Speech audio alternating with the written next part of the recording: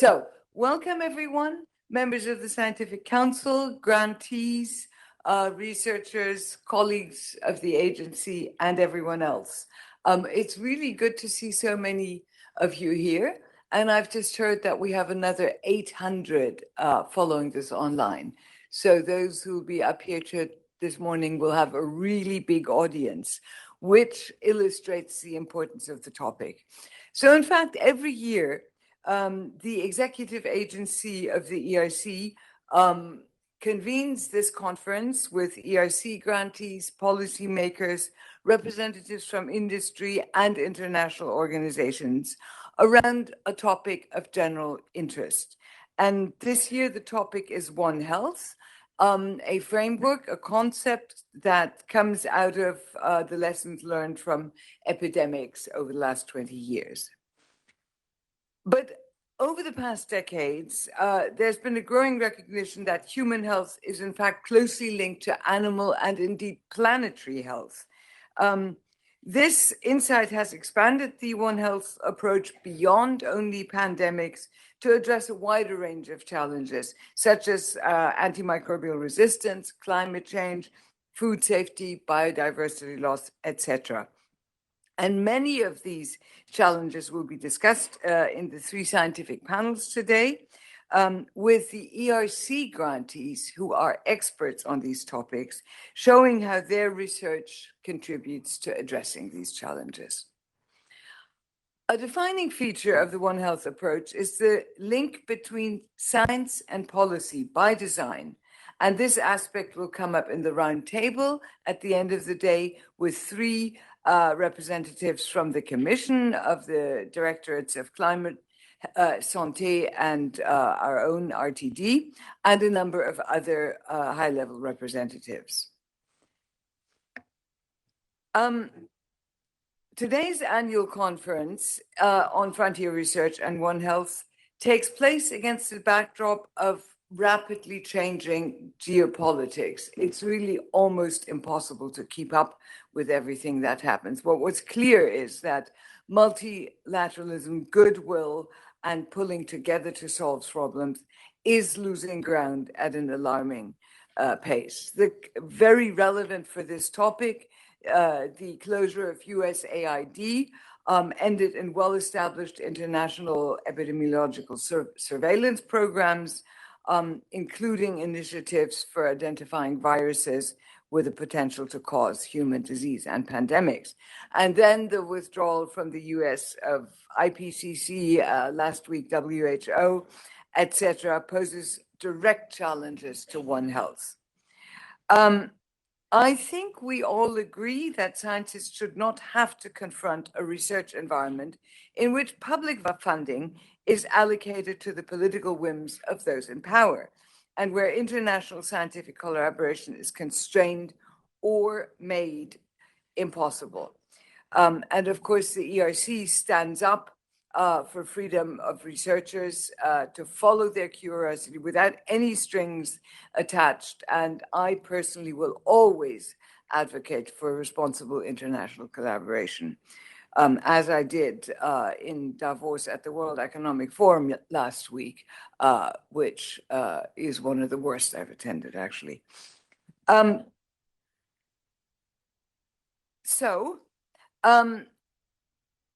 We understand that generating and exchanging knowledge, as we do here today, need freedom and open dialogue, and I therefore encourage you to use today's conference as an opportunity for that open dialogue. Ask plenty of questions, engage with one another, and debate openly. And I want to say that, in particular, the researchers here really have my admiration for your courage and insistence on driving your fields forward. That's what you were selected for as ERC grantees, and the conviction with which you keep pursuing your work and working together despite some of the strong political headwinds. So I think we can look forward to a very interesting day, and that day will start with our first keynote speaker, Professor Ilaria Capua. Ilaria brings decades of experience as a scientist and global health leader. She's currently Senior Fellow of Global Health at Johns Hopkins University at the School of Advanced International Studies in Europe, and has spent her career at the forefront of research into zoonotic viral diseases, pandemic preparedness, and systemic approaches to health. Her work has helped shape how we understand and respond to infectious diseases based on truth, not on fake, and on diseases that cross species boundaries. And she's been an advocate for open science and data sharing, extremely important to strengthen global health security, in line with the principles behind One Health. After her keynote speech, there will be a questions and answers moderated by the head of our scientific department, Philip Coopers. And before I give over to you, Ilaria, I really want to thank the agency staff for organizing this conference under the guidance of Eleni Zika. And I think I'm also supposed to report that the agency has prepared a report on ERC research on One Health, which I believe is outside for people to pick up. Here it is. Okay, very good. So do pick that up. It contains a wealth of information and is a good supplementary to what you'll be hearing today. So thank you. And Ilaria, please, I'm looking forward to hearing your talk.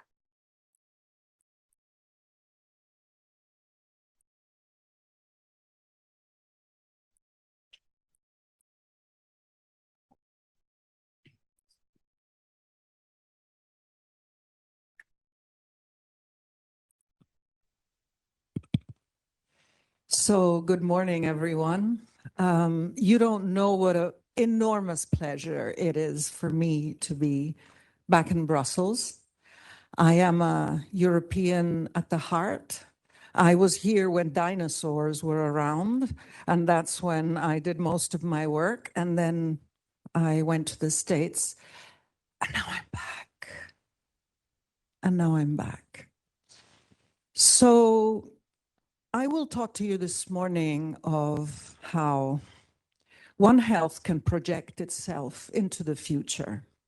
But the most important thing I will talk about this morning is my subtitle, not my title.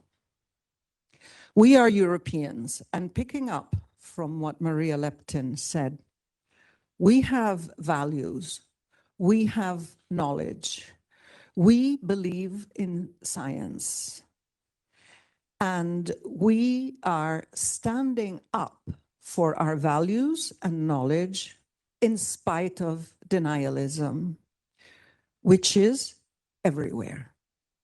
Denialism is not only about COVID, about vaccines, about climate change. Denialism is about gender. Denialism is touching every part of our life. And as Europeans, we should fight that and stick to the foundative values that have brought us here today. So please keep in mind my subtitle more than my title. So we live in a terrarium. For those of you who didn't have this concept very clear, we live in a closed system. The terrarium is an ecosystem which has its own equilibrium, internal equilibria, and it does not have any systems to exhaust the ugly things that we dump into the environment. And to give you a better idea of what this means, I have downloaded, I was going to say stolen, but you never know. No, I've done it legally, a video from NASA, from the NASA website. And this video shows how aerosol particles spread throughout aerosolized particles spread throughout the world. And it is quite impressive. I'm sorry. Yeah, thanks.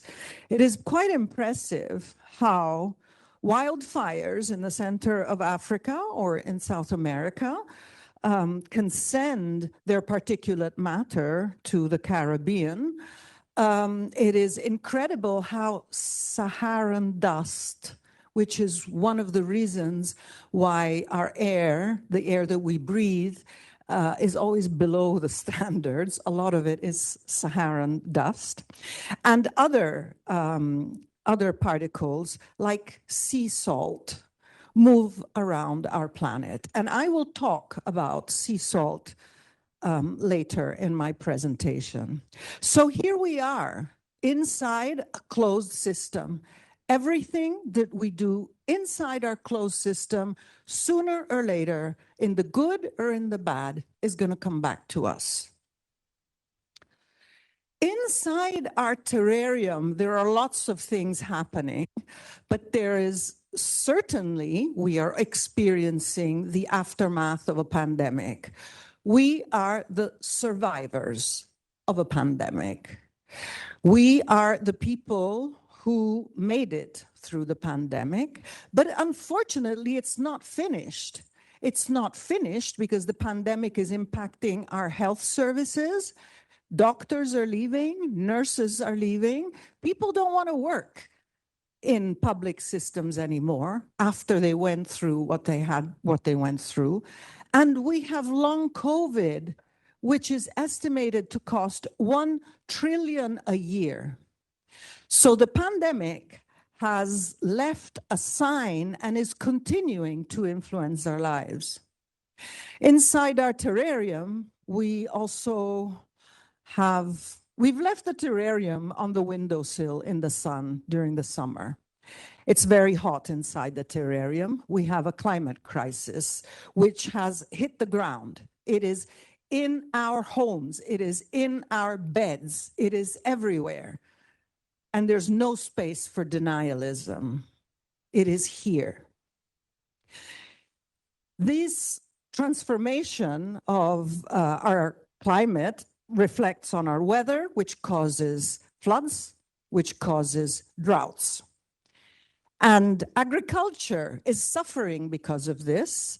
Not only people are suffering, people are forced to migrate because of what is happening with climate. The Italians here will know what's happening in Niscemi in Sicily. A whole city is coming down because there's a landslide because of the extreme weather events that we have seen. And of course, inside the terrarium, there's lots of hungry people. We have a food crisis. We have to feed 8 billion people in a highly globalized environment. So this map here, kindly offered by Rabobank, which does really good maps, shows you the world seafood map. The shrimps that you eat in Brussels or in Italy, most of them come from East Asia. Most of them come from Thailand. And we have products that go from vegetables to meat to fish that start their journey at one end of the planet and end their journey on the other side of the planet. And I will come back to seafood in particular. Now, the Stockholm Resilience Institute has come up with this idea about planetary boundaries. There are 9 planetary boundaries, according to them. They are quite, obvious, some of them. The last 2 are maybe a bit more complicated to understand. But in any case, what's important is that we have crossed 7 of the 9 planetary boundaries. The other 2 have not been crossed because they haven't been measured yet. So we are not in a good position with reference to sustainability, regardless and in spite of denial. This slide is about Earth Overshoot Day. Earth Overshoot Day is when humanity's demand for ecological resources and services in a given year exceeds what Earth can regenerate. that year. This is what it looks like. So you have all the countries and a day in the year in which they have used more resources that they can afford. And you know who's going to pay for those resources? Our kids, our grandchildren. If you look at this, you will see that February 6, Qatar has exhausted or has finished the resources it was entitled to. You will see that the United States, March 13, Belgium, we are in Belgium, March 27. So in here, from March 27 onwards, we are using resources which were not entitled to us. This is how bad it is. Okay, now let me walk you through the evolution of the One Health concept, because the One Health concept, as most of you know, was developed in the 1960s. In the 1960s, very brave and long-sighted scientists saw this can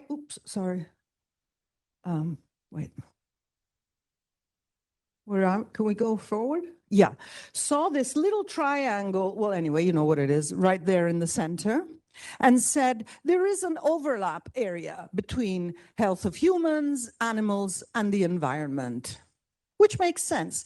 In the 1960s, they didn't have electron microscopes, they didn't have cell phones, they didn't have PCR, they didn't have a lot of the technology that we have nowadays. And so this is what they imagined, which was very brave at the time. But now, let's say, quite a few years have passed, and we have experienced a pandemic. So just before the pandemic, Lancet published this picture, which shows how One Health is maybe a bit broader than what we have seen, but still revolves around the human-animal-environment interface. After the pandemic, because the pandemic opened lots of eyes, Marion Koopmans and her colleagues came up with this, which is even more detailed, and it brings in mobility and transport. It brings in healthcare systems. It brings in population growth, conflicts, natural disasters, travel and tourism. So One Health comes out of its shell and becomes something which is much more articulate.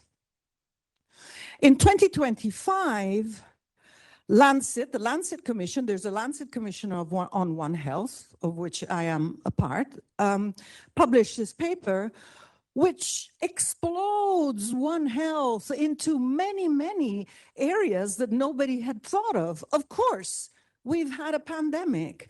And of course, we have learned how important, for example, communicating is in the middle of a pandemic.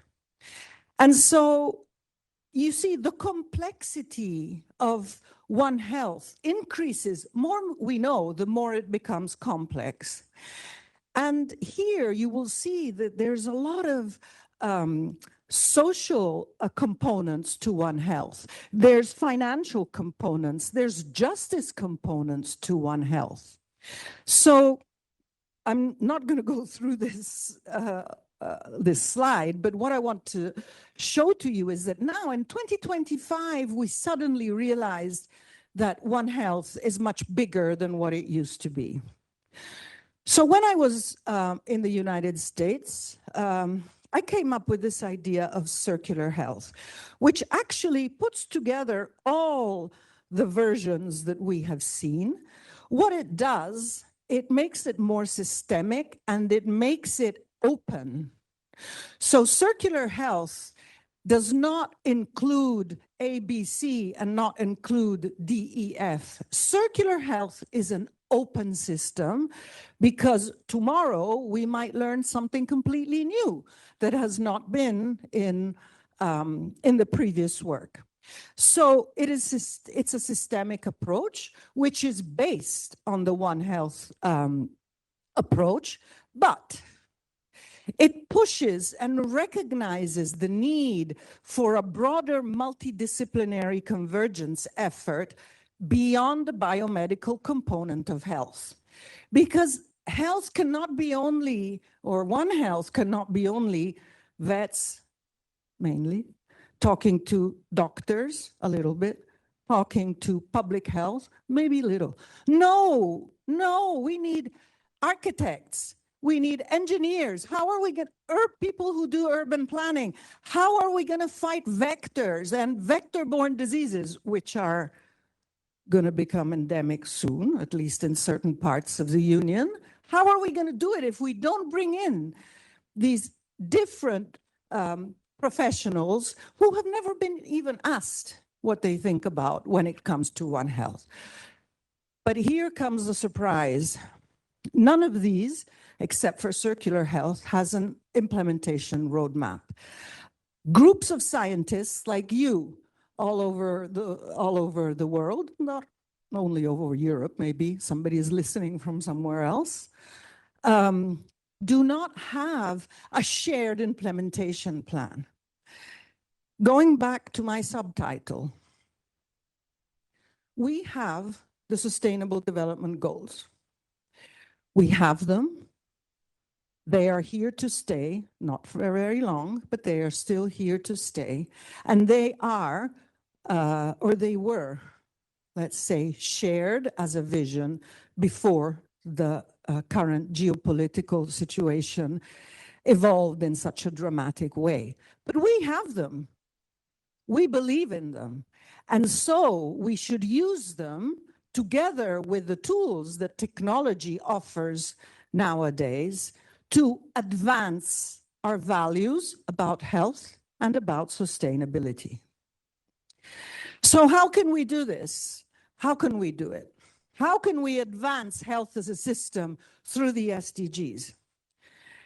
Okay, so one big problem that we have is antimicrobial resistance. We know this is the perfect example. This guy's my biology teacher. I am a scientist because he taught me science. He had a pacemaker and needed to change the battery. He went to the hospital.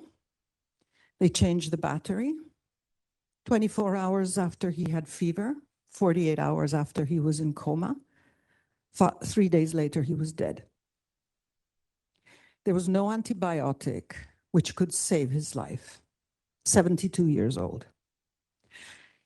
So for the let's say, bacteriologists or infectious disease people, AMR was considered one of the biggest threats to health in 2015, with 10 million projected deaths until 2050. Nature published a nice little paper saying, hey, you know how many antibiotics we used during COVID? Well, that certainly hasn't helped. And so now the projected amount of deaths for AMR in 2050 is 40 million. Do you know how many people died of COVID? So the official numbers say 7 million. There's, bigger, let's say, evaluations that say between 14.5 and 15 million. This is a big thing. 40 million people could die, like my biology professor. So what are we going to do? Oh, sorry. This is just there must be some physicists here, some chemists. So let me explanation what I talk about. So this is a Petri dish that we all know. The opaque layer is bacteria, which have grown on the Petri dish because the scientists put the bacteria on the Petri dish. A and B are two different antibiotics. Antibiotic A works. You will see there's a halo of inhibition. Antibiotic B does not work. The bacteria can't care. That's what my biology teacher had. He was treated with excellent antibiotics, top level, but they were totally resistant. And that's why he died. So antimicrobial resistance, of course, is the perfect example. We know we've been working on it. The Commission has invested lots of money on it. And the causes, as we know, come from overprescription in people, overuse in animals, and in agriculture. Like there's 30% of UN countries that can use antibiotics in plants. In plants. And so I said there's 30% of countries. These 30% includes the United States and China. Exactly. Somebody just went, exactly. Big countries with big agriculture. We know that there's infection control in hospitals, which is important. Lack of hygiene. People don't wash their hands anymore.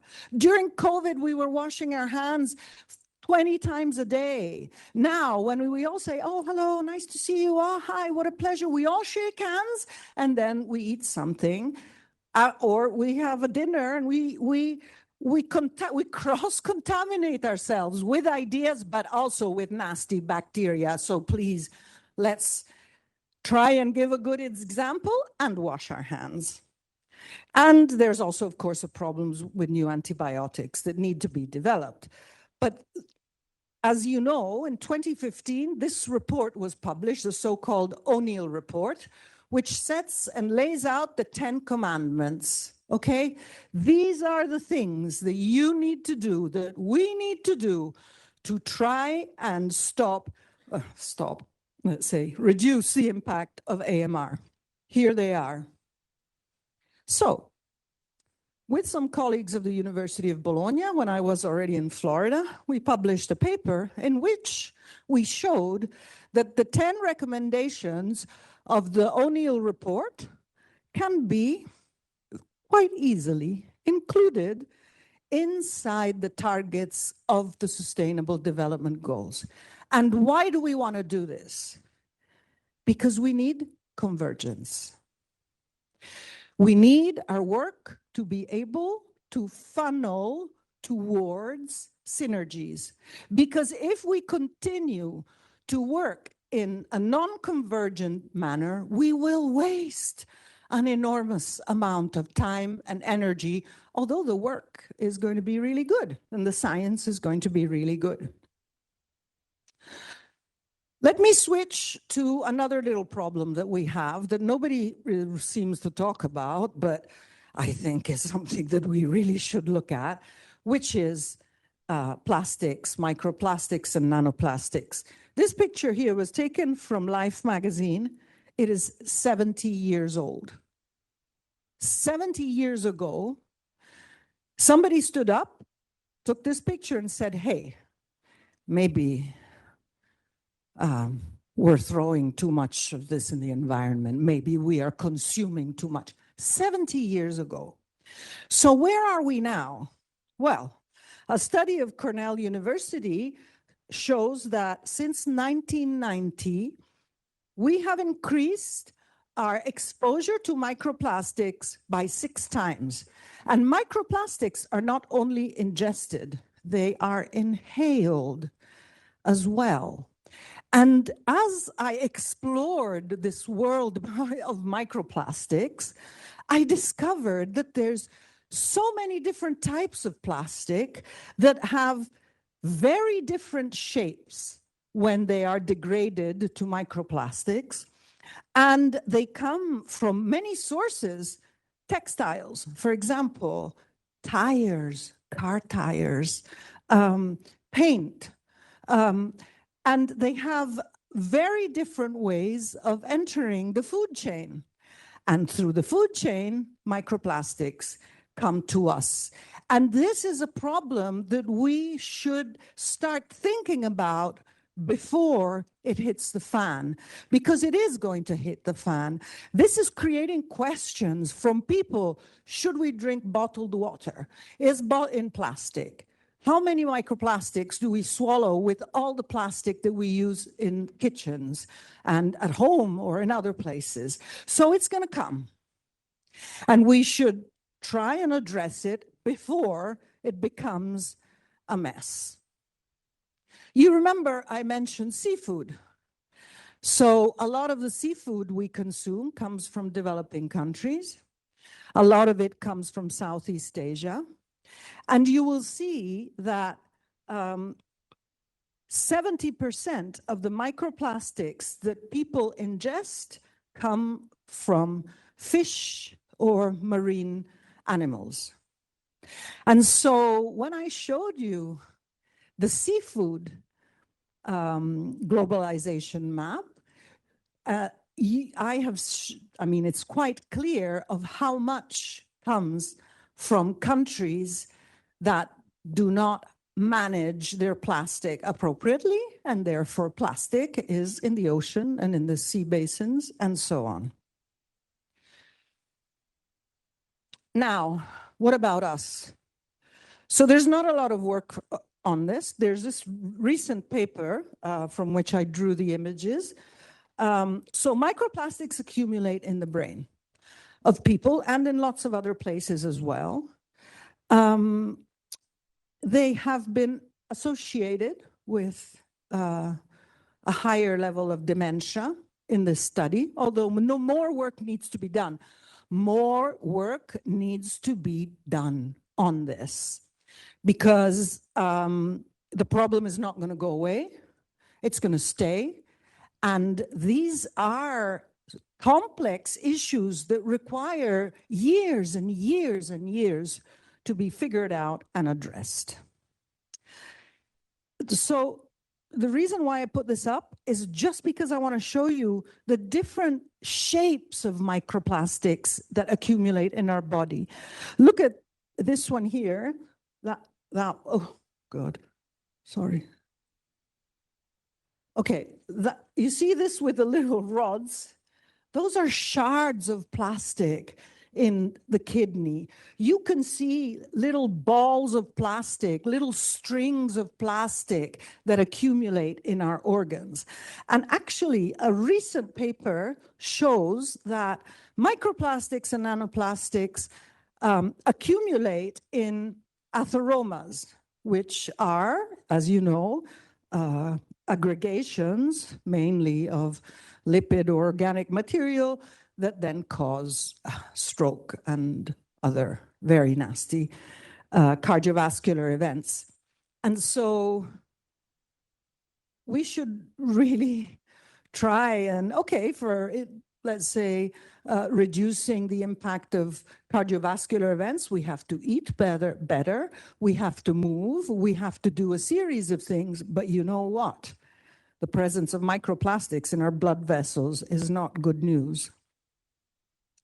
And the final joined up thinking here, some marine animal pathologists have worked on how microplastics can carry bacteria. And so they've done this study in a lagoon where there were pathogenic bacteria that were on the surface of microplastics and that were moving around the lagoon. So plastic is not only dangerous as plastic, it is dangerous because, let me ask you a question. If you make supper on Sunday and you don't finish it and you stick it in the fridge in a plastic container, and you eat it on Wednesday, right? You then wash the plastic container. How much soap do you need to wash the grease that is in that plastic? It's not going to go away with one run of soap. It needs to be washed properly because plastic binds. It binds heavy metals, it binds benzene, it binds bacteria as well. And so here is a connection between plastics and antimicrobial resistance. Looking at our Sustainable Development Goal Roadmap, there are many of the goals and then of the targets that can support let's say, I don't want to say cleaning up, but let's say the management of the plastosphere, because there is such thing known as the plastosphere. And again, we have to work towards convergence. Now, the last thing I'm going to talk about is the narrative, because my dear scientists, my dear friends, we cannot keep lay people out of what we are doing. We need to explain. We need to be part of what the general public feels, and we need to address this. Remember denialism. If people don't understand, some of them will automatically default to denialism. And so the narrative to make people understand the baker down the road is this: earth, air, water, and fire, which brings us back to what the ancient Greeks used to think about our health. Our health is governed by these four elements. And let's see how. Well, I think it's quite easy. So Earth, we are totally dependent from Earth because we eat products of Mother Earth. We eat animal products. 80% of the food consumed of the planet is, of course, is plant-based. We have wild animals that we must respect. We cannot continue to invade and destroy what is happening with wildlife. Maria Lepton spoke about conservation of biodiversity. Yes, yes, we must do this and do this respectfully. At the crossroad between earth and water are mosquitoes and insects. And I mentioned earlier several diseases that I studied as exotic diseases, not present on the Italian mainland, are here and are here to stay. We have autochthonous cases of West Nile, of chikungunya, of dengue. So it's just going to increase. And the warmer it is, the more mosquitoes we're going to have. So this is a problem that needs to be managed. With reference to water, of course, we know that the ice cap is melting, but we also know that we are overfishing. We are destroying the natural diversity which is in our oceans that feeds an enormous part of the population and impacts the life of 80% of people on Earth who live on coasts. 80%. This turtle here is a water turtle for non-vets, just. It has these lesions, you see. This is a herpes virus infection. Now, herpes viruses, we all have herpes viruses. All animals have herpes viruses, even turtles. And when do herpes viruses show themselves up? When do they emerge? When? When we're stressed. This turtle is screaming at us, look, I can't migrate anymore. I can't breathe. Look, look, I am full of herpes. Like if my face was full of herpes, like the labial herpes, herpes simplex. We cannot ignore this anymore. As Homo sapiens, we have also been successful in polluting air. Like that's not that easy if you think about it. And we have seen how the synergy between pollution and an emerging pathogen, COVID, has made things so much worse in the areas in which there was greater pollution. That is where COVID hit hardest. not to talk about hurricanes, which is also air. Hurricanes destroy, they devastate ecosystems, they carry pathogens, they carry pollen, they carry cars. If you've been in Florida like me, you see things that are quite scary. And then, of course, we have fire. 2025 for Europe has been the worst year for wildfires. And here I would just like to make a point that wildfires destroy biodiversity, destroy ecosystems, and throw particulate matter in the air. Our American colleagues at the beginning of 2025 were unable to manage devastating wildfires in one of the richest places on the planet, California. Does this make sense? So what are we going to do in the poorest parts of the planet? So wildfires are becoming an enormous problem, and of course, rising temperatures and climate change. So, to conclude, we are in the most measurable era that we have ever encountered. During COVID, we have measured everything, like everything. Each one of us has 1 or 2 phones. And so why don't we use this immense wealth of data that comes from citizens and comes from organizations to do a little bit of joined up thinking? We have artificial intelligence, which should be used also to understand what is happening at the interface between these 4 elements. I always say when I give my lectures, when you go for walks, you see a dead animal, like a dead ferret, a dead cat, take a picture of it and send it to the veterinary unit, because that is how we do early surveillance. But people need to be engaged and empowered to do this. And so this is my dream scenario. We go from an egocentric situation where we were able, we thought, Homo sapiens, we thought we could do anything. We go there, we destroy, we invade, we don't care about the animals, we don't care about the plants. Who cares? Somebody's going to... No, this is finished. It's finished. We need to understand that we are Homo sapiens. Sapiens means knowledge. And it wasn't God who told us we are Homo sapiens. We told ourselves. Linnaeus, the taxonomist, he told us we should call ourselves Homo sapiens.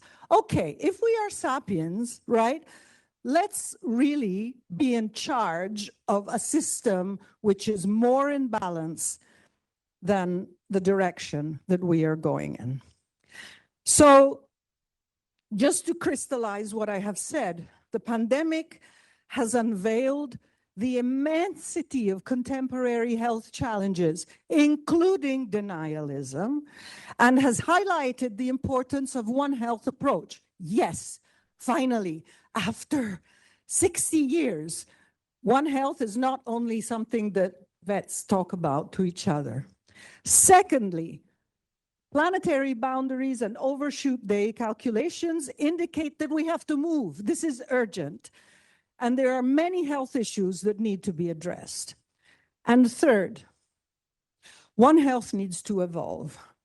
It needs to evolve in a more contemporary and inclusive system, which is essential to keep pace with the evolving scenario. Above all, circular health couples One Health to the Sustainable Development Goals to try and achieve convergence. If we don't do it as Europeans, nobody is going to do it.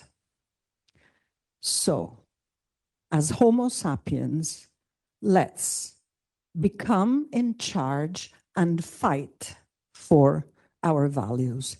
Thank you very much.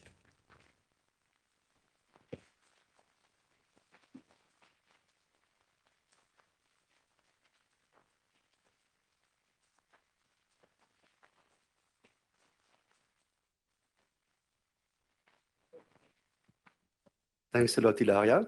We have 10, 15 minutes for questions. I'm sure there will be many. I see one there. Please wait for the microphone. Maybe tell who you are and your affiliation.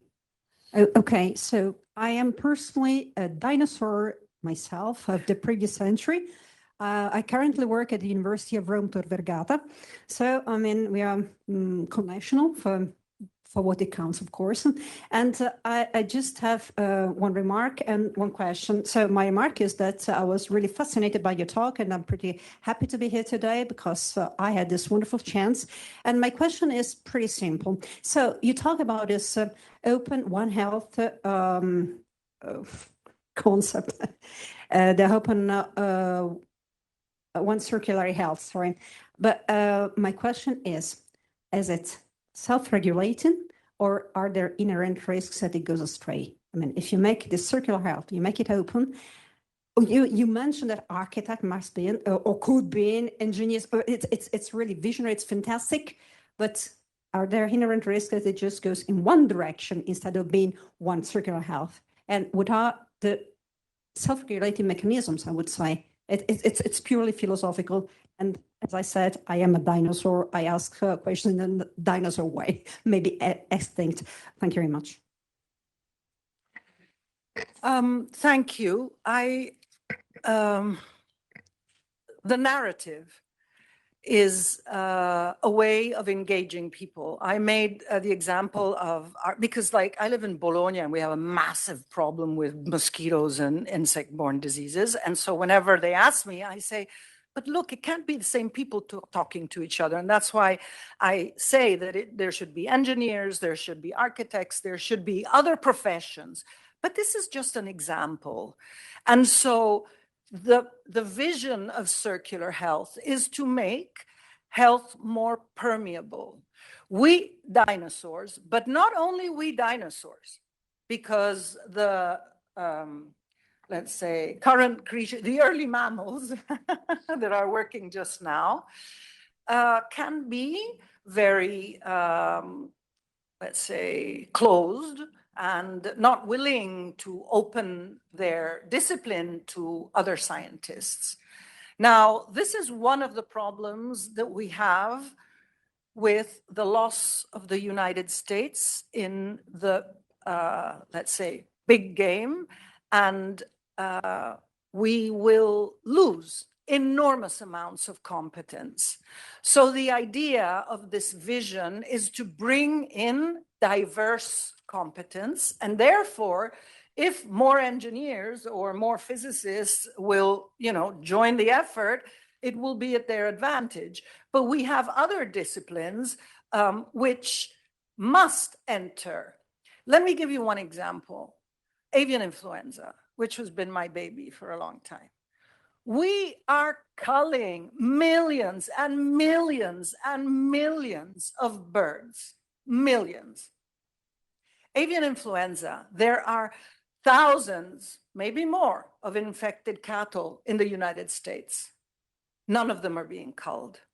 Don't you think that we need an overarching let's say, program to manage this, not as if, oh, in Europe we do like this, in the States we do like this, and we do. No, there are jurists who do this. There are people who work with law and legislation and bring, I believe, equity to an approach which is not more acceptable.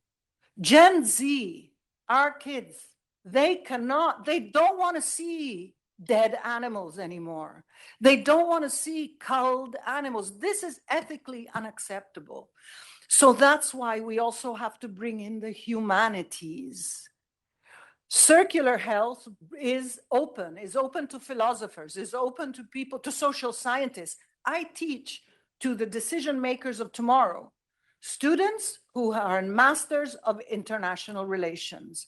If these Gen Z decision makers of tomorrow don't understand basic concepts like this, it's not going to look good.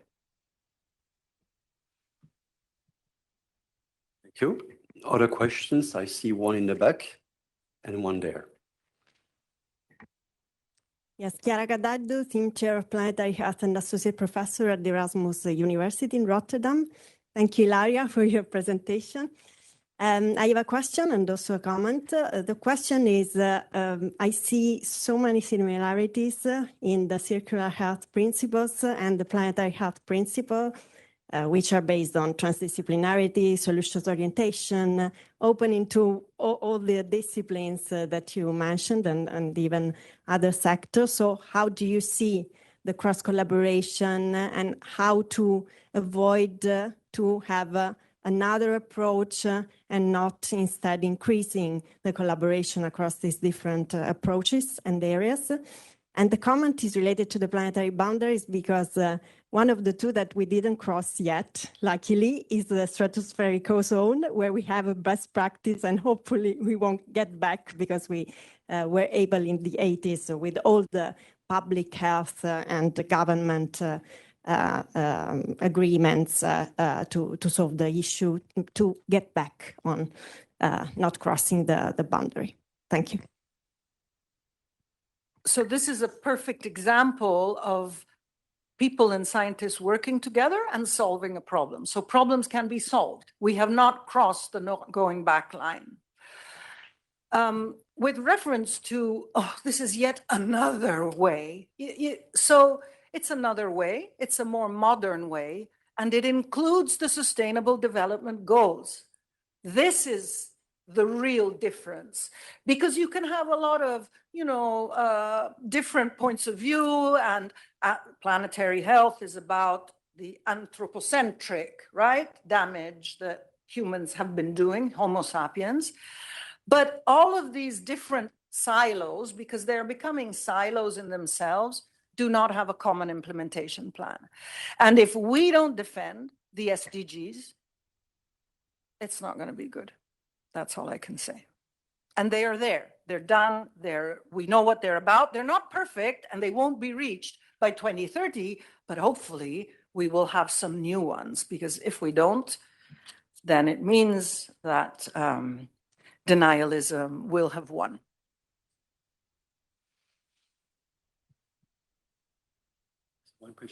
One question here, and then the lady there. All right, thank you very much. Tony Hulan is my name. I'm director of the Centre for One Health, which is a WHO collaborating centre in University College Dublin. My own personal pathway into this is I'm a medical doctor. I worked in government for most of my career in Ireland. I was the chief medical officer for 15 years until 3 years ago. I loved your presentation, by the way, one of the best that I've heard in a long, long time. So thank you very much. What I wanted to ask you, and I don't want to be provocative, but are you arguing in a sense that we've reached the limits of the concept of One Health and how we understand it and use it, and we need something new? Or arguing that, because I fully buy into your broad definition of One Health and the need for a much, much broader community of engagement between the arts and the humanities and the engineers and the social scientists and so on. The challenge, it seems to me, in relation to One Health is less about the acquisition of new knowledge. Of course, we need that, and much more about the application of knowledge that we already have. So if it's an implementation challenge, how do you frame that? Is that about the need for a new concept, or is it about a re-energizing or a broadening of the ownership of a concept that we already have? Well, there's only so much that concepts can evolve before they break their shell. And I think that the time has come for, especially because of the geopolitical situation, especially because we are losing big players and funders. So I believe that it is time for, so One Health has done its job a bit too late, because nobody cared about One Health until the pandemic, and then suddenly it got all this light. And people are people, and they like to be in their comfort zone, and they like to do the things that they've always done. And so although One Health research must continue, it should also be not the arrival point, but one of the pillars on which we can that will create the foundation for something new that will bring us into the next phase.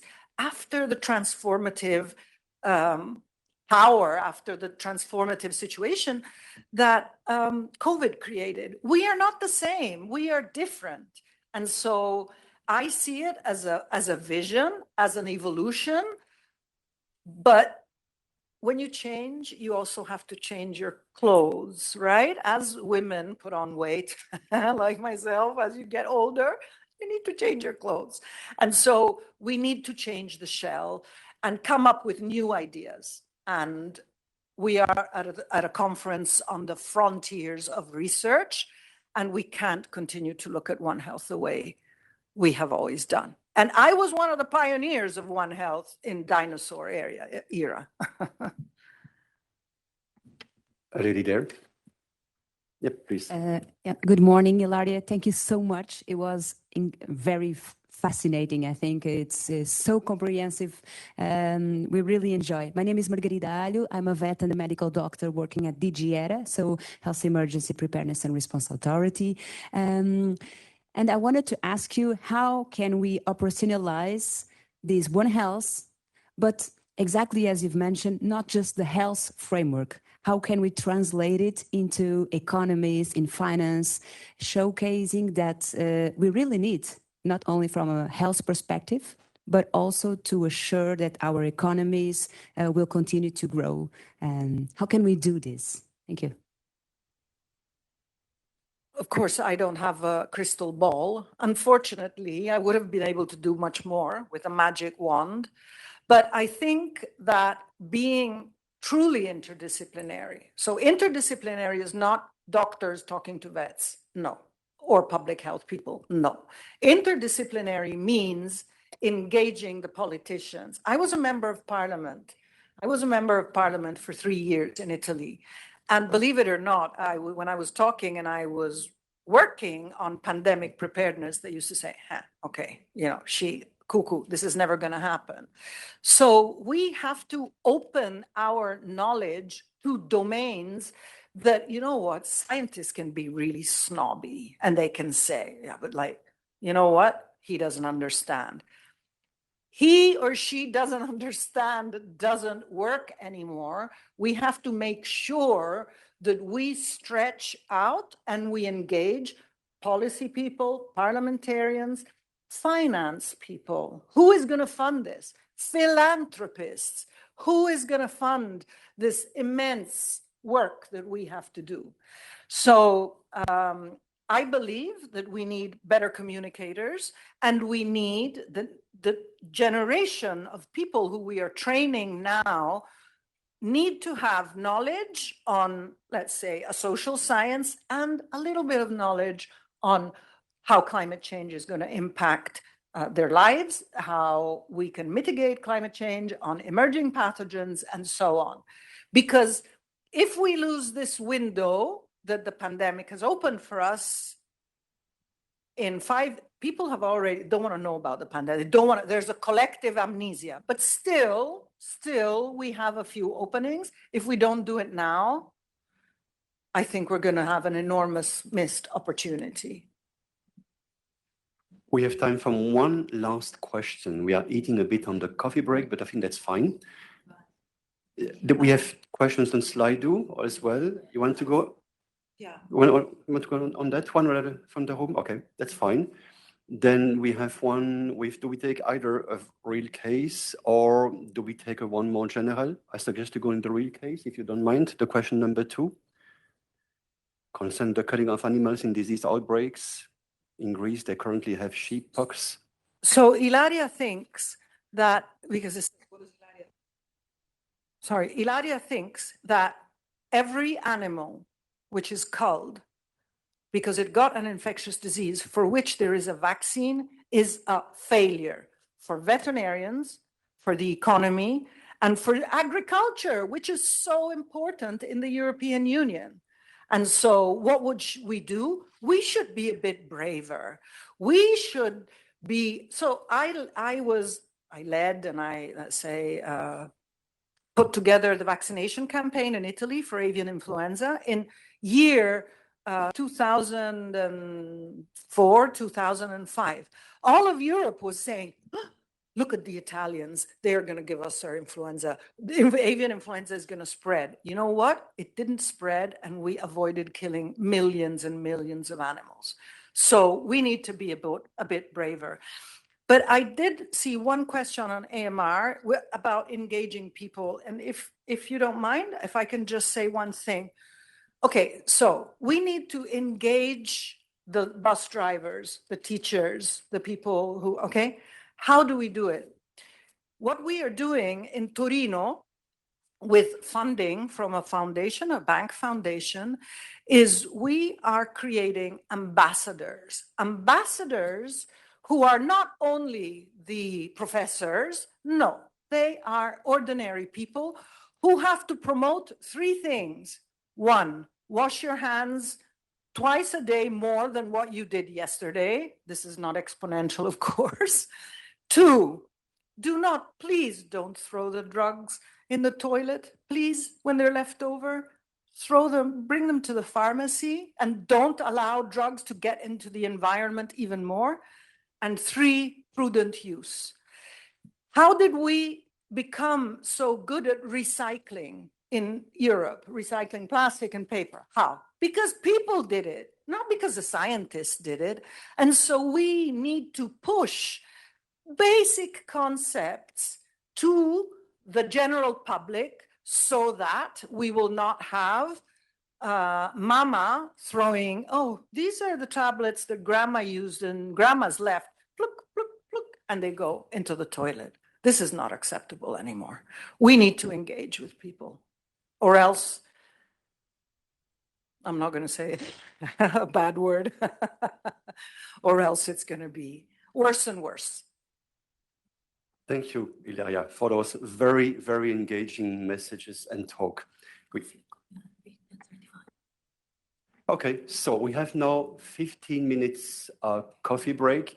Please be back here at 10:35 sharp for the first session. Thank you. Thank you. Thanks a lot.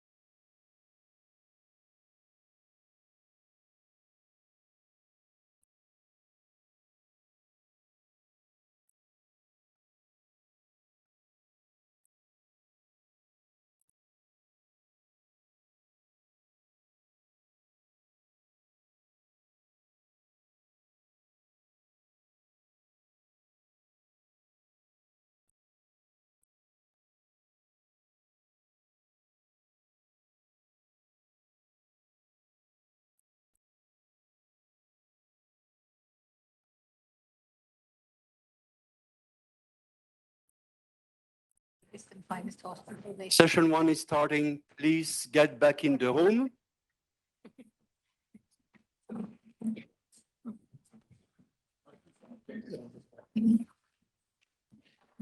If need be, diese Leute. Oh.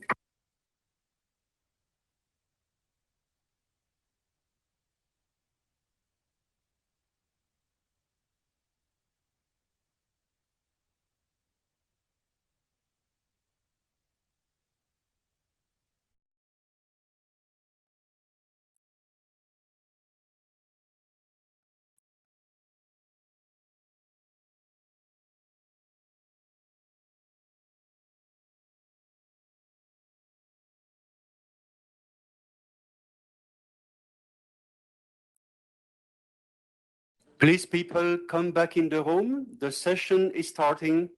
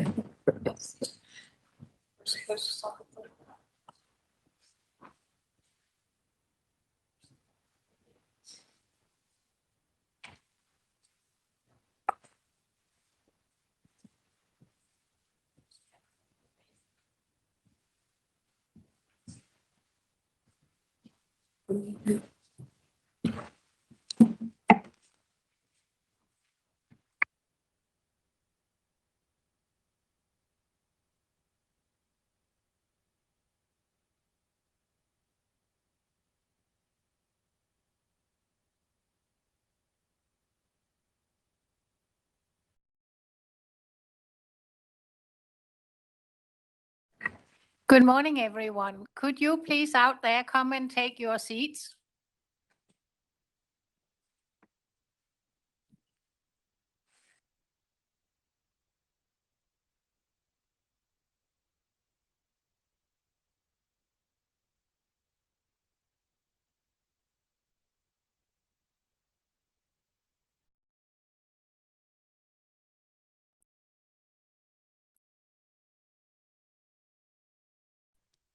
Could you please out there come in and take your seats?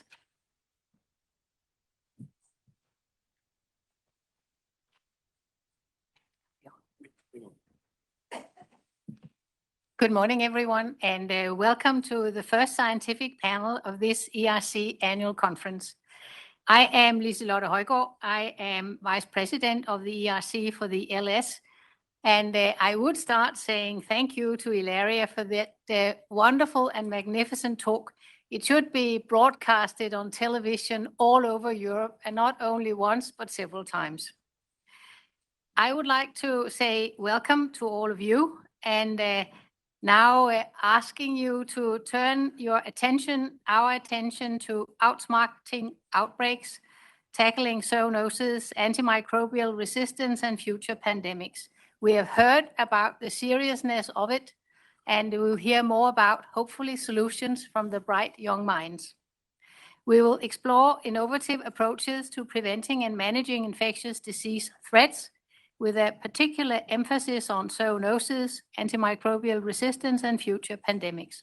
I'm myself a hospital doctor working during the COVID crisis in the biggest hospital in Denmark.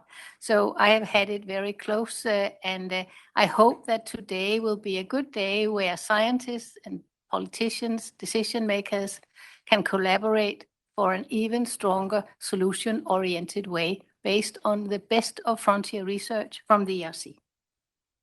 In Europe and across the globe, we continue to face, as we heard, significant infectious disease threats. We can see it in the hospitals now, where victims from the Ukraine war gives us a lot of spread of antimicrobial resistance bacteria. At the moment in Copenhagen, we have a victim with 10 different AML-resistant bacteria.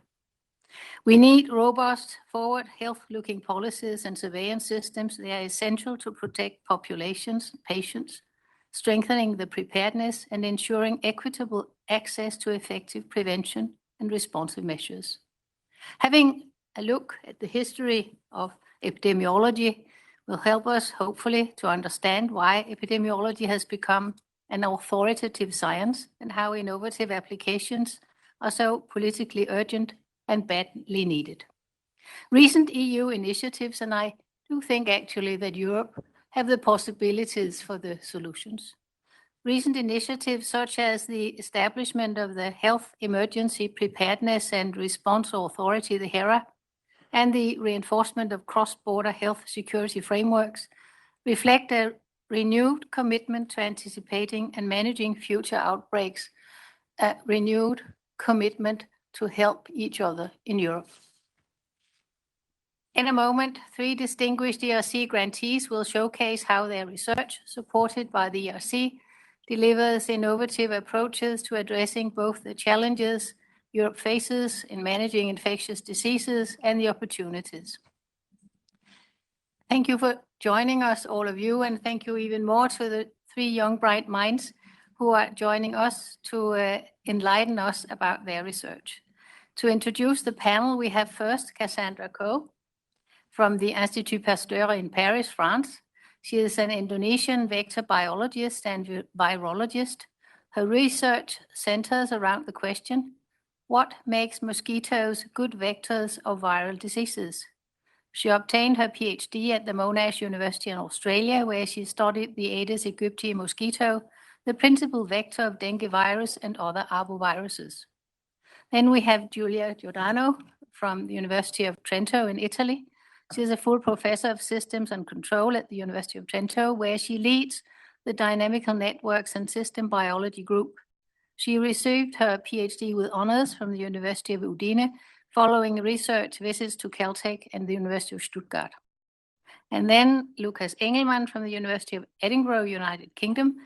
He's a professor of the history of medicine at the University of Edinburgh. His research is concerned with the history of epidemiology reasoning in the 20th century, for which he established and leads the Epidemi Lab funded by an ERC starting grant. And even more welcome to my co-chair, Philippe Coopers, who is head of the Scientific Department B at the ACEA, who will coordinate the Q&A sessions. Philippe is himself an eminent scientist, also working previously at Harvard. So with this, I would like to give the floor to Cassandra, where we'll hear about your interesting work about the mosquitoes and the virology. Thank you so much.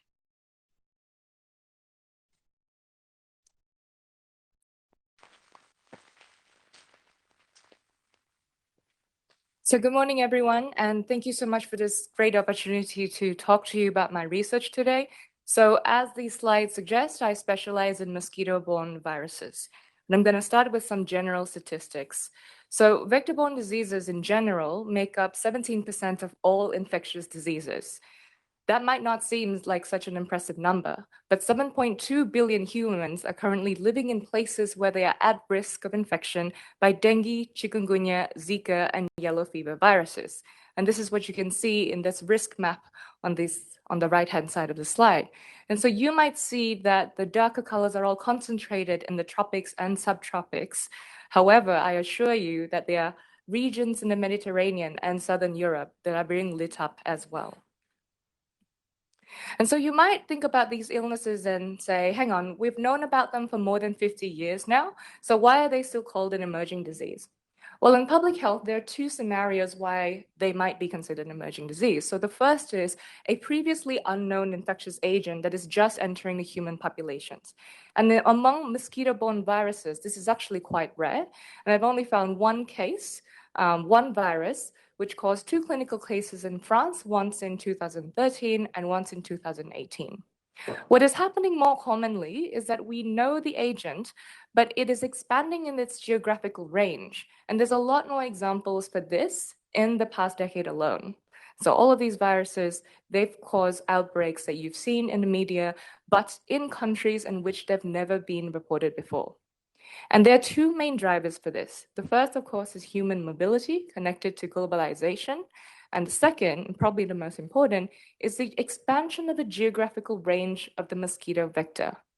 And so that is actually a nice fact because it means that if you track the vector, you track the disease risk. And so here we have two predicted distributions of Aedes aegypti and Aedes albopictus, the two main mosquito vectors for these illnesses. So that means that 7.2 billion humans are at risk of infection because they are living in geographical regions where these two mosquito species are found. And so what you should be concerned about looking at these predicted distributions, especially for Aedes albopictus, and I'm going to attempt the pointer here. Well, the one on the bottom left is the fact that that distribution is encroaching northward into historically cooler regions. And so here you have the holy trinity of epidemic zoonotic diseases, the host, the pathogen, and the environment. Of course, this is a highly simplistic framework to describe the interconnectedness of these ecologies. What is more realistic is really something like this. And maybe you've seen this before, the famous Swiss cheese model, where every layer is a probabilistic barrier and every hole is a permissive condition.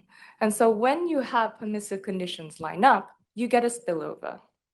And what I want to point out to you today is that some of those layers correlate to very different and very distinct scientific disciplines. And all of this is just to illustrate to you that the research of zoonotic diseases is inherently multidisciplinary. And now when we're speaking about vector-borne zoonotic diseases, a fourth player has entered the game. And so now there's a lot more causal relationships to be considered. And so somewhere along these layers, you also now need to add a layer for vector ecology and vector immunity. And so the emergent stories of mosquito-borne diseases are typically quite similar. You start with a dual host virus that can infect a mosquito and a vertebrate reservoir host. And usually it's happily circulating in the sylvatic ecosystems in something that we call the enzootic cycle. And now an infected mosquito might venture out and bite a domestic animal within a rural ecosystem. And when you have transmission between mosquitoes and agricultural animals, you might have an epizootic cycle, and that causes agricultural outbreaks with quite significant economic impacts. But not only that, it means that the virus is now one step closer to human exposure. And so when you have a sustained transmission between human and the mosquito, you have the right conditions for an epidemic cycle. And the risks are even higher in situations where human densities are high, such as in urban ecosystems. Sorry, one more point. So you'll see that in all of these, the mosquito, in fact, is playing a very key role as a connector of these disparate ecosystems. And so that is actually quite dangerous because you might think you're safe as long as you avoid a monkey, but it's actually much harder to avoid a mosquito. And so I want to take you one step closer to what I do in my day-to-day research. So I'm talking about the arbovirus biology.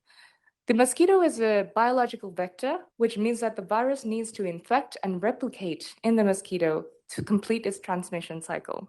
And so when a mosquito takes a viremic blood meal from an infected vertebrate host, this virus travels into the mosquito, settles in its midgut, and then it has about 48 hours to infect the midgut, spread throughout the mosquito, and make its way to the salivary glands so that it gets secreted in its saliva when the mosquito bites its next vertebrate host. And all of that seems to be quite a simple journey, but it's actually a culmination of complex interactions between the virus and the vector. And unraveling those interactions is what vector biologists like myself do.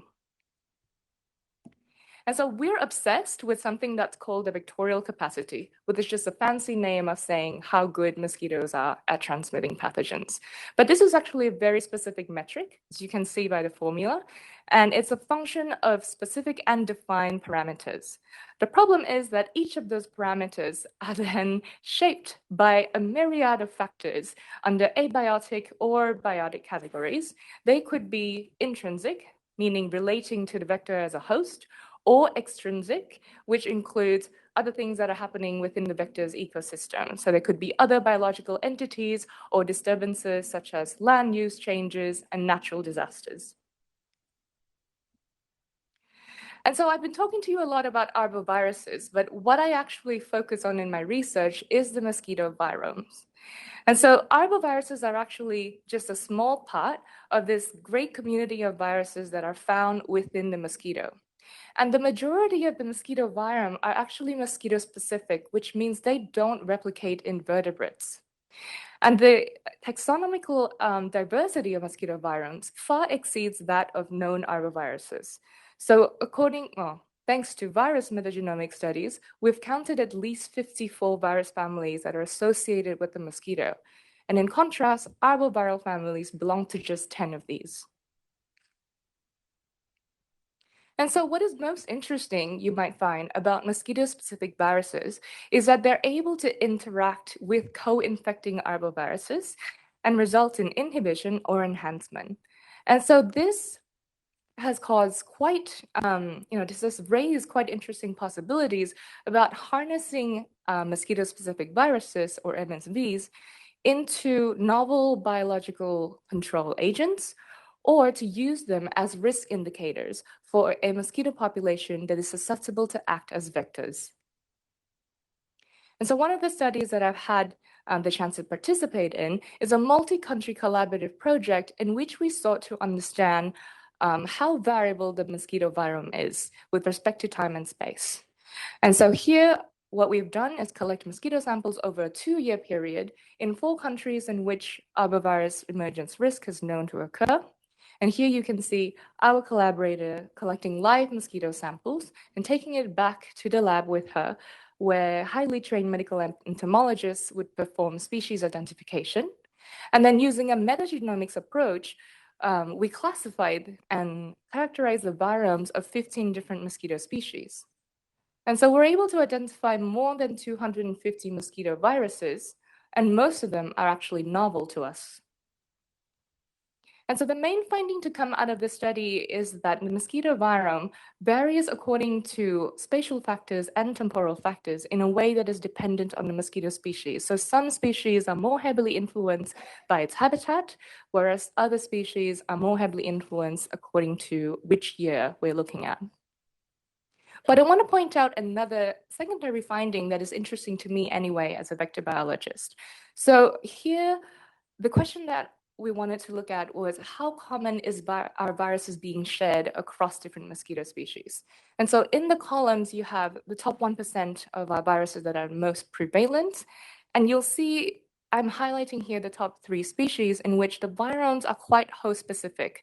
So these viruses are found in typically only 1 species. However, you do have viruses that are found in multiple hosts, and not just that, multiple genera. And these viruses are typically associated with Culex mosquitoes. So that might be telling us a signal about some interesting co-evolutionary processes that are happening between those viruses and their vectors. And so since the concept of mosquito viromes have entered into the discussion amongst vector biologies, already we have 3 paradigm shifts. The first is that mosquito viromes are mostly composed of mosquito-specific viruses. And so dual-host arboviruses are actually the exception and not the norm in vector ecologies, in virus ecologies, excuse me. And the second is that virus sharing is more commonly happening among certain mosquito species than others. And the third is that mosquito-specific viruses are active participants in arbovirus disease ecology. So now we find ourselves in a situation where we have a mountain of genomic information about hundreds of mosquito-associated viruses, but we actually know very little about their fundamental biological properties. And so that's where the Multitudes project comes in. And so it's raising questions and packaging them into aims that sit at the interaction of virology, insect immunity, and vector ecology. And the knowledge advances that this project promises will not just help us better understand what makes mosquitoes good vectors, but also sets the foundation for building preventative strategies as well as outbreak anticipation. And with that, I thank you for your attention and for your support.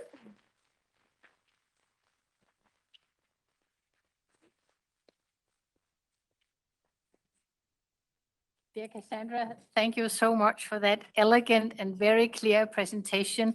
I think it is so nice to see that original idea of looking at the mosquitoes' own viruses and also on the viruses they carry.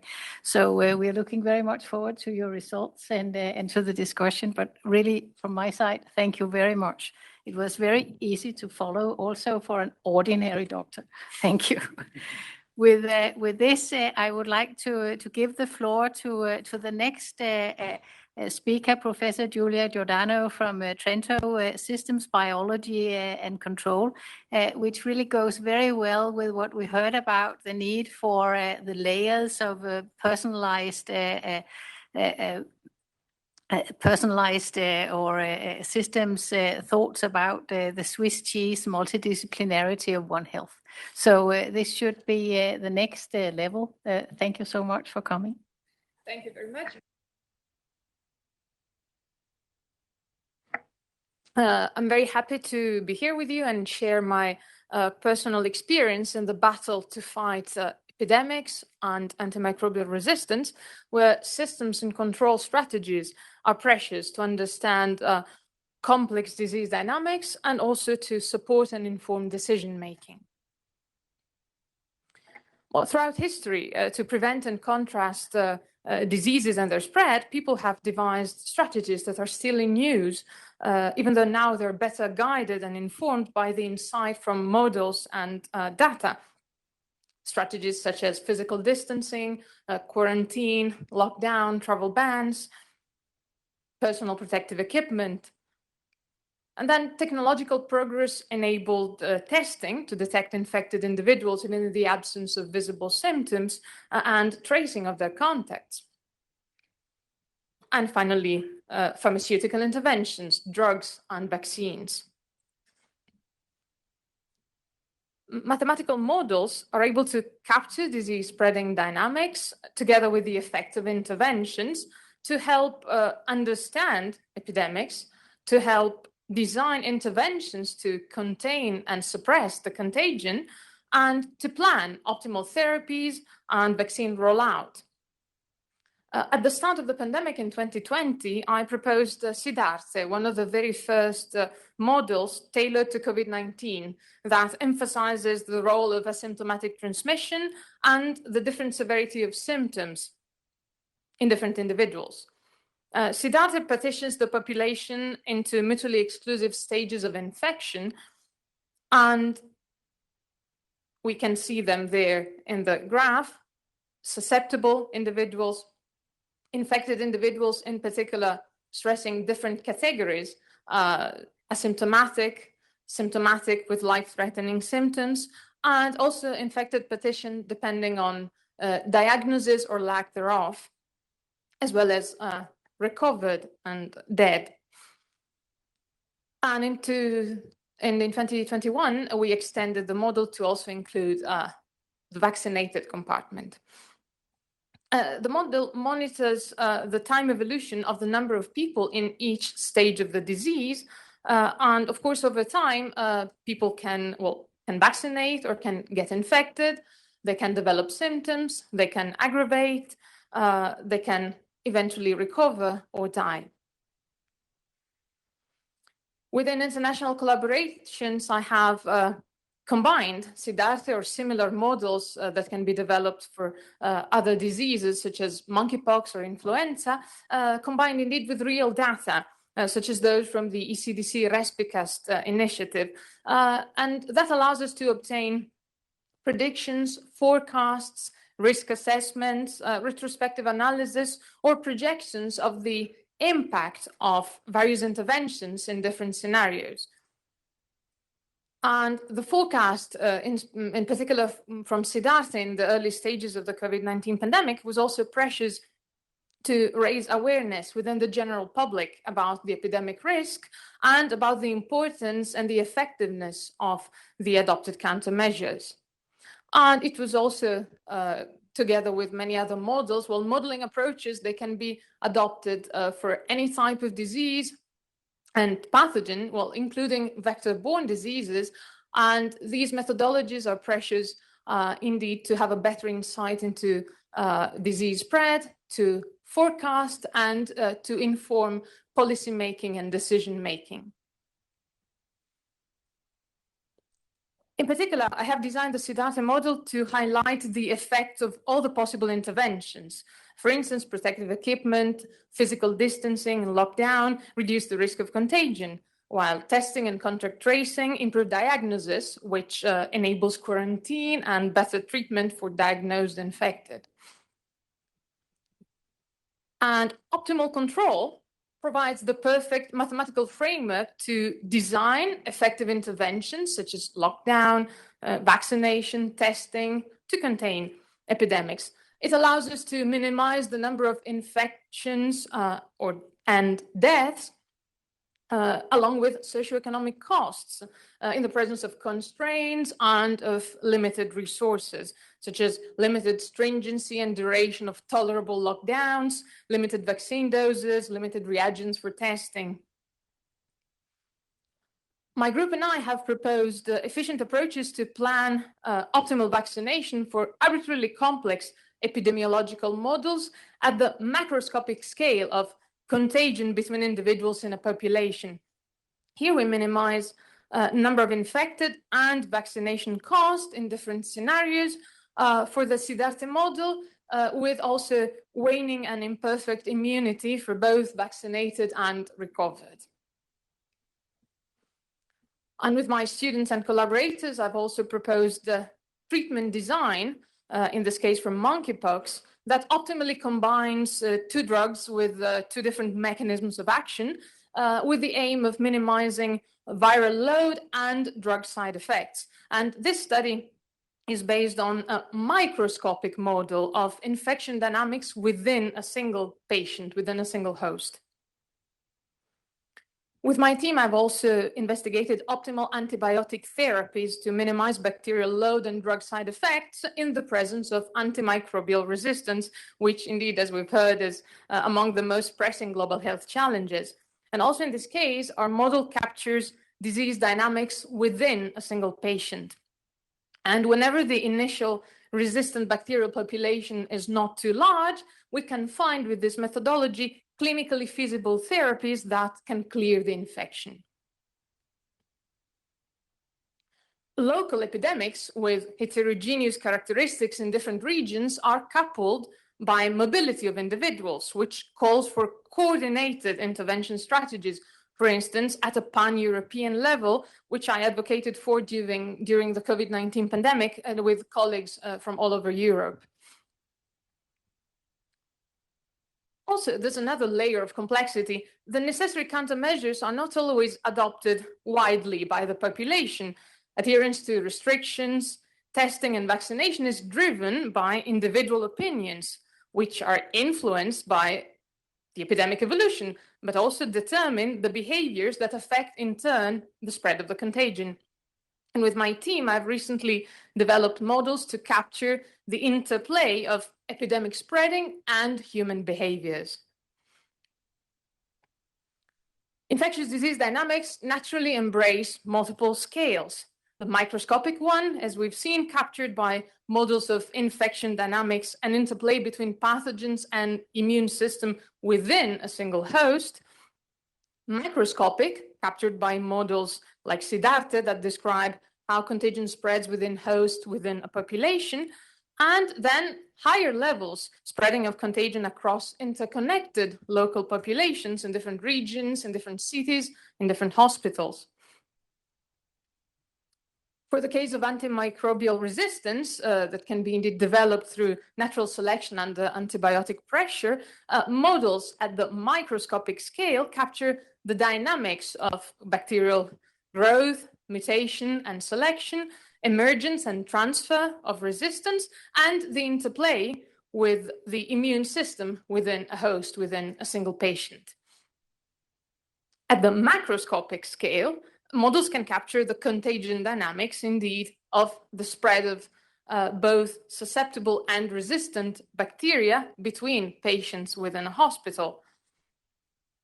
And finally, at the meta-population macroscopic scale, resistant bacteria spread between hospitals and in society at large.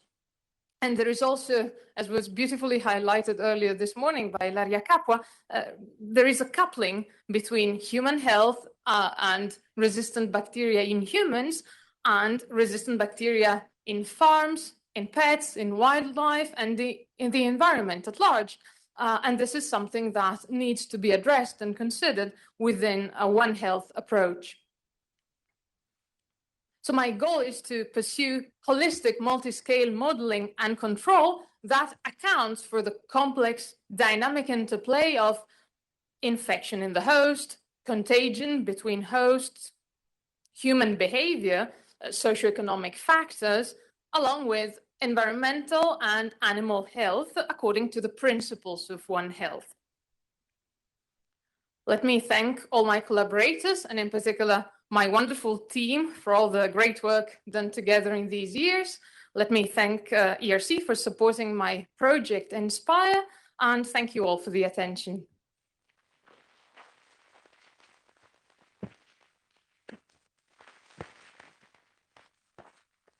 Thank you very much, Julia, for this wonderful and elegant presentation of your model. The most advanced systemic models with digitalization to hopefully help society go from One Health to next generation One Health with your models together with, of course, other models in the world. But thank you so much. Very convincing. With this, we will turn to Professor Lukas Engelmann from the University of Edinburgh, working with the history of medicine, the history of epidemics, and perhaps it is good in times of trouble to see back, see whether others have been there before us. So the floor is yours. I wasn't aware this is only just one microphone. Wonderful. Thank you very much. It's a pleasure being here, and it's a huge pleasure being able to share some of the research that we've done in Edinburgh in the Epidemi Lab. So my talk today is bringing to you a few snippets of the history of modeling and One Health to think or to create a few provocations and maybe a few critical thoughts on how we might consider the present and future of the relationship between modeling and One Health. And I'm also going to talk quickly about mosquitoes. So it kind of fits really nicely with the previous talks that we had. Briefly, what we do at the Epidemi Lab, we look historically onto the field of epidemiology, which is a really weird science if you look at it deeply and carefully and for a long time. And it's a science that has always struggled with its own kind of like scientific identity, and is one that has also nonetheless assumed an enormous amount of authority in our world today. So we use a range of different methods to engage with that field, and have developed 3 distinct projects. And I'm going to touch on one of this project on the human history of mathematical models in my talk today. I want to start with Ronald Ross. Almost all histories of mathematical modeling at some point end or start with the disgruntled medical officer in the British colonial India, where he found a very well-equipped set of conditions to develop his rather experimental studies with malaria. He's famous, of course, for having demonstrated the vector-borne distribution of malaria. And that was, I think, perhaps if you want, the first moment where a question of ecological approaches to diseases was introduced, upending a kind of history of thinking of malaria as a purely human disease and adding a complexity layer to the consideration of malaria that could no longer be undone. But of course, the moment he introduced insects to the field, he also had to acknowledge that he had to introduce the environment into the understanding of how malaria distributes as well. And this brought him to fall in front of a very, very practical problem. Putting a long story very, very short here. But the very practical problem was that he wasn't able to count mosquitoes in the field. And not being able to count mosquitoes in the field allowed for him to turn to mathematical models, to formal laws about mosquito reproduction, about mosquito population and mosquito behavior, to then build and expand on what he would later call the general laws of epidemics, and which then created a mathematical framework. He called it the theory of happenings. He was very ambitious with that, but it was very much unacknowledged for almost a century. And those kind of like mathematical work is often called the kind of basis or the ground stock of mathematical modeling in infectious diseases all the way through the 20th century. And it is inextricably bound to the question of what we call today One Health, or what was called for a long time the ecological approach to disease.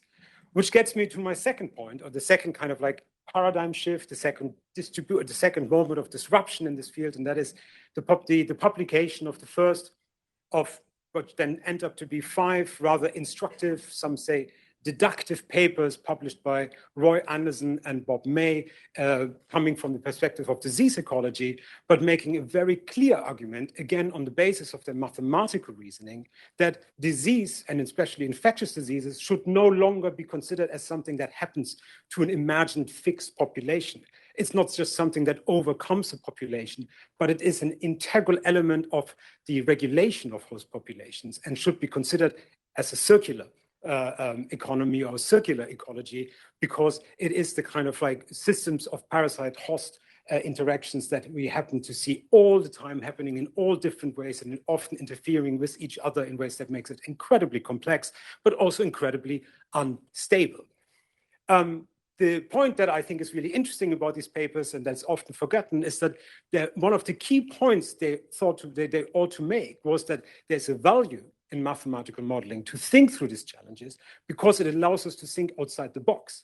And the box for them was too many people had invested in natural histories. Too much of the field was focused on specific pathogens, specific diseases, disease histories, specific places and locations. And mathematics and modeling was indeed the valuable tool to move beyond those kind of silos and expand thinking across North and South divide, across the human-animal divide, across species divide, but also across kind of the social and natural divide that was prevalent in almost all of the scientific landscape at the time. So a paper I would invite everyone to revisit and to kind of incorporate the spirit of Bob May here on the left and Roy Anderson on the right with their friends in one of their many walk and talk excursions into the Lake District.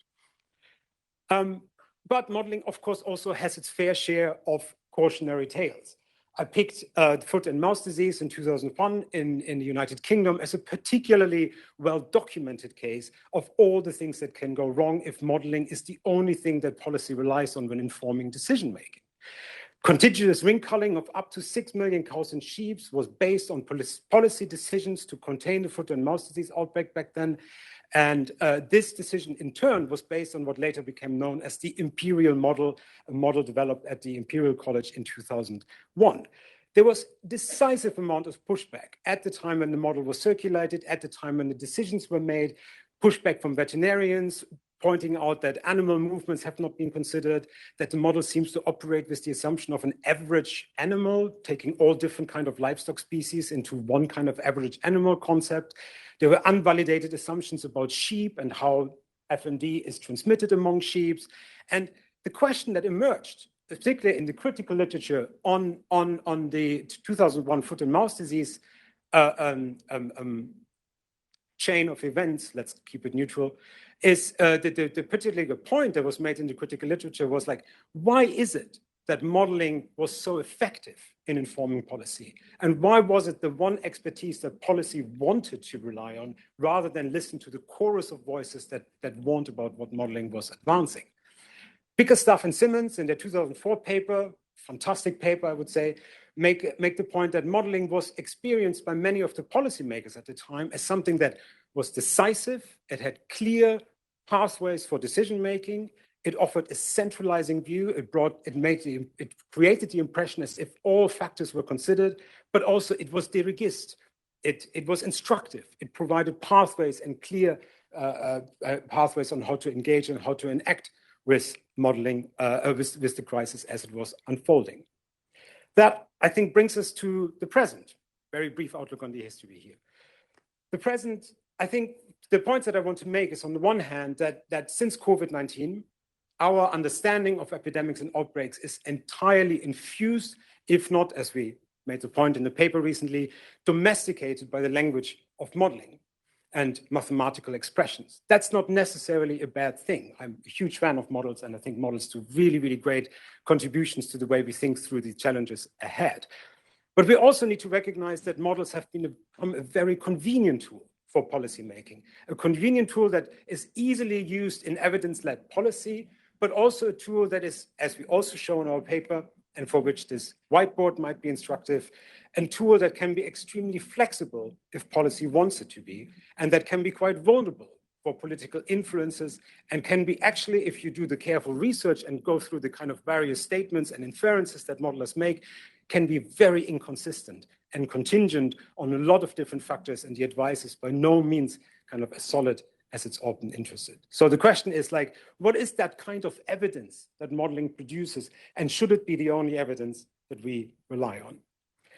I think there are three questions that we need to ask. One is the question, how are models used to inform policy decisions? On the one hand, that is an ethnographic question, understanding what happens in the interaction between modelers, scientists, and policymakers in decision-making settings. And we do not understand enough about the bidirectional dynamics in that setting, and how kind of expectation of politics inform modeling, and how modeling informs policymaking. But also, modelers inform the public. The preprint issues in COVID were a particularly interesting case study of how modelers drive policy just by publishing papers, and therefore also often narrowing policy decision-making, sometimes for good, sometimes for worse. Do publics trust models? Should publics trust models? Should modelers care about the trust of publics? In public health, we do care about the trust of the public, because without the public, there is no public health, no One Health, no circular health. But how can we establish trust in models and modelers? And the third point, I think, is actually quite specific but important point. We should invest more in making clear that politicians and policymakers clearly understand what the benefits, but also the limitations of modelings are. Modelers and models can be in One Health. And they're incredibly convenient and appealing instruments. And modelers can say a lot about the limits of the models that they present for policymakers still to go ahead and apply them in much more sweeping consequences than originally intended. And that is a classic case where there is a lot of room for improvement. I want to end with kind of like a kind of plea for what we have called epistemic preparedness rather than just epidemic preparedness. Epistemic preparedness is what happens when you bring humanities and social sciences to the table in the discussions about One Health. What we bring to the table is to say every epidemic, every outbreak is not just a technological challenge, it's not just a logistical challenge, but it is a challenge to the foundations of our knowledge at all times. And therefore, we need a broad sweep of disciplines at the table, but we also need transdisciplinary networks across the humanities, social science, modelers, and biologists, medics, to trust each other and develop trusted collaboration so that there is a form of epistemic readiness when the next pandemic hits. Thank you. Thank you very much.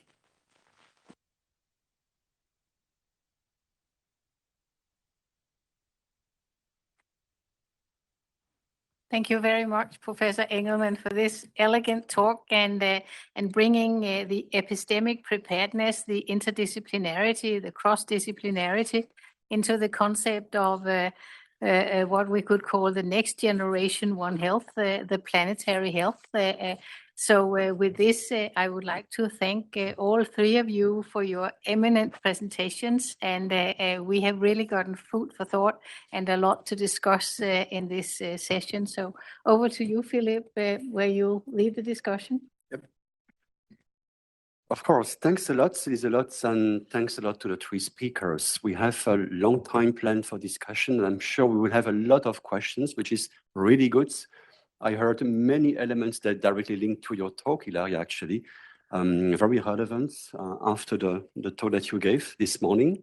So I'm opening the floor for questions, first for the room, and then also on Slido. Any people listening to the conference remotely may ask questions on Slido. And I'm already start with Ilaria. First question. So I just wanted to reiterate what Professor Engelmann said about the epistemological approach, because you reminded us of foot and mouth disease 2001. We did not have a plan to manage the emotional part of killing all those animals that were part of families. This happened the same in the Netherlands with avian influenza, 2003, where the backyard flocks, which were they're like pet animals, were killed. And with COVID, the biggest failure was that people could not say bye-bye to their dying relatives. And this is actually what fuels mistrust. So the model can be as good or as bad as it is. A model is a model, and a model is never perfect, we know. But what we have completely ignored is that we are dealing also with emotions when we are talking about infectious diseases of peoples, of animals, and of plants. You all know about the Xylella crisis in the south of Italy with the millenary olive trees. Some people got chained to the trees because they didn't want them cut down. So we have advanced in science, but we have left this incredibly important component of management behind. And so I wanted to ask, how do you think that we can bring together the yin and the yang? How can we move this forward as an issue which pertains to science, to policy, but also to people and to what they feel? How can we make science and decisions more empathic? I wish I had a straightforward answer to that, but I think it's the number one question that I worry about, and that I clearly take away as the kind of as one of the outcomes of COVID-19, where we clearly saw that did not work, and that we did not have the capacities as public health institutions to take the public along in a way that we could. And I think there's always a thought experiment that we like to entertain in Scotland, in the kind of various veterinary circles that we're working in. This, like, what if the next pandemic has the main vector as house cats? Like, how do you establish a public health intervention that targets domestic cats with all the emotional investment that that vector has, and with all the emotional attachment that is bound into that? And then playing outwards from there, what do you need to be able to actually introduce policies, whatever?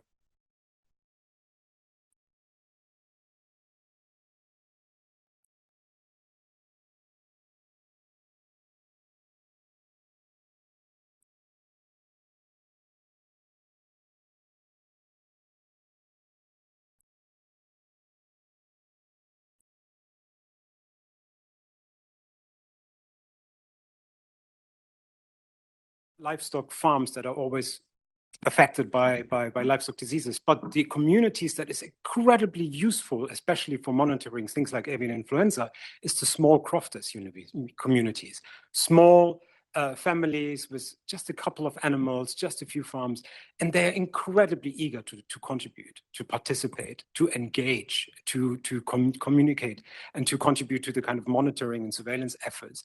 And I think we just need to do more of that, and more of the kind of going out there, talking to people, working with people, bringing people into the decision-making, and bringing people into understanding how models are done, how models work, how models affect them, how models might affect them or not affect them.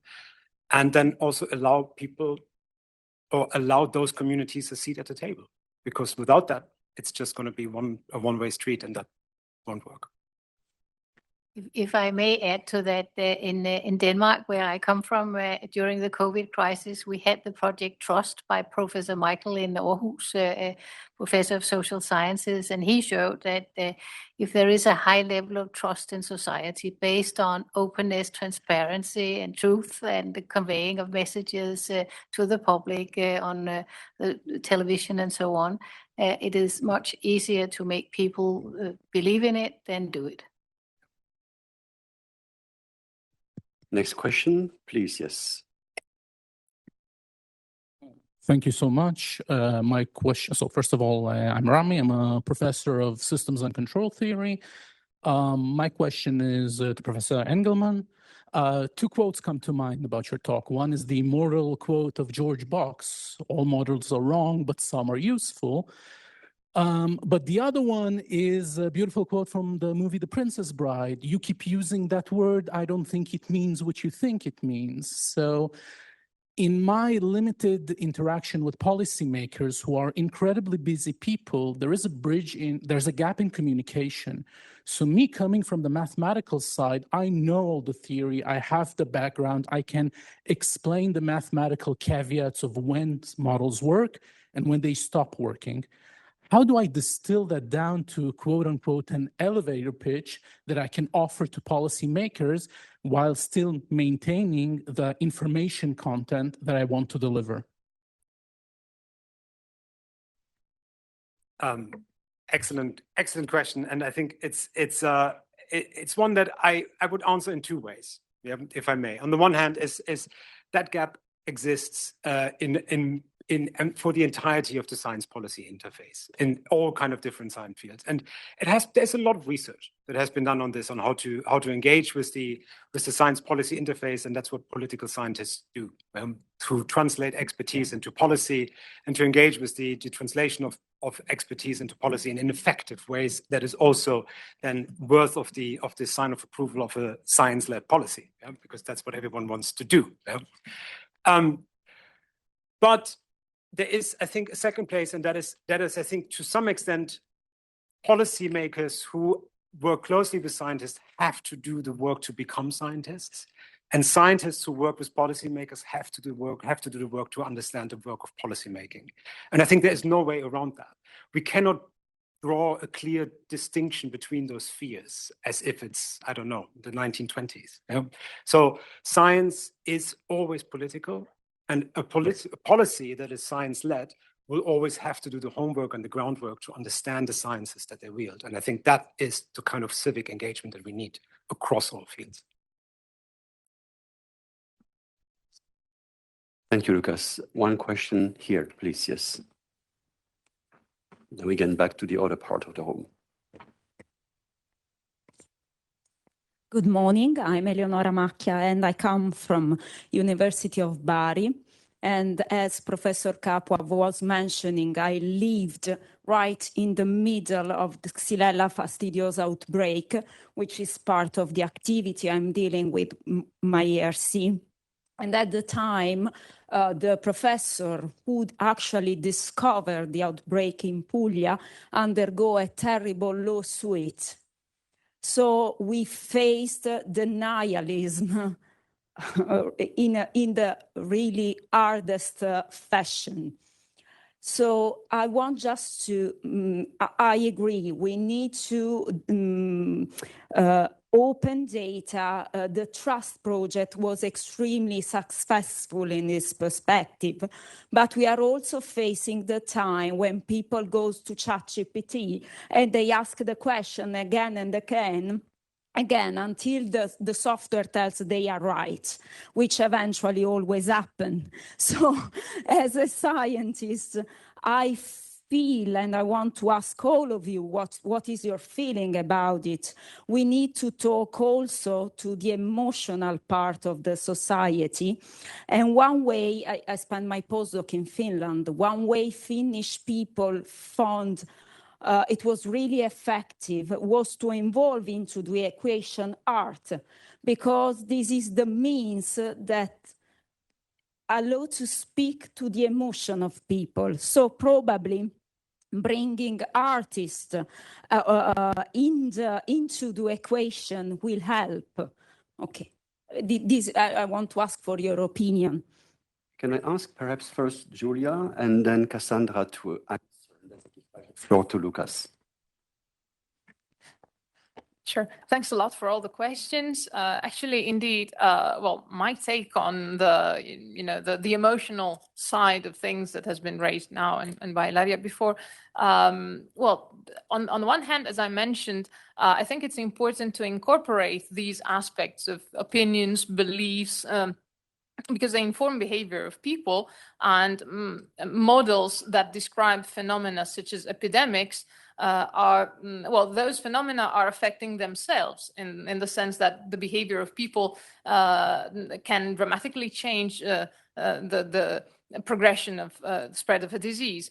So it's important to embed this emotional side somehow linked to opinions, beliefs, the spread of opinions as much as also pathogen spread. And once this is embedded in the model, there is a better understanding of how different reactions of the population can affect the outbreak and its development. But also, I think that when it comes to the hard science and the way to share it, I think the fundamental aspect is being extremely transparent. It is very difficult, as Rami's question was emphasizing before, it's difficult to convey the full complexity of, for instance, mathematical modeling, but it is fundamental because we are aware that models come with underlying assumptions, with limitations. They're useful in some contexts, they're less in others. They need to be used with a grain of salt. Those who use them should be aware of this, and those who hear about the conclusions that we draw based on them need to be aware about that. So I think the first and foremost mechanism to build trust is being transparent and share the information completely. Models or like whatever science offers is not just, trust me, I'm a scientist. Science is not a theocratic instrument. It's based on reasoning. It's based on rationality. So once you share with hopefully rational human beings all your underlying assumptions and all the reasoning behind, and you're fully open and fully transparent about your reasoning, that should hopefully indeed enable trust and open a communication channel, making sure that people actually listen. And indeed, well, Freudian slip, that's a challenge because it's not so simple to keep this channel open and functioning.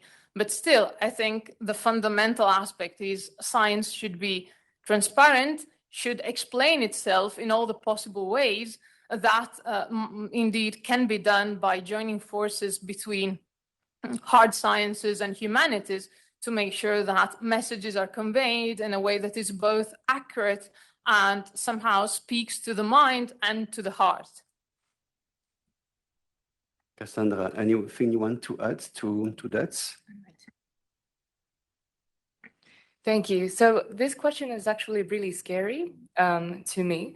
So something that it makes me think about is the infodemy, right? So the spread of false information. So Julie has said it very well, and I can only piggyback off of her answer. But something that I wanted to bring to the table is perhaps education of the scientific process.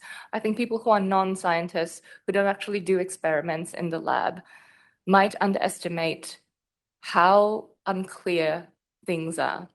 And so how sometimes it's quite often that you get contradictory results. And if we were being fully transparent and we said this to the public, I think that might fuel that mistrust. And just to share an anecdote, I was in a restaurant in Paris, and in Paris, tables are really quite close together. You might chat with the person next to you. I was talking to this gentleman. I told him what I did, and he asked me how, our experience through the pandemic was. And we said, it was, we were in a task force and we were reacting very quickly to new information.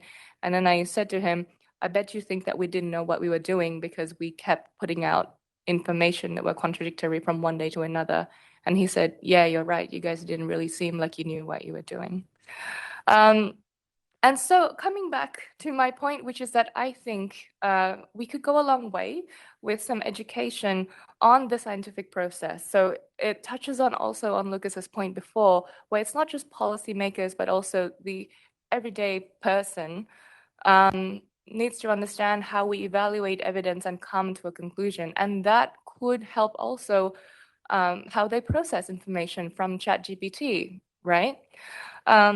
And so I think this is also something that should be taken into account in outbreak preparation, for example. So during peacetime, this is something that you can build.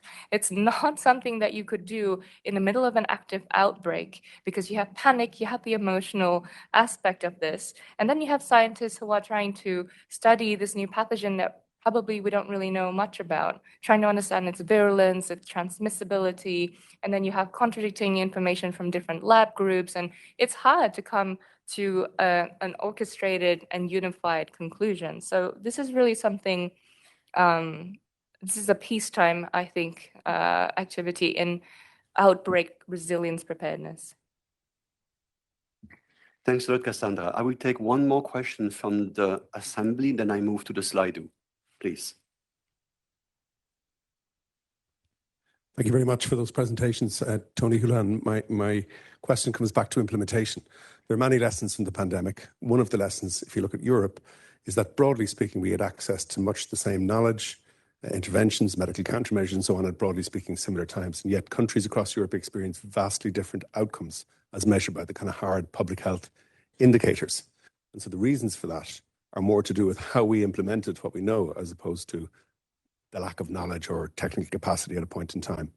Similarly, in relation to things like AMR or the challenges that Cassandra Coe set out in terms of the advent of viral or vector spread around the world, we broadly speaking know what interventions are necessary to deal with these issues, but we're not in a position, for whatever reason, to implement that.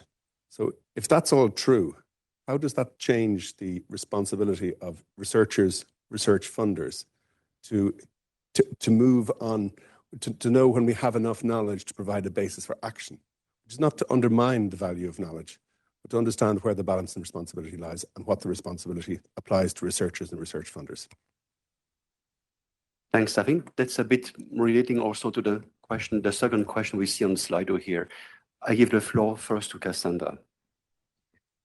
Thank you. This is also something that I've been thinking, because as a scientist, I've often wondered, especially coming off of Ilaria's beautiful speech today, that I think to us scientists, it's becoming glaringly clear that actions are needed, that our lifestyle needs to change, and yet the everyday person doesn't seem to be bothered by this. And so I feel like there is an opportunity here for humanities, and again, specifically behavioral psychology, to come in and tell us what we need to do to get behavioral change, or also to tell us why people, maybe they already know this information, but they're refusing to change because it costs them somehow in their personal lives when it comes to sacrificing, for example, beloved livestock, beloved pets, freedom in the everyday way that they do things. So if you would propose, Cassandra, one single action to outsmart outbreaks and to prevent future pandemics, what would it be in the context of the One Health? I think I'll go back to my previous answer and say community engagement, community education. I am ignorant to how much people know about the concepts of One Health and circular health, right? I think in some communities, when people are faced with other pressures in life, this is something at the back of their mind, and they might not be thinking about this when they throw another piece of plastic into the river, for example. Thank you. I give the floor with the same questions to Lucas. I think I would come back to the last point I made in my talk, and that is that the one single action that I think is required to outsmart future outbreaks and prevent future pandemics is that we have at the ready a network of transdisciplinary scientists and researchers across all domains that have developed sufficient trust among themselves and with regards to communities and community engagement to be able to expect the challenge that is probably and most likely not going to present itself in any way we might expect it. And for that, we need the kind of transdisciplinary flexibility in those networks to really think outside any of the boxes that we currently use. What do you think is the major obstacle that we see currently? Why does it not move faster, or more fluently? The major obstacle from the point of view of the United Kingdom would be the funding landscape. And the ERC certainly stands out as a different model in the United Kingdom. But in the United Kingdom, it's incredibly difficult to get transdisciplinary funding around One Health and pandemic preparedness off the ground. And we tried. We tried multiple times. And there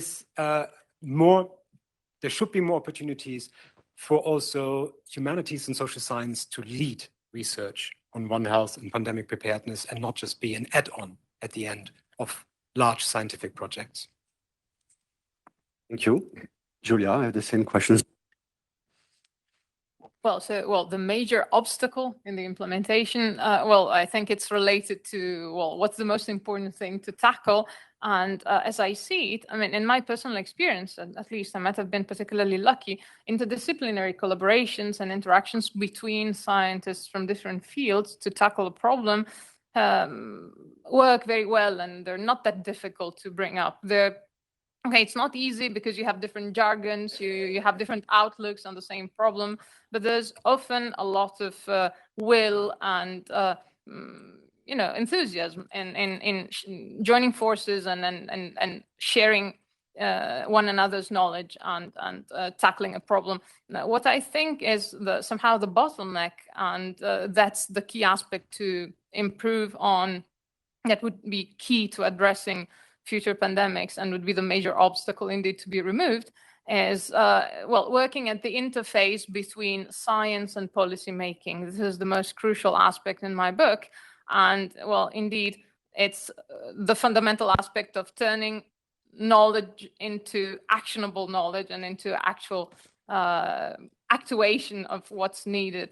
So the interface between the understanding, which is difficult by itself, but can be reasonably obtained by joining forces among scientists, and the moment when things must be done, decisions must be made, and somehow answering also to the question before, it's not unavoidably, it's not up to scientists to decide when the moment is mature for action, because we don't have the ability to enforce anything. We can just suggest by how things are structured. It's complex at the scientific level to understand when some evidence is sufficiently solid, when the confidence is enough. On the other hand, the timeline of life is not waiting for us to be sufficiently confident. And there are moments when something needs to be done, even though you're not certain enough. That happens also in our personal lives all the time, right? So to some extent, the level of risk that comes with having to act before being certain about something, the decision about what level of risk is acceptable, that's not up to scientists, that's up to society at large. So it needs to be a shared decision. And indeed, educating people, as Cassandra was mentioning before, about science and how it works and how it proceeds and how it struggles and fights with uncertainty all the time, that's crucial to make sure that people are sufficiently informed, aware, and educated to offer their own opinion in the polls and in the decisions that they make every day about what level of risk is acceptable to them and how to move forward. Thank you, Julia. Before moving back to questions from the assembly, can I ask the chair if she has a question?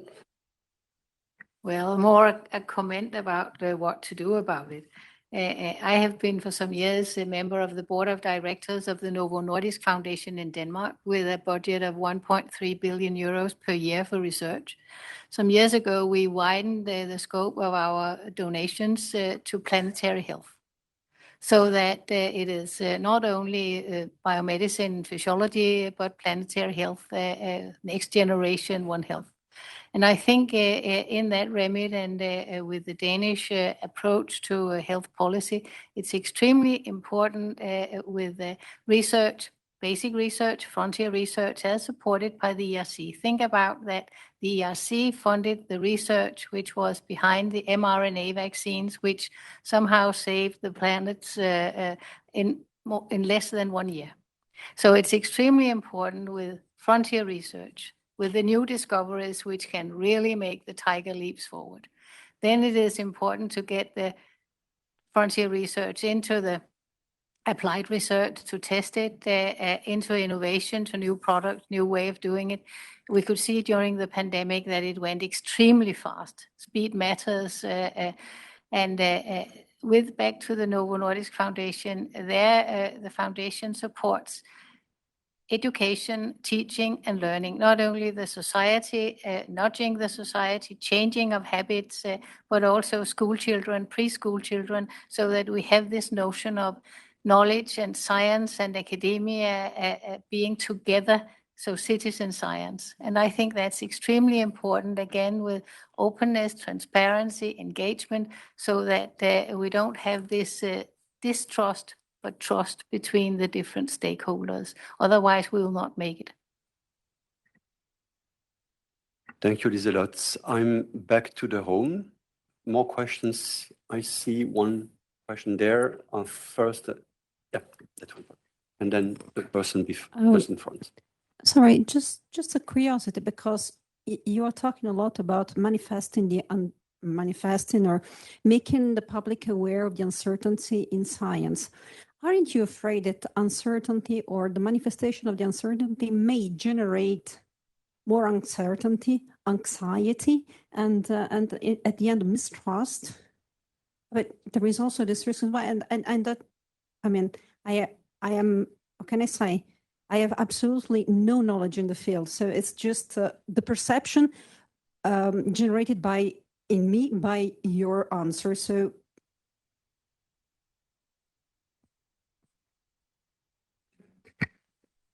Yeah, so I have no good answer for this, but what you've outlined is exactly the pro and cons of, I guess, this suggested action, right? To inform the public of how scientific process happens. And I think even among scientists, sometimes when you get contradictory results, you think, oh, there's something wrong with it. There's something wrong with the experiment. There's something wrong with the experimenter. But sometimes, in fact, it's completely normal. So I think that comes back again to the education about scientific process, is that that's normal and that sometimes it can happen. But at the same time, transparency at the level of the risk acceptance, the risk of being wrong, I think that also needs to be coupled with that. I think the mistrust might come when people think that scientists are infallible, and then it turns out that how they think nature works isn't actually quite accurate. And that, again, is a perfectly natural thing in science because we're not God. So yes, it is a hard balance. And I think this is something that we might need insights from behavioral sciences to help us understand this. Or also it's an opportunity also for dialogue, right? For people to say, to come and tell us how they feel about this. Thank you. A question here, yeah. Yeah, hello. Thank you very much for the presentations and the discussion. My name is Susan Simon. I've got a number of sins, one of which is I am not a scientist. So it's quite interesting listening about the conversation. But I have the role to make the Medical Research Council and UK Research Innovation sustainable, environmentally sustainable. And I was wondering in that context, the inclusion across disciplines, I think is probably less difficult than the inclusion of non-scientists, practitioners, architects, as Linda alluded to. But also, I feel sometimes the level of separation between people that look at facts or trying to find out facts in the general population and those who just follow the easy, the influencers, the misinformation that we keep hearing about. I'm not entirely sure how we can overcome this. People sometimes want to believe what is convenient, maybe. But I just wonder whether we need to change our language across the board to reach those who don't want to listen and find ways to convince them. Thank you. Thank you. Lucas, do you want to answer this question? It's an excellent question, and I think there are models, not mathematical models, but there are models out there of how to do this and how to bring actually funding on track that extends to the third sector, that extends to stakeholders, that extends to community organizations, and Wellcome, the Wellcome Trust, I think, has pioneered some of those kind of like models quite nicely and really well in the UK context of kind of also making it almost an expectation that communities that are studied in any kind of social science or medical research have to be involved actively and often also through resource distribution in the development of those study and those results. And I think that is a way to go for funding models, to really extend flexibility there of like what to extend the flexibility on who can be included in the distribution of funds for the kind of projects that are funded, and how can that solidify collaboration with stakeholders in an infinite amount of settings. Like this is really, there are no limits to this, but I think the flexibility on the side of the funders would be a first step that would be really welcome to go there. Thank you, Lucas. I'm back to the Slido, and I would like to take the questions on the top. Could you please address the underlying systemic accountability rather than putting the emphasis on the individuals? How could we make the industries and states accountable? I would like to ask briefly to each of you to answer this question, starting with Julia. Well, I'm not well versed into law because this is where this question is hinting at. What I could talk about is addressing systemic aspects in a scientific way in terms of understanding how different aspects, different contributions to a complex phenomenon and to the evolution of a complex phenomenon can impact the evolution of the phenomenon itself. So indeed, how the actions of industries, the actions of states, of governments could impact on the evolution of some phenomenon. So this is something that mathematical modeling and their analysis can answer to. But indeed, in terms of making someone accountable, I guess that's not up to people like me. But if I can offer my 2 cents about the questions that were asked before, there's a very important aspect in terms of the uncertainty and the anxiety and the communication aspects. Well, first of all, the uncertainty is part of the scientific process, and it's also something that can be handled scientifically. And this is something that people in my field are doing in terms of, and this is also part of my ERC project, trying to extract information from uncertain data, uncertain phenomena, knowing or trying to have a rough estimate of how much uncertainty is involved, so quantifying this uncertainty, and then quantifying the uncertainty in the outcomes and the uncertainty in the decision making. So based on how much information you have and how uncertain you are about the input to your decision process, you can assess what's the likelihood of different outcomes, what's the likelihood of different scenarios, with which level of confidence you can make some statements. So this is a way to somehow govern uncertainty. You cannot get rid of that, and it would be somehow offending the intelligence of your interlocutor to deny that. So personally, for me, the biggest problem is when I have in front of me someone who's dogmatic, someone who's presenting themselves as the one who knows all the answers, someone who's telling me something for certain. Well, first of all, it's irritating in the first place, but that's a personal thing. But once that person tells me something that then is not reflected in reality, well, any remaining trace of trust is lost at that point. So having a paternalistic, a patronizing attitude of the person who's reassuring, curbing your anxiety, no worries, I have all the answers, I have all the solutions, do as I'm telling you and you're fine, it can backfire. It happened, for instance, during the pandemic when they started distributing vaccines and they were trying to convince people to get vaccinated, saying, well, do it for your dear ones. no, I'm not doing for my dear ones because, well, apparently this vaccine is not preventing me from catching the disease, and then it's not preventing me from distributing it to my dear ones. I'm doing that because it reduces my risk of death tremendously, and that's the only true thing to some extent, right? So if you try and, if you sell a message that is strongly, biased in some direction, and then people have evidence of the contrary of what you are saying. If you tell someone, yeah, you get vaccinated, you won't catch it, and then you get your shot, and then you catch the disease, will you ever believe what they tell you from that moment onwards? I think you won't, or, you would be very careful about that.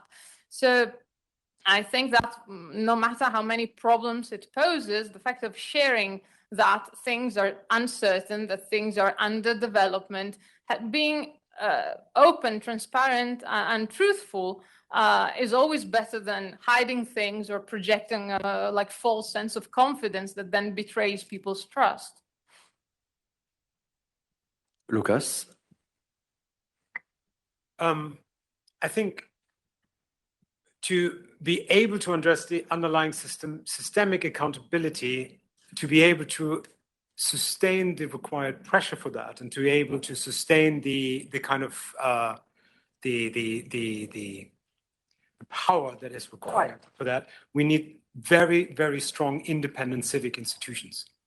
And they are the bedrock of holding industries and states accountable. And that is the kind of institutions that guarantee the independence of scientific inquiry, that guarantee the independence of learning, that guarantee the independence of teaching, and that guarantee the independence of frontier research on questions like the ones that we're discussing today, but also on other questions. And I think that is on national and international levels important. That affects universities and the role of universities and the increasingly entrenched position of universities in our contemporary world as something that we need to be very, very attentive to secure and to bolster their position as independent civic institution. But it's also really important on an international level to think about the fate of institutions like the WHO and other places where we coalesce and collect collective consensual scientific agreements that then allow us to inform our practices and our decision-making in ways that are accountable because they're transparent and open. And I think that is the values that we've heard earlier already about. And I think that these institutions embody, and therefore they need to be protected at all costs. Yeah. Thank you. Cassandra, anything to add, or do we want to move to the next question on Slido? Could I add something quickly? Yes, of course, yeah. So this is a very, quite a common question, and I think the answer is quite complex. And in one word, it's policy, right? So you need a top-down pressure from the policymakers, pressuring industries and states to take the right decisions, to make moral decisions. But also as a citizen, as an individual, you are not powerless. So you can exert bottom-up pressure as well, using your votes, using your money, where you choose to spend. One, I guess, popular move is simply boycotting. And so I guess what I want to add is if we cannot make large corporations, large industries who, yes, I completely agree, probably have the lion's share of accountability in all of these problems into the environment that then circulates back into problems of diseases, they need to be held accountable. And so if we cannot hold them, if we cannot make them do the right thing for the moral reason, then maybe we can make them do the right thing for the financial reasons. Because as independent individuals, it's just so dangerous if you think that you are powerless and that it's too late to do anything. Because then I think we're truly lost. Thanks a lot. Can I ask one question? I mean, when we see them also after the talk of Ilaria and this more ambitious, One Health plan and conversions that we need to have, how do you see the place for more top-down organization of research versus what you are grantees for frontier research? How do you balance that? I mean, I think this is something quite important that we need to understand, and I think that the public also need to understand how the bottom-up funded research may help in this regard and should be favored in this regards?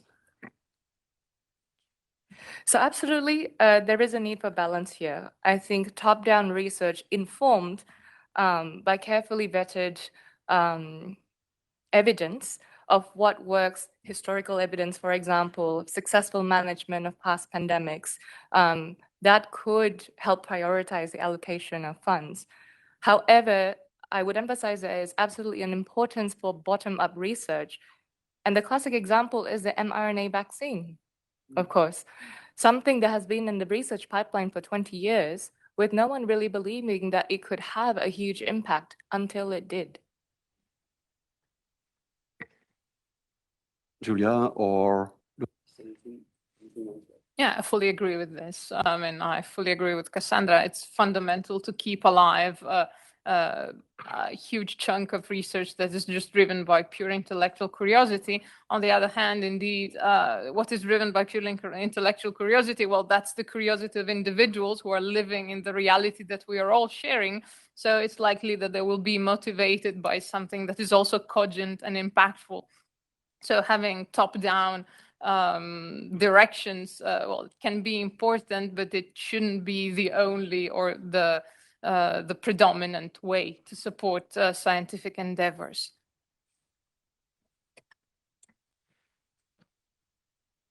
Without repeating the same, I think there's all that has been said. I totally agree with, and I think the one thing I would add is that I think I'm really curious about the funding vehicle that is often called responsive research.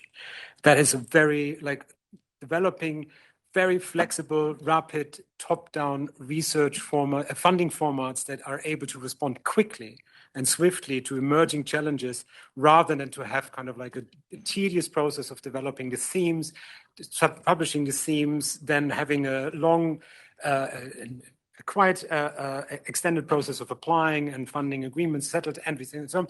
And often that kind of moment of where the challenge has been formulated and where the responsive research begins to tackle that challenge is often so far apart from each other that it becomes sometimes a little bit absurd.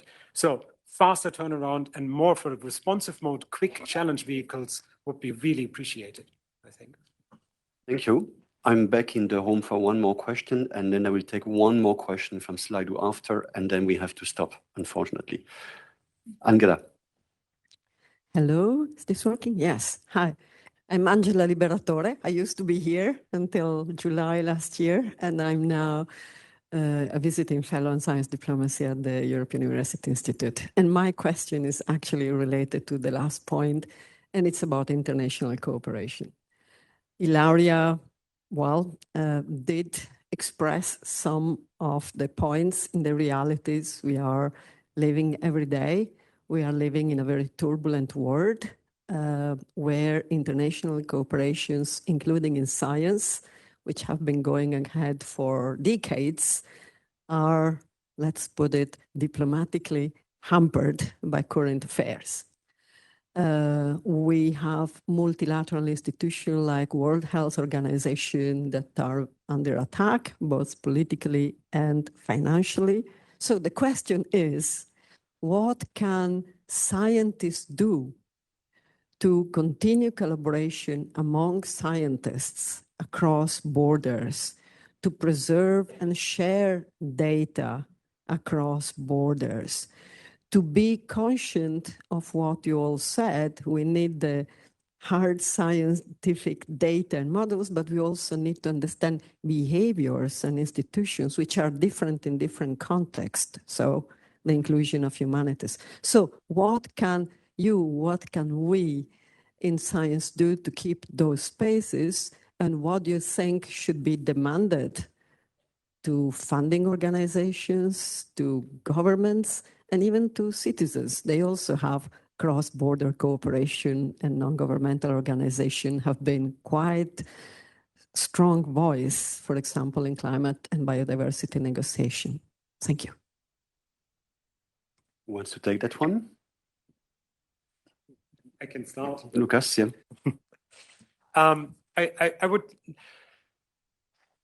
The problem is that the challenge is changing every day, and yes, it is getting worse in various ways. In particular, that institutions that we came to trust upon in the way that they uphold certain kind of the backbone of certain scientific activities are no longer can be trusted to be there for the foreseeable future. In the United States, many of my colleagues, particularly in my field, in my core field, history of medicine, have become archivists overnight. All that they do is kind of try to maintain archives that are being erased while we speak. There are websites that are disappearing, but there's also archives of the question of how do you do actually health governance? How was the CDC structured before it was kind of like thinned out? All of that is knowledge that is on the verge of being lost. And what this field, history of medicine, has come to get together to do is finding ways to create archives where the state is taking them away.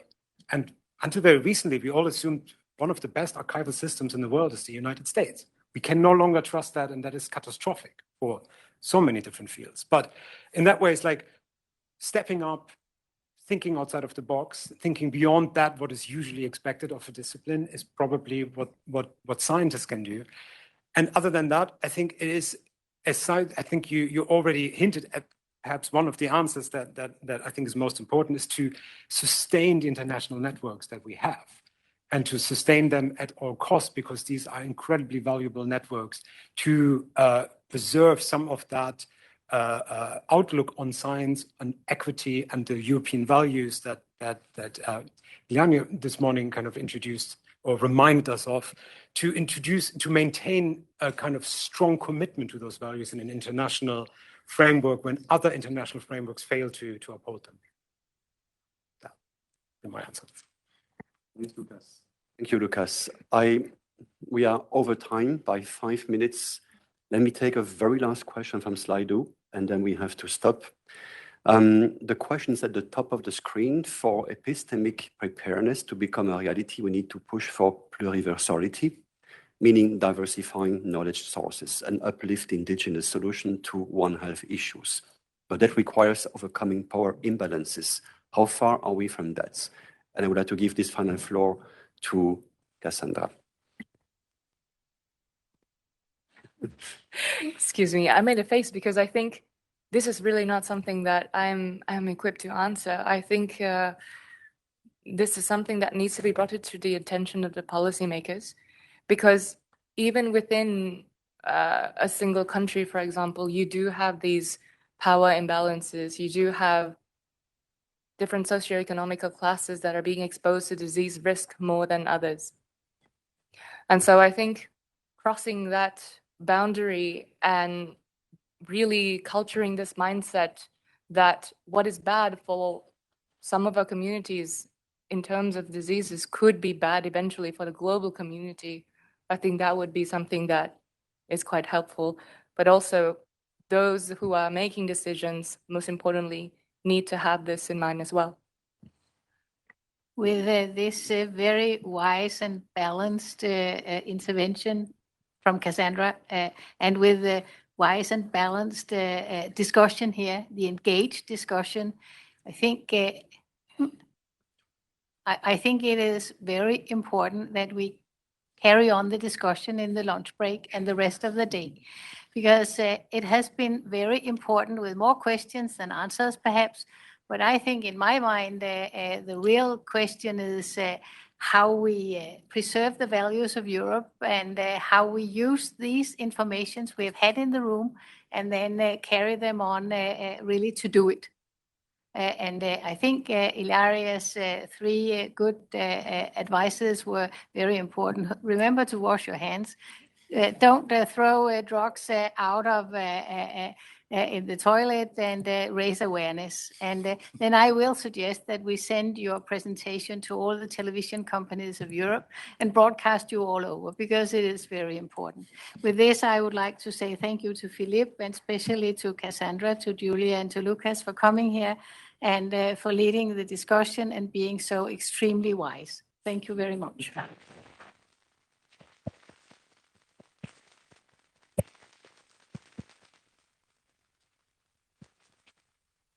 Thanks also to people attending remotely. We have now a lunch break can I ask you to be back at 1 p.m. sharp, please? Thank you. One more housekeeping issue. Announcement. Our caterer was a bit slow, so we may need 5 minutes to set up the lunch. So please just use those 5 minutes to wash your hands. Exactly. And please be back at 1 o'clock sharp. Thank you very, very much. Thank you.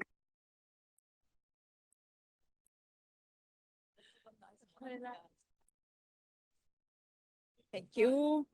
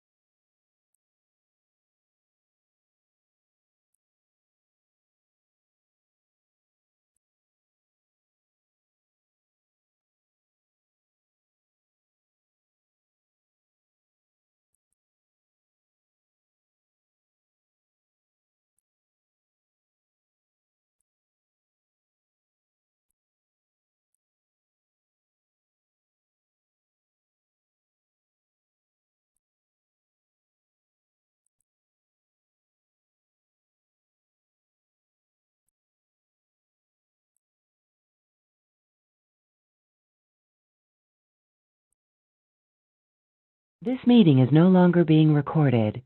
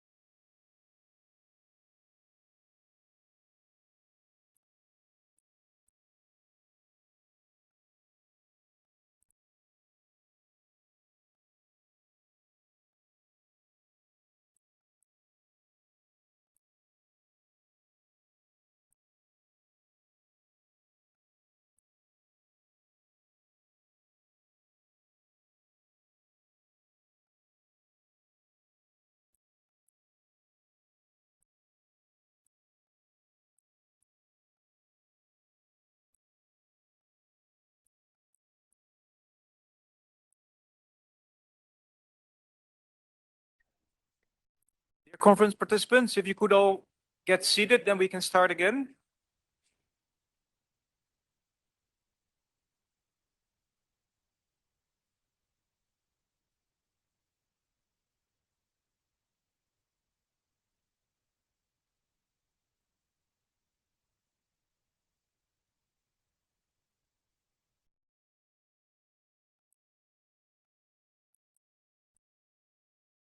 So good afternoon, everyone, and This meeting is welcome you being back recorded. to the next session of this great event. Let me introduce myself. I'm Giovanni Sartori. I teach in the University of Bologna. I'm a member of the ERC Council and also an ERC grantee. I'm very happy. I enjoy very much the conference so far. The topic is a bit outside of what I've been doing so far, but I'm been very happy to learn. And I'm also happy as a social scientist for the focus on interdisciplinarity and for the need to involve social science in One Health. I have the honor of chairing the second thematic session of the ERC annual conference. And the title is The Health of Our Planet, the Health of Us All. And in this session, we shall focus on the interdependencies between environmental change, ecosystem integrity, and human well-being.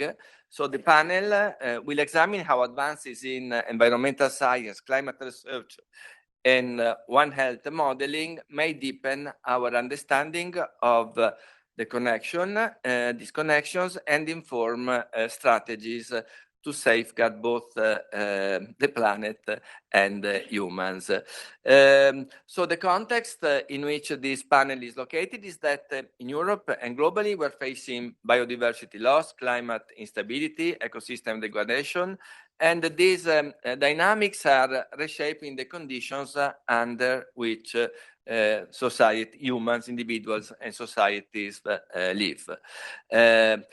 In particular, the decline, this is one of the topics that we're going to address. The decline in biological diversity is obviously an ecological crisis, a loss for us all, but it may also be a driver of diseases. Through the impact on the environmental exposure, microbiome diversity, and the resilience of natural systems. And then this is a second theme that we're going to address. Climate change is altering the functioning of our biosphere. It affects the carbon and water cycles and amplifies extreme events, droughts, fires, and creates risks that influence the food system, the air quality, and the health of the population. Then there is research on the socio-ecological and structural determinants for health, and this research can inform our capacities and the adaptation to climate change in our city. So the One Health approach is expanding with approaches that capture the connection between environmental, social, and ecological dimensions of health.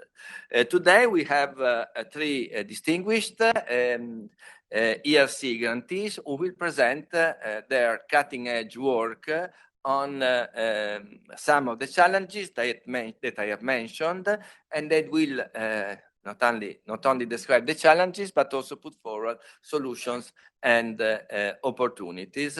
So I think that their research shows well how frontier research supported by the ERC may enhance our capacity to understand and respond to such systemic challenges, in particular by adopting an interdisciplinary approach. This is something on which we are also focusing on ERC. We have already done some progress in this regard, but further progress needs to be done.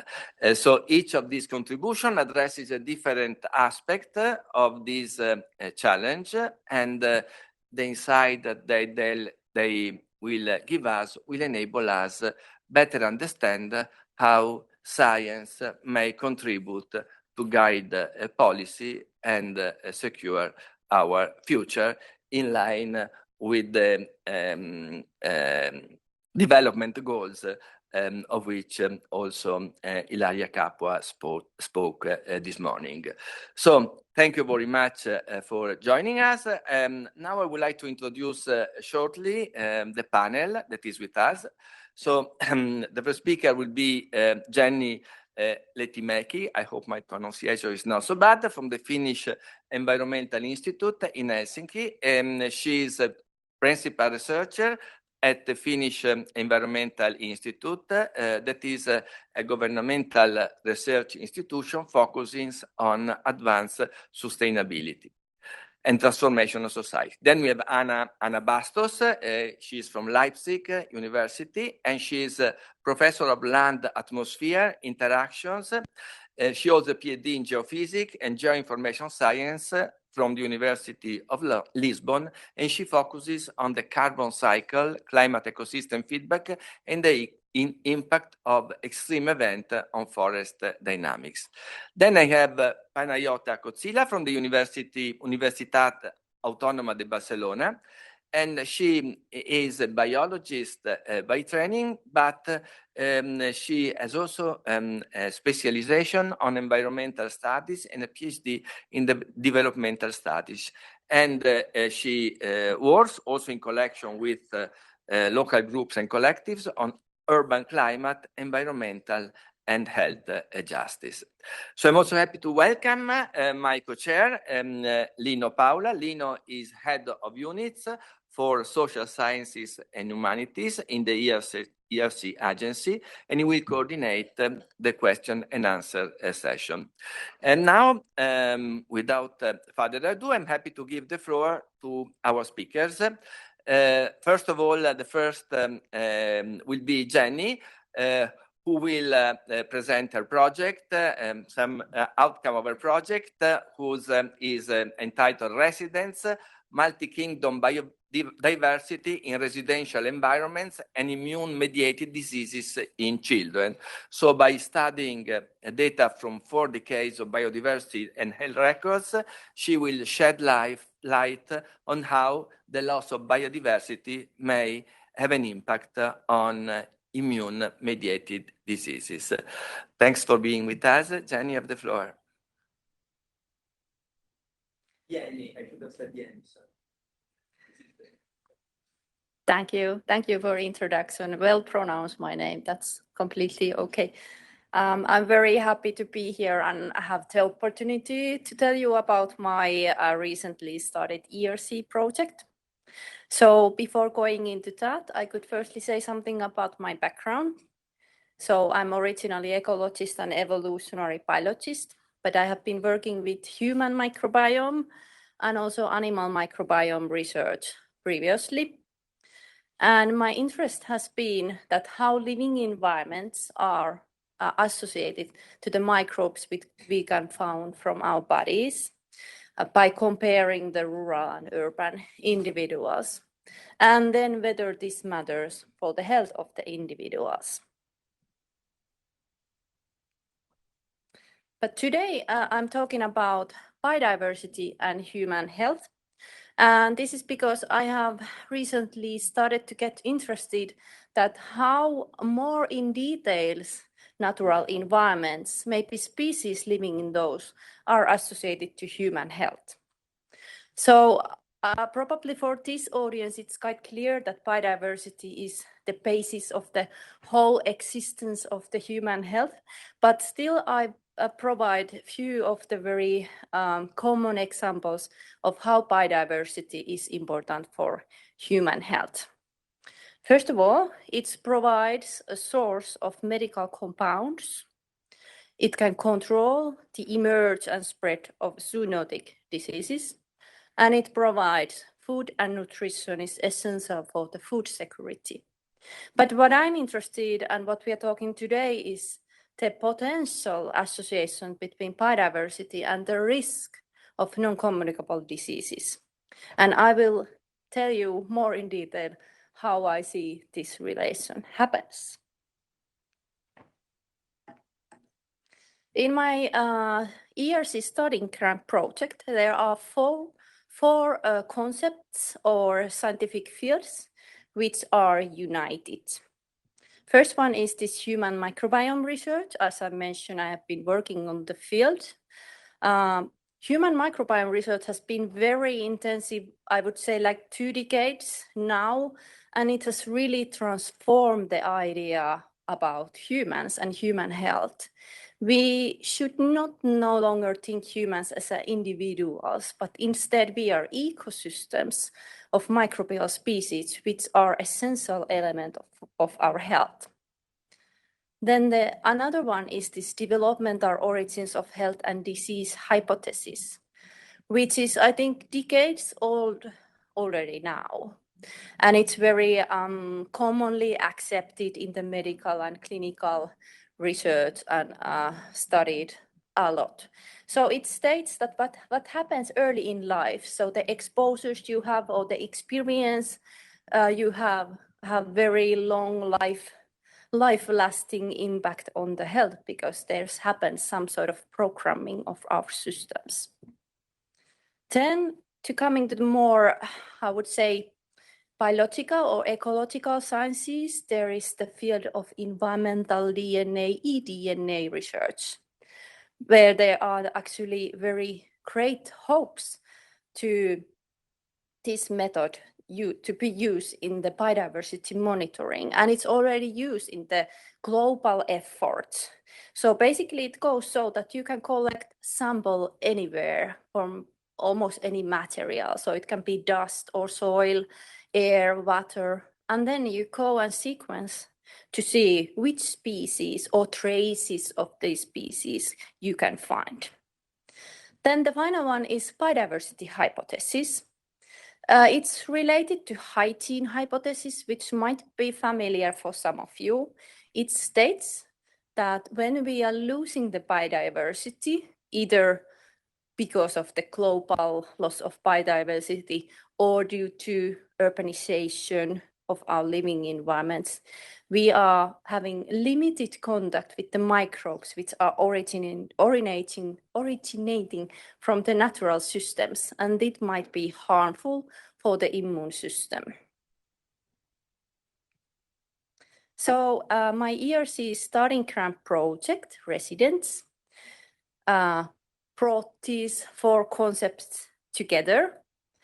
And so I started this project last April, so I'm not so far yet in the project, but I will share with you kind of the reasoning behind putting these concepts together, as well as showing you what we have been doing this far. So the main aim of the project is to go beyond bacterial or microbial exposures and their health impacts. Instead, I'm asking this very grand, large question that are humans connected to the entire biosphere through their immune system? So basically, I'm interested whether the taxonomic groups across all 6 kingdoms of life are some way related to how our immune system functions. So this basically would mean that the connection between humans and the biodiversity is much more intimate than what we had thought previously.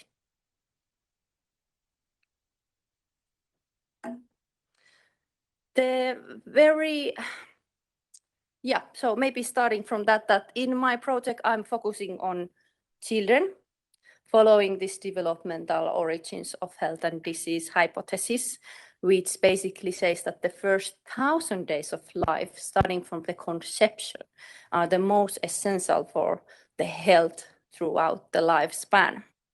So therefore, I wanted to focus on children and the exposures they are facing. And to explain this core idea, I invite you to imagine a newborn child who is just entering the world and right away facing all sort of exposures, microbial exposures for example, which has been addressed already in this research. So we know that it's important which type of microbes they are facing early in life and how the microbial communities in their bodies are developing. But then what I think is that the other side is a little bit overlooked.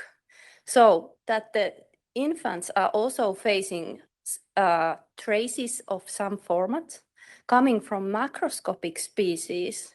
So they can be, for example, small pieces of skin or feces, saliva, pollen, or kitting. And our immune system is probably also noting these and reacting to these. So these are representing eukaryotic species, which I want to also to bring in. So the main hypothesis I have is that if the connection or exposure to all of these life forms is limited, that would harm our immune function some way. Next, I have 2 examples about what we have been doing in the project this far. There are some pictures about last summer. So last summer we started the yard and home study, in which we collected 6 different sample types from 60 different homes, which vary from detached houses to high-rise buildings in variable environmental locations.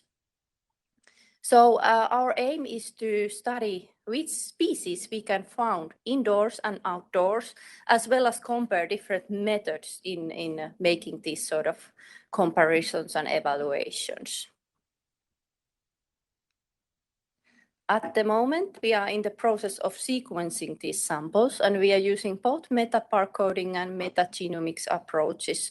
So we are really aiming to produce a pipeline for measuring for which species we are actually facing in our daily environments across the 6 kingdoms of life. I think it's quite surprising that we know something, but there's still a lot of lack of knowledge about what species there actually are around us.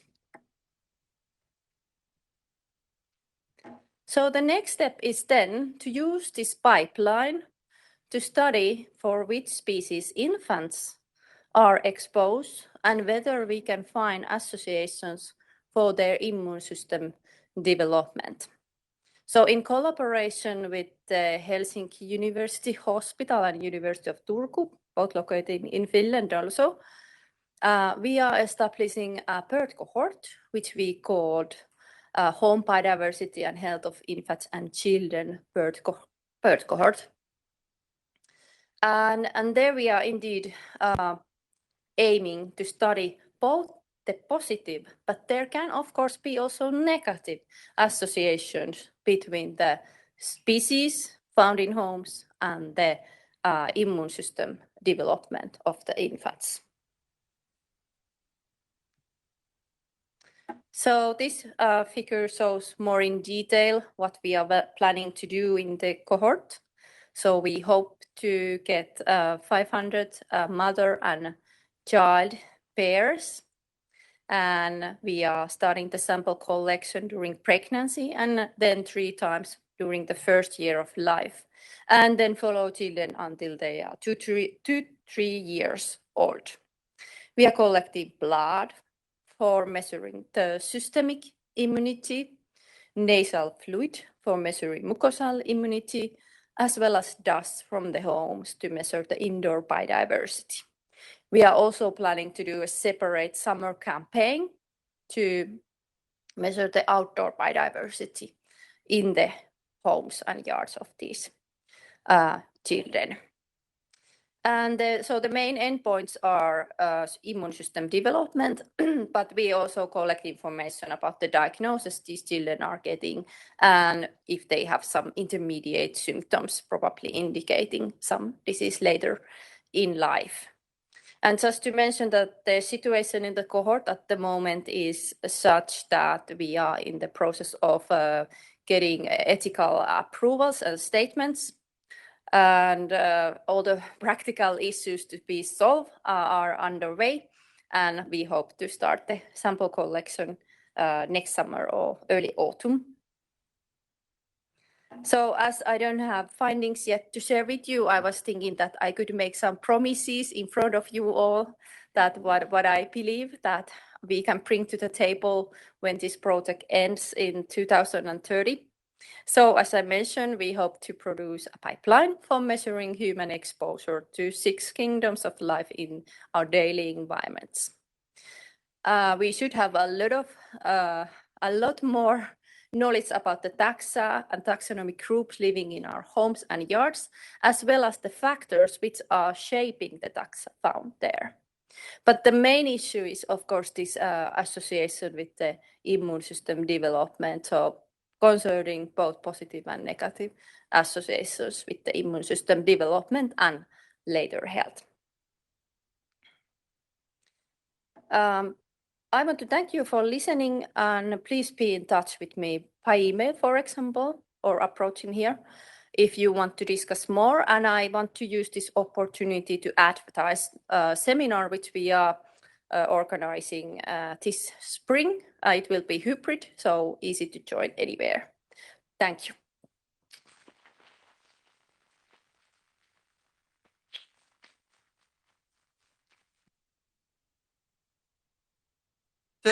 Yanni, for this great presentation. I have learned some new things about biodiversity, the kind of species with whom we and the children are in contact, and also on the possible, highly interesting connection between biodiversity and our immune systems and the possible resulting disease. I really look forward, we all look forward, I think, to the outcomes of your project. Thanks for being with us.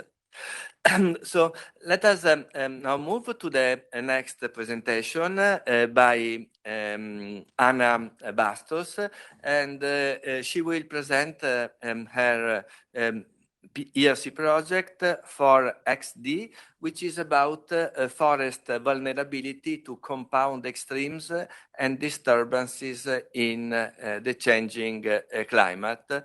Her project addresses the carbon cycle, the climate, the feedback on the climate ecosystem, and in particularly what happens when there are extreme events such as mega droughts, massive wildfires, and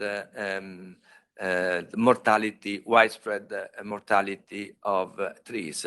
So please, Anna, you have the floor. We look forward to your presentation.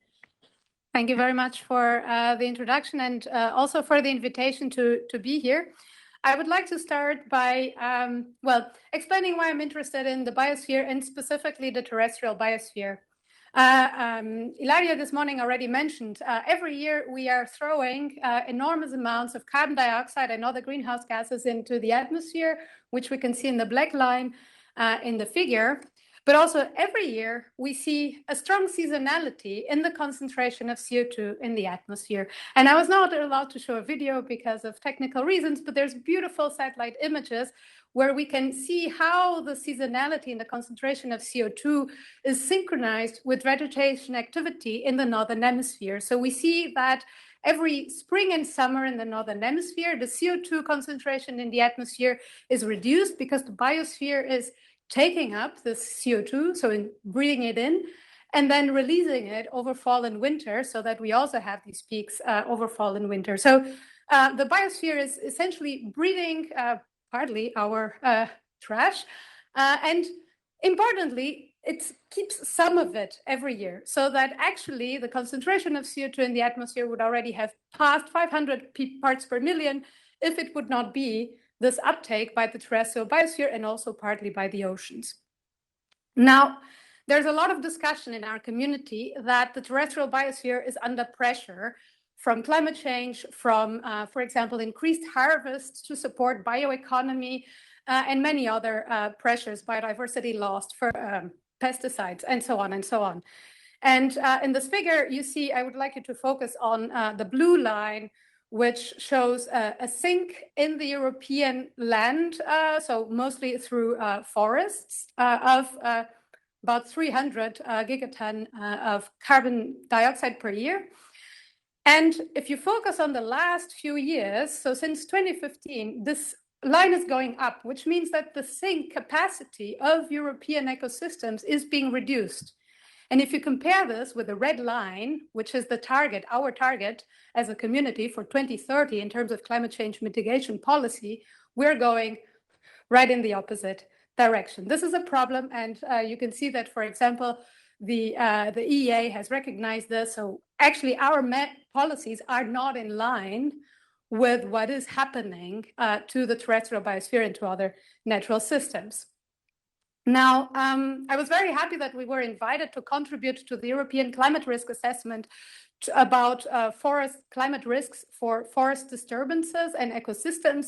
And here is where I think this problem links to the One Health. You can see a number of climate drivers in blue, non-climatic risk drivers, so human activities, ecological factors, and then different types of impacts on ecological systems and also social and economical systems. So it's quite a big graph. I don't expect you to read it all from here, but I would just like to highlight that our project, Forex, focuses on a few of these risks or risk drivers: droughts, storms, insect outbreaks, and wildfires.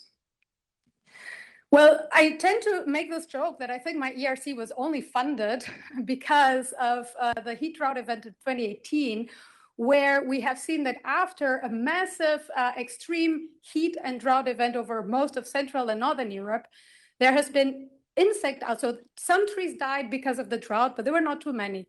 What happened that was really dramatic was that in the years after, the trees that were already stressed were great hosts for bark beetles that then spread and killed enormous extents of forests in Germany, Czech Republic, parts of Belgium, France.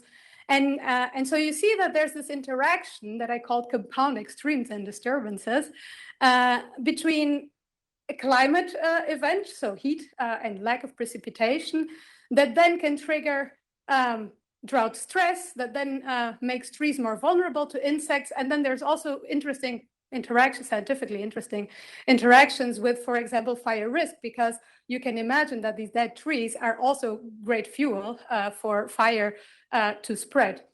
So this also has consequences and the carbon sink. So if we look at, for example, what happened in the Czech Republic, this is again the same type of figure. The black line is the carbon sink of Czech forests and other land systems. And you see that since 2018, there's this very sharp increase so the line turns positive, which means that the forests turned from a persistent carbon sink that had been sustained for many decades into a very strong source, and most problematic, that is a source that is also sustained over many years, because tree regrowth takes several decades. So we do not expect that the sink will be recovered in the matter of a few years. The second problem is that we know that because forests are not providing the service of taking up and storing carbon dioxide that we emit to the atmosphere every year, this can create a feedback by which then climate change becomes more intense, and then these extreme events also are amplified, triggering more disturbances of these types. And the lack of understanding regarding these processes has been recognized in the IPCC report that revises climate science over the last years and decades, so that we think that there is a feedback to the climate system. There's low confidence because there's so much that we don't know and that we can't model. So we don't represent these dynamics in the models that we use to project future climate. And that's essentially where Forex came in. Our goal is to develop a systemic perspective on ecoclimatic variability. The point being that fires and insects, they are also interesting components of ecosystems. They're not always bad. For example, fire can actually promote biodiversity in some places. The problem is that with climate change, all of these disturbance regimes are going out of their envelope of past variability. So we need to understand where are we essentially crossing these boundaries and where are the events that we see still in line with past variability. So the project tries to act on detecting these disturbances or improving the detection, understanding the processes so that we can model them, and then ideally that we can predict what is going to happen in the future. So one of the biggest problems is the lack of data. And I will focus my presentation on insects because it's the most unknown part of the problem, and also where I think we can make more novel contributions, hopefully. So one of the first contributions was having a new data set of insect disturbance in Europe based on in situ measurements. And this is essentially the best picture we have for insect disturbances in Europe over the past decades. You can see very quickly what the problem is. The data is very clearly imbalanced. Some countries provide a lot of data. Many countries are not sharing the data, even if they have it. So this is also maybe something for discussion later. Because we don't have this data, we need to find other solutions. So the solution we found was to rely on our American colleagues that have been monitoring insect diseases in forests for many, many decades. So there's a wealth of wonderful data that is publicly available that covers the whole US. And we even have two data sets, the forest inventory assessment and then also aerial surveys. Now you can see based on that data, so the points are forest inventory assessments. So there's like little plots scattered all over the country, measuring what trees do and where disturbances happen. Then the polygons show insect disturbances from another data set from overflights. And then the colors, kind of the pixels, show satellite data. And so you can see that the mapping forest disturbances is challenging because even the reference data don't always agree. So we see the color indicates the year in which each data set says the forest has been disturbed. We see that the satellite has clearly problems, but there's also this interesting on the right, this mix of the progression of the disturbance over many years. So the insects develop over several years and then they spread. So it's really hard to detect this, which means it's also very hard to understand what is the climate driver that triggered once we want to put this into a model. So that's one of the first things that we decided to do in Forest, try to use deep learning methods. I know the AI talk is later, but essentially we are taking satellite data that covers these areas where we know there's been disturbance, and we apply something like a voice recognition deep learning model. And you can imagine that here I'm showing some classification of a forest attacked by bark beetles, another by defoliators, and another by a wind, so by a storm. And so the way we do this is we look at satellite data, and the wind would be a shout. The bark beetle is slow, so it's probably like something like a hum over many years. And defoliators, they have a very clear timing in the season in which they eat the tree. So these are caterpillars. So they would be more like a very quick whisper that we can distinguish using remote sensing and deep learning models. So we're working on that. And then at the same time, we want to project this dynamics for the future.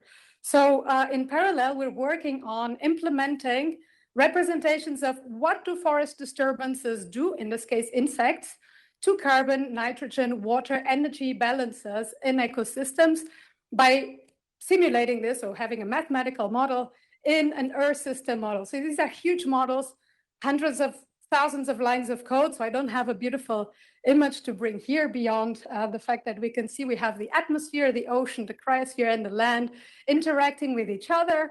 And in the two figures I'm showing, we essentially prescribe in the model a mortality percent. So the bark beetles killing a given fraction of trees. And we compare this with the black line, which is our reference simulation with no disturbance. So we see that, of course, insect-driven mortality reduces the carbon stocks. More importantly, these impacts last for many, many decades. So you can see here 2-3 decades. And we can also simulate what happens with other processes. For example, here I chose nitrogen leaching because we know this is a common consequence of these massive outbreaks, that then downstream there's water quality problems because the material that is essentially left dead by the insect outbreaks is then decomposed in the soil, and a lot of these nutrients are lost, and then they can influence eutrophication, for example, in water places downstream of the insect outbreak.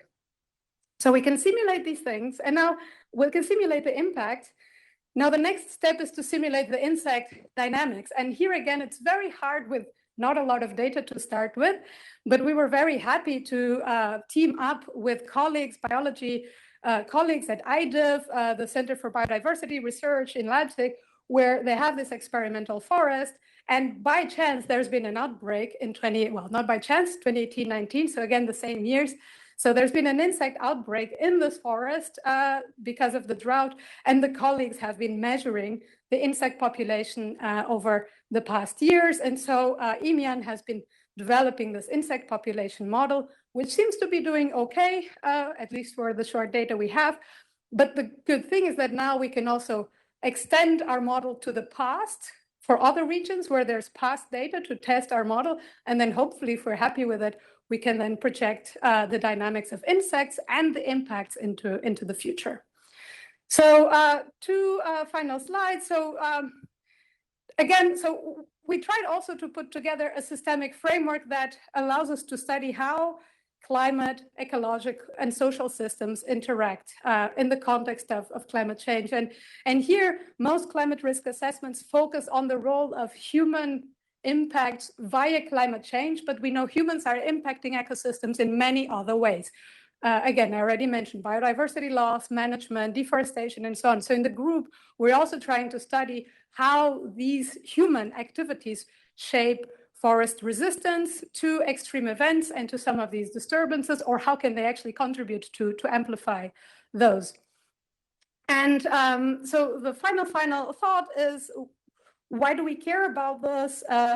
If we're thinking about policy, I already mentioned the land sink in Europe seems to be decreasing, going in the opposite direction of what we as a community have planned to.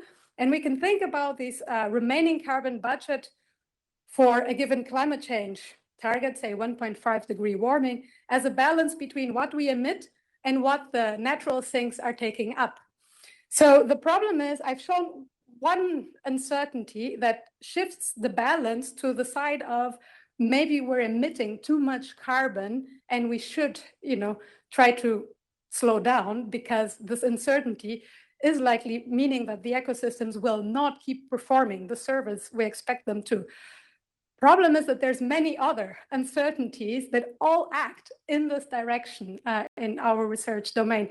So I guess the final message is that, of course, in forests, we're providing a first step to quantify some of these uncertainties, but there's still a lot of unknowns. And I think it's important that we discuss, what do we do as a community when we know the ecosystems might not be performing as we expect them to in the future? And if I have 30 seconds to finish, I would like to thank the Forex team, so the people working on this with hands-on work. But also, I would like to have a note on mental health. So we talked about health in the morning, but I never heard the word mental health. And being a climate scientist can be very daunting at times. So every summer when there's one of these extreme events, at the beginning I was happy. Well, I could submit my ERC, and it kind of nature proved me right that we should be studying insect outbreaks.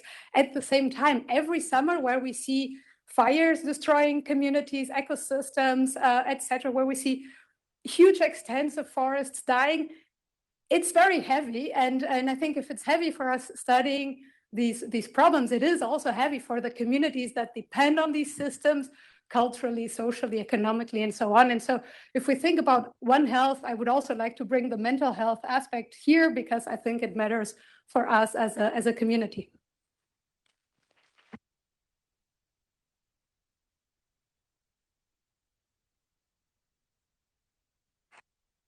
So thanks, Anna, a lot for presenting these dynamics. Fascinating, the connection between climate change and insects. I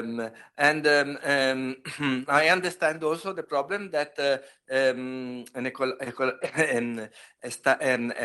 scholar studying climate change like yourself may feel unhappy, but I think that research such as the one that you are doing may also have a positive impact for those who are looking for at least for the possibility to direct things towards a better future, thanks to the knowledge that we get of these dynamics on which we can exercise maybe some influence. So thank you very much. So let us move to the last presentation of this session by Panayota. And Panayota is going to address the issue of the adaptation to climate change and the connection, between climate change and the immigrant community, what shapes their vulnerability to climate change, and how in adaptation they may have response capacity, and how an adaptation may be possible to climate, and focusing on terrible issues such as increased and prolonged heat, intense rainfall, and flooding. So, Panayota, you have... Sorry, I just muted them by accident. Hi, everyone. Thanks for the invitation. And I'm the kind of the weird one in the room. I feel my presentation is going to be very different because I'm principally doing social science research. I work with communities. I do participatory action research, closer to the fields of anthropology or sociology and political science. My field is political ecology and environmental justice. As it was introduced, this project is focusing on examining what drives vulnerability for migrant populations that live in European cities, and how can we, through their situated knowledges, understand how to go towards climate adaptation in cities in a more just way. We've only been 1 year in the project, and this is my wonderful team. And please check our website if you want to look at what each of them is doing. But basically, we're doing research in 6 different cities in Europe: Athens, Barcelona, Berlin, Dublin, Marseille, and Valencia. And as it was introduced, we're looking at heat and flood, but we're looking not at the events of heat waves and floods or intense rain. We're looking at how do these impact health. And when we're looking at that, we're focusing on direct and indirect impacts. So heat strokes, cardiovascular diseases, respiratory disease, but also mental health, ability to care for others, ability to perform work, to go to work. Things like injuries and mortality, of course, but also waterborne and vector-borne disease that stand sort of in the interface of flood-related and heat-related climate impacts. So why climate impacts? I think everybody in this room is well convinced, so I'm not going to focus too much on that. Just to share some striking statistics that come from the European Environmental Agency report back in 2024, that hundreds of thousands of people are expected to die from heat waves, and economic losses from coastal floods alone could exceed €1 trillion per year in Europe. Why are we focusing on cities? Well, apart from the fact that most of the world's population now lives in cities, in urban environments, cities are also facing things like groundwater depletion, fires, food shortages, sea level rises. More than 90% of the world's urban areas are located along coastlines. But also they're facing the impacts of what is called the urban heat island effect, where what characterizes cities, right, the mere infrastructure, its materials that is made of, are making it harder for cities to cool down. So they are not only emitting more heat, but it also makes it harder to cool down during nighttime. Why am I focusing on migrants? Well, as a clarification, when I say migrants in this research, I'm focusing on migrants that live in Europe and come from countries of the global south, majority world countries, right? So these are mostly racialized and marginalized groups. It is found that globally, migrants are overall more likely to face the negative impacts of heat. This is a global study from 2023. In Europe, we know much less, specifically in Europe. There's a lot of research on migrants and race aspects of climate and health, but there's much less known in Europe. We're not looking at that so much. I don't know why. Migrants in Europe are also facing systemic and everyday forms of discrimination and violence. This is well documented in the literature as well, and this is shaping their health outcomes in general, whether related to climate or not. And at the same time, we see that migrants are not involved in the conversations about how climate is impacting them or what should be done. They're not considered part of the local communities that are concerned, the local climate citizenship. I want to just very briefly introduce an approach to vulnerability that is quite common in the social sciences, but maybe not so much in the medical and health sciences. And this is an approach to vulnerability that goes beyond outcome, right? So usually outcome-based approaches, we define people or populations or places as vulnerable based on observed or modeled outcomes. So populations with higher impacts are labeled more vulnerable. In the context-based approaches to vulnerability, we ask, why is this happening? Why are these populations more vulnerable or these places? So we move the question to look into the root causes of such vulnerability, the systemic, the institutional, the dynamic pressures that these people or systems or places are facing. So therefore, we can understand how high vulnerability can exist even before the adverse outcomes appear. And we can also understand where is the latent risk in marginalized or underdeserved populations or places. And to make it clear, I think everyone is vulnerable. We are all interconnected and interdependent, humans and non-humans, but some are more vulnerable than others. So the question is, why? Why does that happen? If you're wondering why is this relevant for One Health, I think that, well, on the one hand, for One Health to look at urban areas is important because these areas concentrate a lot of the climate hazards, dense human and animal interactions, a lot of infrastructure failures, often in water, sanitation, and housing, but also social stratification and exclusion. And I think that if One Health provides a systemic lens of looking at these things, critical vulnerability approaches, the context-based approaches, can provide the political and social lens. That is to look at human and animal and environment interactions, how these are structured by economic and political decisions, not just human behavior or behavioral factors, right? Okay, so today I'm going to present the first step of this research project, which is really just to look at what is known in the literature about what drives vulnerability to the impacts of heat and flood. And we've already presented these results in 2 reports that you can find online, and they're soon to be translated into scientific articles, where we collected, evaluated, and synthesized, literature that focuses empirically in the EU context on urban areas and migrant groups, and sometimes we had to use proxies to be able to understand what research has done in this field. And we also had participatory workshop with 30 experts from across fields of public health, urban planning, political science, and more, to validate our findings and let us know if we've missed something. Our main finding is this slide, and I think it's a bit heavy, but I'll guide you through it. So what drives vulnerability to the health effects of climate change for migrants, according to the literature, is we found this compounded super vulnerability, which is in the center of our circle here, and that this compounded super vulnerability has been studied through 3, let's say, lenses or approaches. One is the outcome-based. So yes, we can see that according to demographic characteristics, you can see how migrants are more vulnerable based on outcomes, but also on system-based institutional and structural approaches. And this vulnerability is expressed in what we have tried to organize around 5 main domains, right? And I will go through them really quickly. One is the domain of housing and access to housing in cities. Another one is employment opportunities and labor conditions.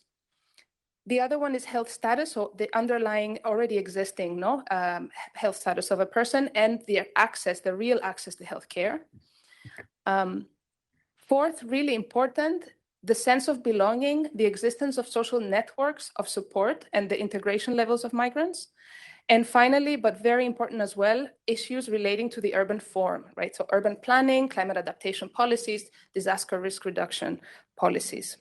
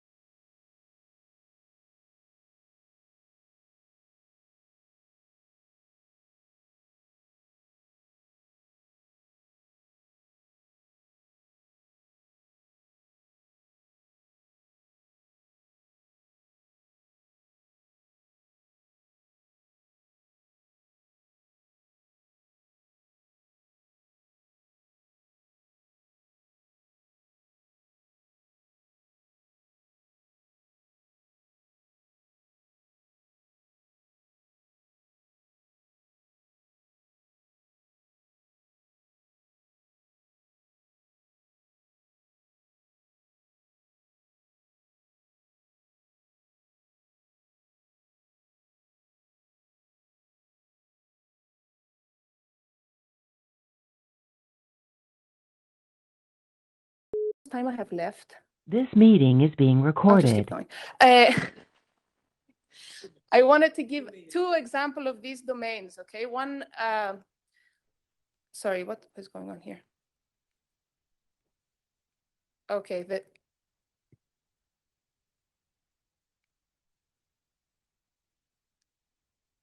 sorry. I'll give one example so I won't waste all your time.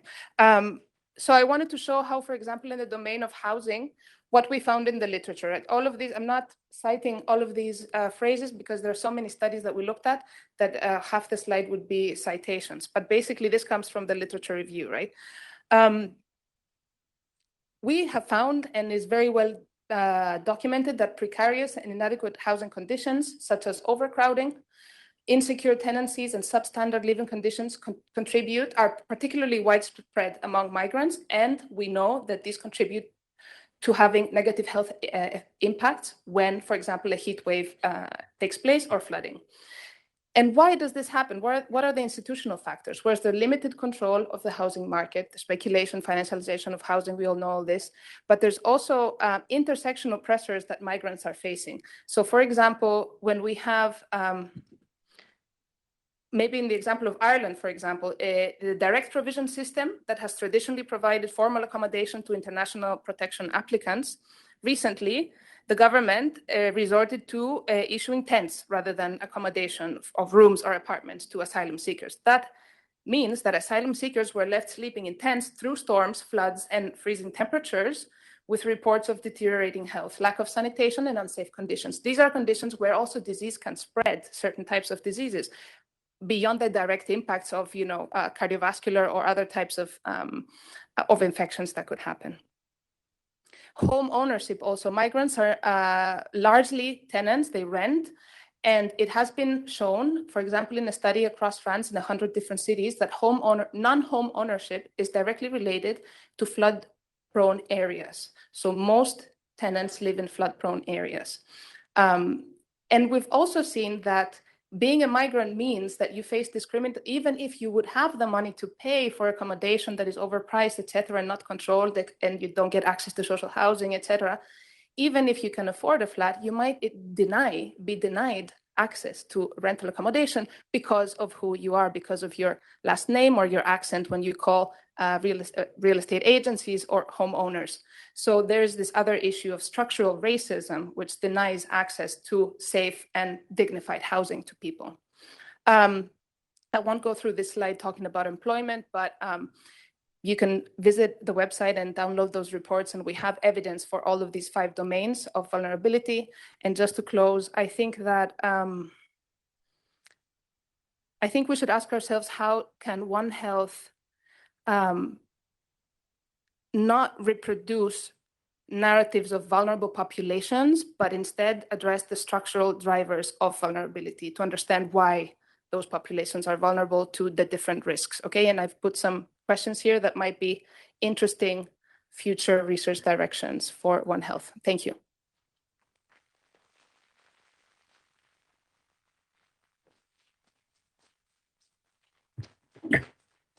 Thank you very much, Panayota, for this very stimulating contribution. It complements the previous one, taking a different focus. We have been so fascinated by your presentation that we lost awareness of time, but I think we are still okay with the question. And thanks for showing us the differential impact on climate change on migrants, and also for asking why this is the case, so turning vulnerability into a political question, which is good for our awareness of broader awareness of the One Health issues. So I think I stop here. I have done my share. I'm very happy to give the floor now to Lino, who's going to chair the question and answer session. Thank you, Giovanni. Yes, and we still have half an hour for your questions. So I invite you, when you ask your question, to please state your name, also the organization you work for, and also please indicate to whom you would like to address the question. So please, who would like to ask the first question? In a room full of scientists, there must be many questions. I see a question coming here, please.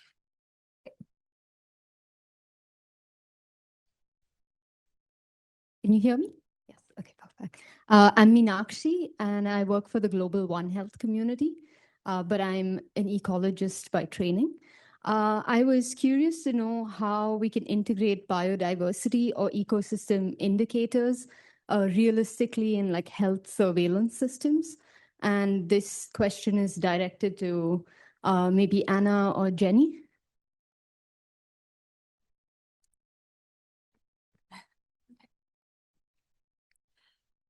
To be honest, I'm not sure if it's done so much yet. I'm not sure if Anna can try to. So I understood health surveillance as in human health. And so that's why I passed the ball to Jenny, because I was like, well, maybe that's not my specialty. Maybe I can comment a bit on how biodiversity can be integrated in some of the climate risk assessments that I've mentioned. So there's a lot of work on trying to link biodiversity to ecosystem resistance and resilience to climate extremes and to such forest disturbances. So there's something called the insurance hypothesis, that more diverse systems, so ecological systems, but one could also think about human systems, tend to be more resilient to shocks because of diversities in the way different individuals respond to a given stress factor.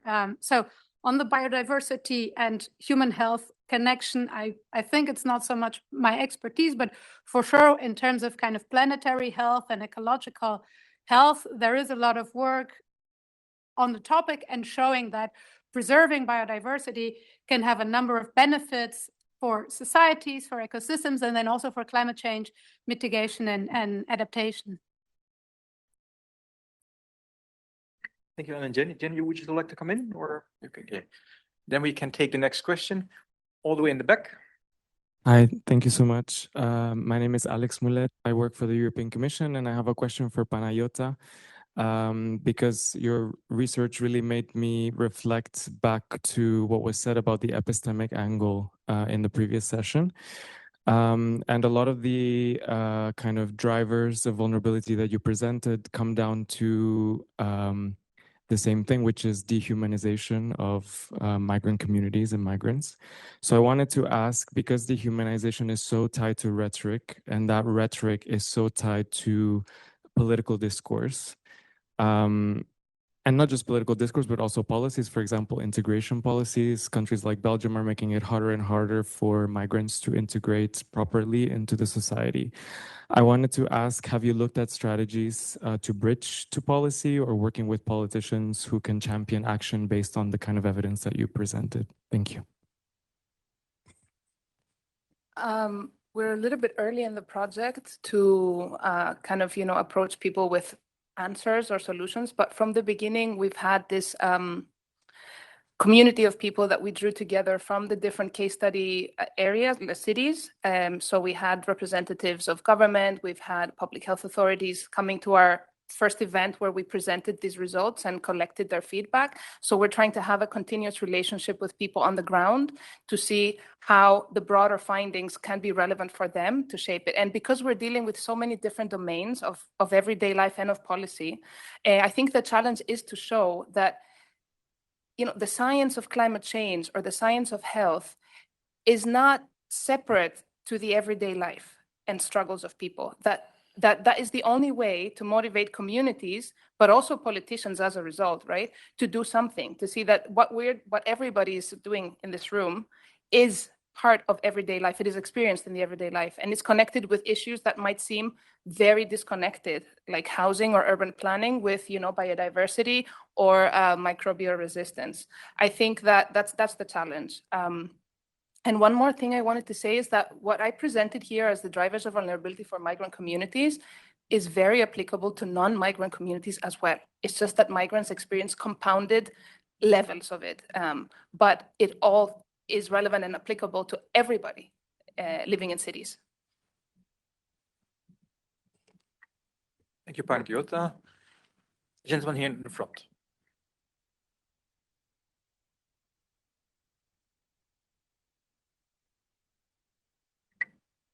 There's sometimes a bit of a delay if you just wait.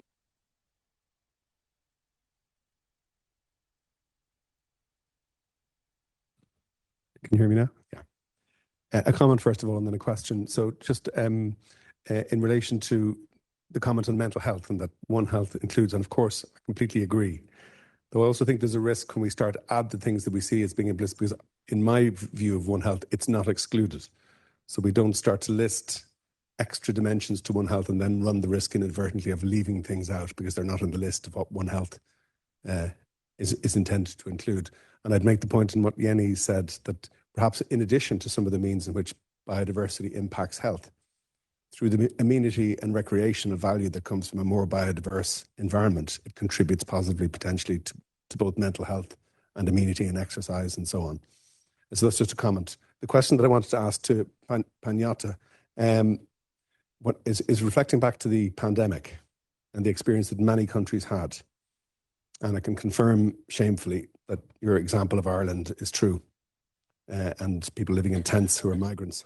But the experience in relation to the pandemic, where many people who were migrants, who were in low-paid work, often essential work, working in places like nursing homes and other settings where there were vulnerable people, were also working in meat factories and other places that kind of might not have been predicted to become focuses of infection in a pre-pandemic or preparatory sense, but actually really did become significant drivers of infection.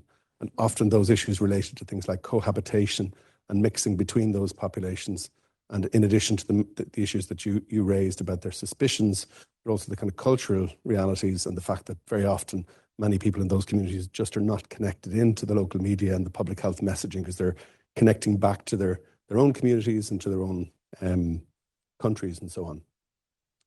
So the question is, how can we take that knowledge, which is generated from our understanding of what happened, and actually apply it in a way that doesn't lead to further discrimination and hardship and difficulty for those communities who had to face that burden?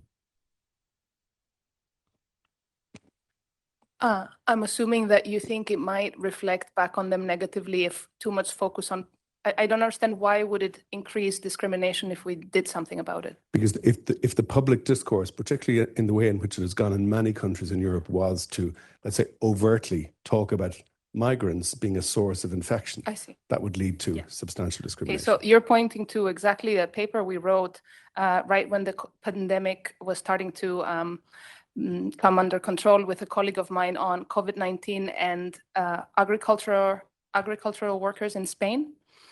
And what we found there was that not only it's what the previous person who asked the question said, the dehumanization of people, seeing them as essential components of the economy, but not as equal citizens, is the problem, right? So when you allow people, or even say that in order for the economy to continue running, even if everybody else can stay at home or stop working or stop going to work, these people have to go to work because they are essential. They are essential, but they're never valued as such, right? So their payroll is still low. The conditions of work are not even controlled. A lot of them are informal. What we found there is that they didn't have access to protective materials, to masks or gloves, which at that point were considered important. They also had huge mistrust. So you have to understand, not everybody digests information the same way, and not everybody, like I said before, the amount of trust is really, really, really crucial in how information gets, acted upon, basically. But most of all, it was structural issues of, where they slept, accommodation, overcrowding, being carried in buses. People got sick, they were sent back home for care. So we were not treating them in Spain, but were sent back to Romania or other places. So I think it is really a migration policy issue. But it has strong connections with health. And how you do not stigmatize it is by not treating people as carriers of disease. You treat people as people, because in the same way we could say, the children, they don't wash their hands because they're children, that they are the reason that disease is spread. Or old people, because they're more vulnerable, spread more. You dehumanize. So disease vectors is one thing, risk factors is one thing, people is another thing. So we can't treat people as risk factors. Thank you, Panagota. I see a question here in the front.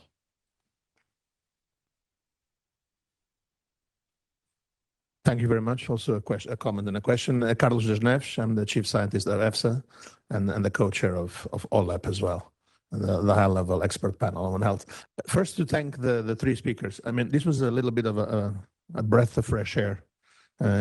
So it's not always infectious disease and antibiotics. And I think I found a parallel thread on the three presentations. You all very carefully. I'm not sure this is One Health. I think I will sell this as the pitch for One Health. But I think here, there's also this tendency to think One Health as one more discipline that will try to collect a few, and not like a way of working, a different transformative way of thinking, of connecting the dots. And I think you managed to connect the dots well. That's my comment. But my question is actually perhaps to you, Giovanni, or to you, Lino, not to the panel speakers. ERC is the crème de la crème, one of the most excellent, driven by excellence and nothing more than excellence. We've seen three projects that have seemed to connect the dots, but how easy it is for projects that really combine disciplines and that because of that may lose their very narrow focus of absolute excellence. How often do we get these ladies to be selected for ERC, or could the excellence of a topic that will make a difference, narrow the chance of science that connecting better these dots supports this One Health approach. Sorry if I'm a little provocative, but I should keep the question for the director. Thank you. Okay, so I take the liberty of trying to answer. No, interdisciplinarity is a problem, and we have, it has happened, I think, that when an interdisciplinary project is presented, it is not considered sufficiently cutting edge by neither of the project. But this doesn't always happen. Myself, I had an interdisciplinary project, ERC, that got approved. And we are trying to improve the evaluation of interdisciplinary projects so that they are not discriminated against. I think that it is still, if I remember well, an interdisciplinary project has a little less chance of going through that a non-interdisciplinary one, but we are trying to fix things and to remedy. We are aware of the problem anyway, and we are trying to do our best to improve it. Let me just a very quick. I'm sorry, please. Just briefly add from my side that besides funding the brightest, newest ideas, also what is very typical about ERC project that we grant a lot of flexibility to our grantees. So I think that also allows the grantees to take their research in the direction that is the most interesting part, even though it falls sometimes maybe beyond the scope of what is originally reviewed, but we give the flexibility to also, in that sense, also go into more interdisciplinary strands or other interesting strands. I think that Anna would like to. If I can have a very quick comment. So I think the ERC actually provides a unique opportunity to support interdisciplinarity, maybe more than some national agencies. So for example, this topic of insect outbreaks and climate feedbacks, I had submitted already before to a national funding agency that I will not name which, but one of the reviewers later told me it was one of the best proposals he ever reviewed, and it was not funded because I was not an entomologist, which are people that study insects. I'm a physical scientist and I work with Earth system models. So of course I'm not an entomologist, but actually the reviewer pointed out maybe this could give me the level of abstraction that would allow me to bring this process into such a big model. So I think ERC plays a very important role that I don't think all national funding agencies do, and it also gives us a lot of freedom in terms compared to, for example, Horizon Europe projects where the ideas are all the deliverables are all predefined, and sorry for the people working on funding here, right? But you write something, you say what the deliverables will be. 3 years later, you still have to do this roughly, even though maybe there's something much more exciting that you could be doing with your time by then. So the ERC gives you this wonderful space. Then a short comment on this excellence. I have many problems with the current way we define excellence in science, because I am pretty sure that the level of support that I got to prepare my ERC and that I was able to take time to prepare it was only possible because I was working in a very privileged big institution in Europe. And I know many people that don't have this kind of support and that have other constraints that don't allow them to get the stamp of excellence, even though they're probably brighter than I am. Thank you, Anna. I don't want to derail. I don't want to derail this, and I have a chance to speak later. But just to say that exactly what my point was, yes, we have solutions to create interdisciplinary research. You just mentioned the predefined calls. They have a purpose, and they are extremely important. They have been making the effort to connect. This is just my plea as well, that we also need, at the frontiers of research, at the ERC level, more of this transdisciplinarity at the fringe. That's all. And it's good that it's happening. Well done. So now about this, I see also questions coming in on Slido. So we take one more question in the room and then we go to Slido. There's a question over here. And thank you, by the way, Anna, for this promotion of the ERC. So, yeah. Hello? Yeah.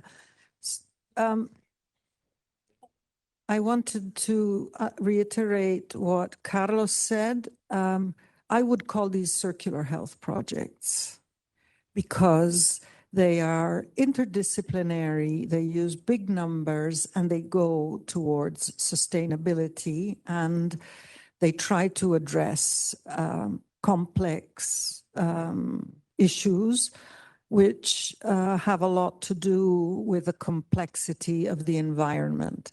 I would like to, and then I was like really impressed. So girls, well done. I mean, really, I have to say the level of your work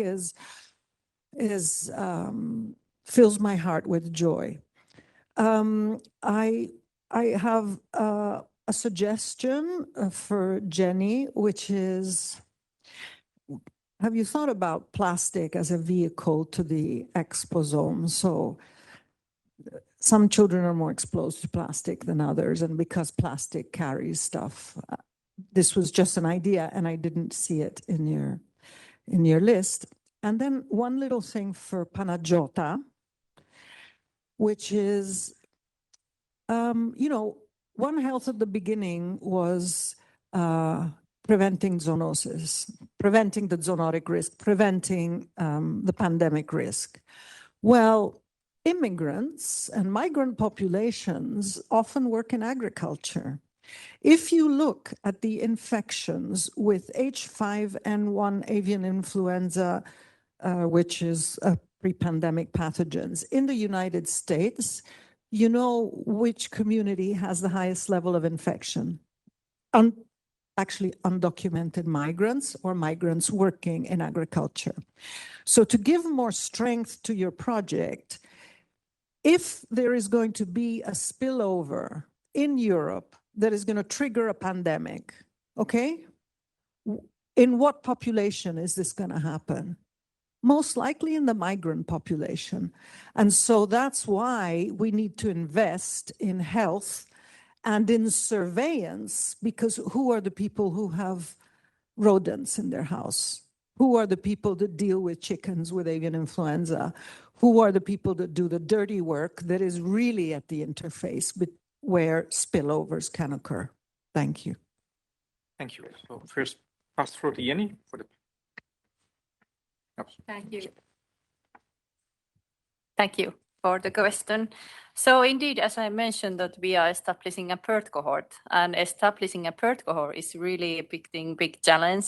So for certain, we are not just collecting these samples, which I show, and actually the dust which we are collecting can be also used for measuring the microplastic. Not sure if it can be used for nanoplastic also, and also for household chemicals. So the same sample type can be used for many issues, and that's our future plan to do. And to be certain, if you are interested, we are also collecting like gut microbiome and that sort of stuff also for the cohort. Thank you, Jenny. Panagiota?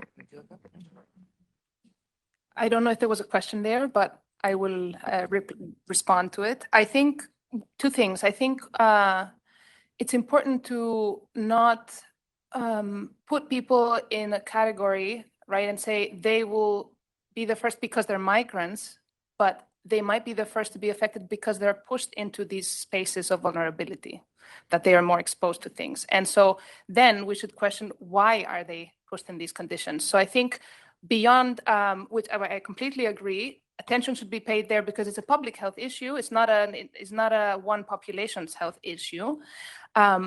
But more like we should question, well, why do we have these meat factories that people work in those conditions? Why do we have agriculture that depends on that kind of labor so intense and that, so apart from immigration or migration policies or labor policies, maybe we should question the system of production as well, food production, because I think we can't stop at saying, well, we need better prevention, better information there, give them what they need, but they keep working in these conditions under the same system of food production, for example.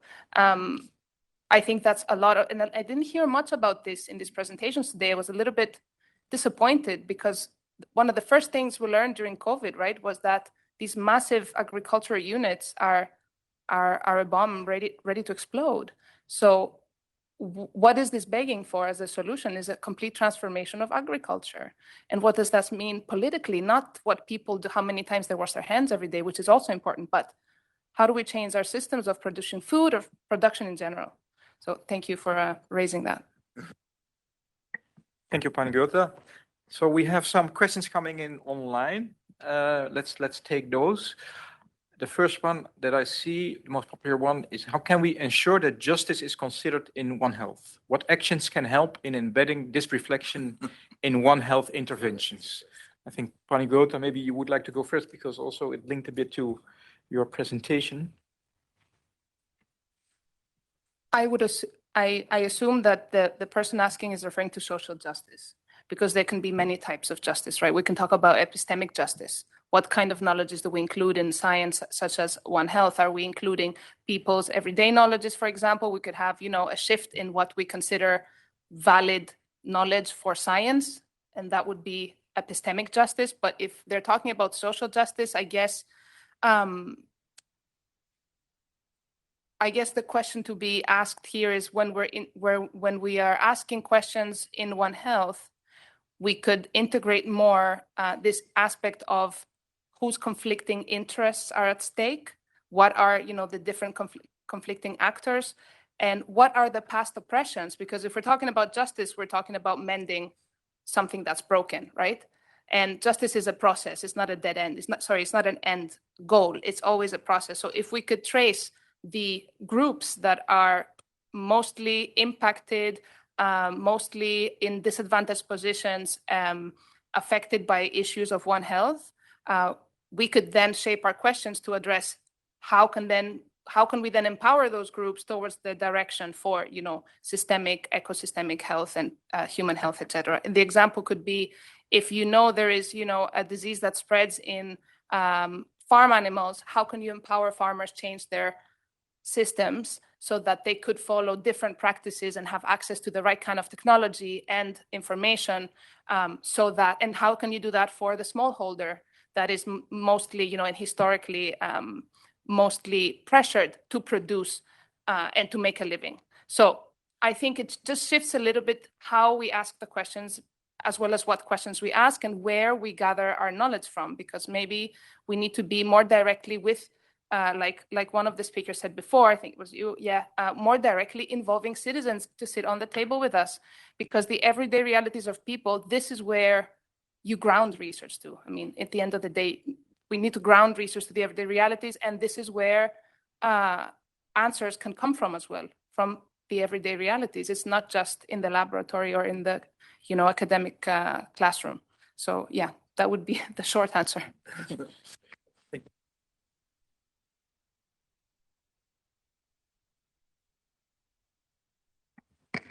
Yeah, so considering the justice, from my perspective, the justice could mean, for example, how people are equal in having the access to the green space. That may be one topic I could raise here, even though a little bit different.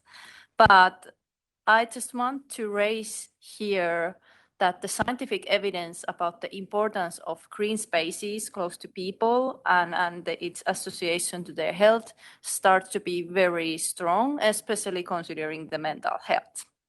So I think therefore we have enough knowledge at the moment that we should really implement it and make sure that people have the green spaces close to their environment. And then the other issue is this mental health, which Anna raised. So I actually think that it would be an important topic to talk here among us today. I recently participated to European Public Health Conference, which is very large, thousands of people conference on a public health scientists. And I noticed that the mega trend there is mental health. But their focus is more on the digitalization, screen time related issues, and then this environment is not noted as much. Climate change is mentioned, but for example, biodiversity is not really anything there yet. But I hope that in near future it will be also noted that humans are biological creatures which need to go regularly to green spaces to have the mental and probably also physical health and balance. Okay, so I could talk about this from a climate justice perspective. So we know that 50% of the emissions are done by the 10 richest percentile on this planet, right? So there's clearly an imbalance between who is contributing to the problem and then who is suffering from the problem. So that's one thing. The other thing is we know what is a solution for climate change. Since the 1970s, there's been models that actually predicted the trajectory of temperature that we have observed since then. Since 1992, there's been conference of parties where, you know, the countries have tried to come together and decide what to do about a problem that we know how to address, reduce fossil fuel emissions into the atmosphere. And we don't get this problem solved, not because, you know, we do our best science in terms of supporting all sorts of policies, how to manage forests and so on. But I think ultimately the problem is for the social sciences. And that's where I think we do need to talk much more with each other. And this aspect of justice, it always breaks my heart to see that the European Union actually spearheads the climate policy kind of globally. So we actually have quite ambitious policies. One can discuss if they're enough or not, but still globally, Europe is, you know, quite ambitious. But then there's always this risk and this discussion of backtracking because of protests by farmers, by certain lobbies. And ultimately, maybe the problem is that the solutions that we're planning, so we need to do something about the climate problem. There's many different solutions, but maybe the solutions that we're proposing are not just for some of the vulnerable communities, for the communities that will end up having to pay the price, even though maybe they're not the ones contributing the most to the problem. And here's where my expertise ends and where I can only learn from the social sciences. And I think we do need to talk much more with each other about these topics.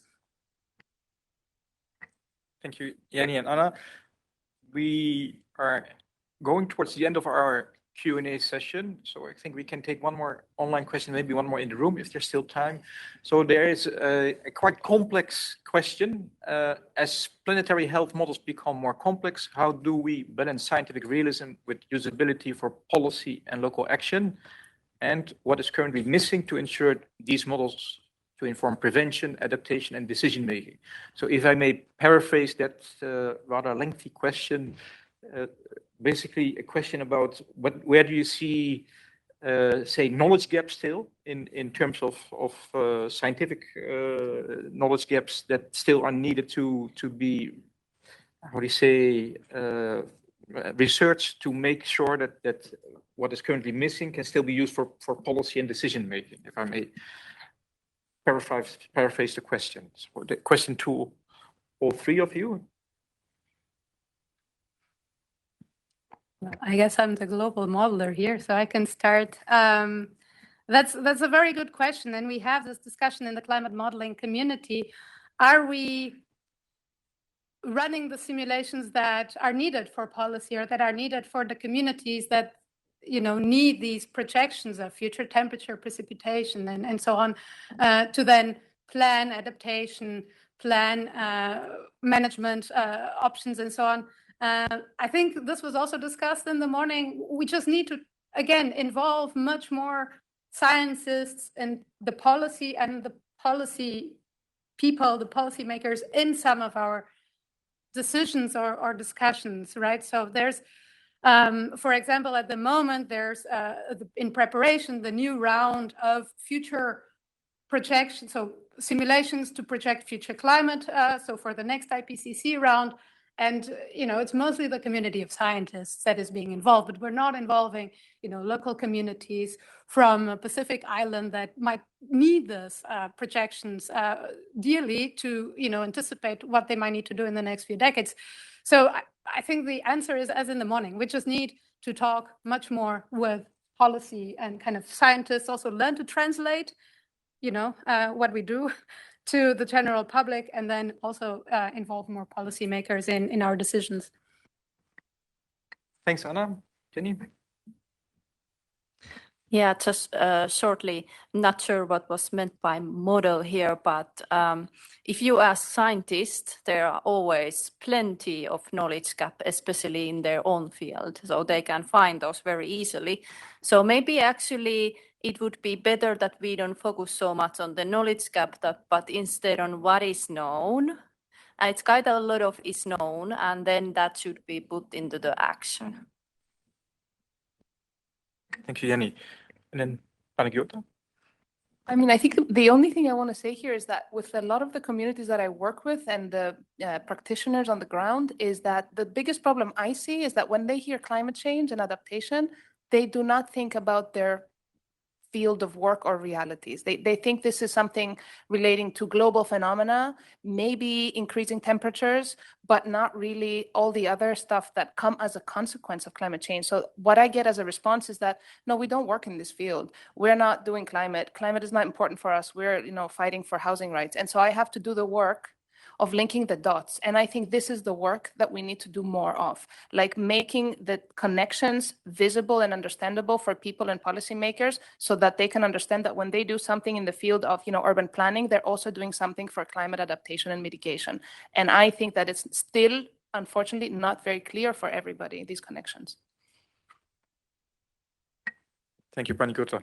Unfortunately, we're running out of time, so I fear that it's up to the coffee break to ask more questions to our distinguished panelists. I pass the floor back to Giovanni for the conclusion. Okay, no, I would like just to, coffee break is waiting, so I would just like to thank our participants in this panel, Jenny, Anna, Panagiota, for their challenging contributions, and also Lino for managing so well the question and answer session. I think that we addressed, you addressed so different focuses, the immune system of children, forest, and migrants, all of them taking an interdisciplinary perspective. And I think that this shows how promising it is, the kind of systemic ecological approach to health that was also introduced by Ilaria this morning, covering nature, humans, and society. So finally, just to say that interdisciplinarity is needed and the ERC is aware that we are working on it. We need to improve, but we have already done a lot of progress in this direction. So thank you very much for your attention.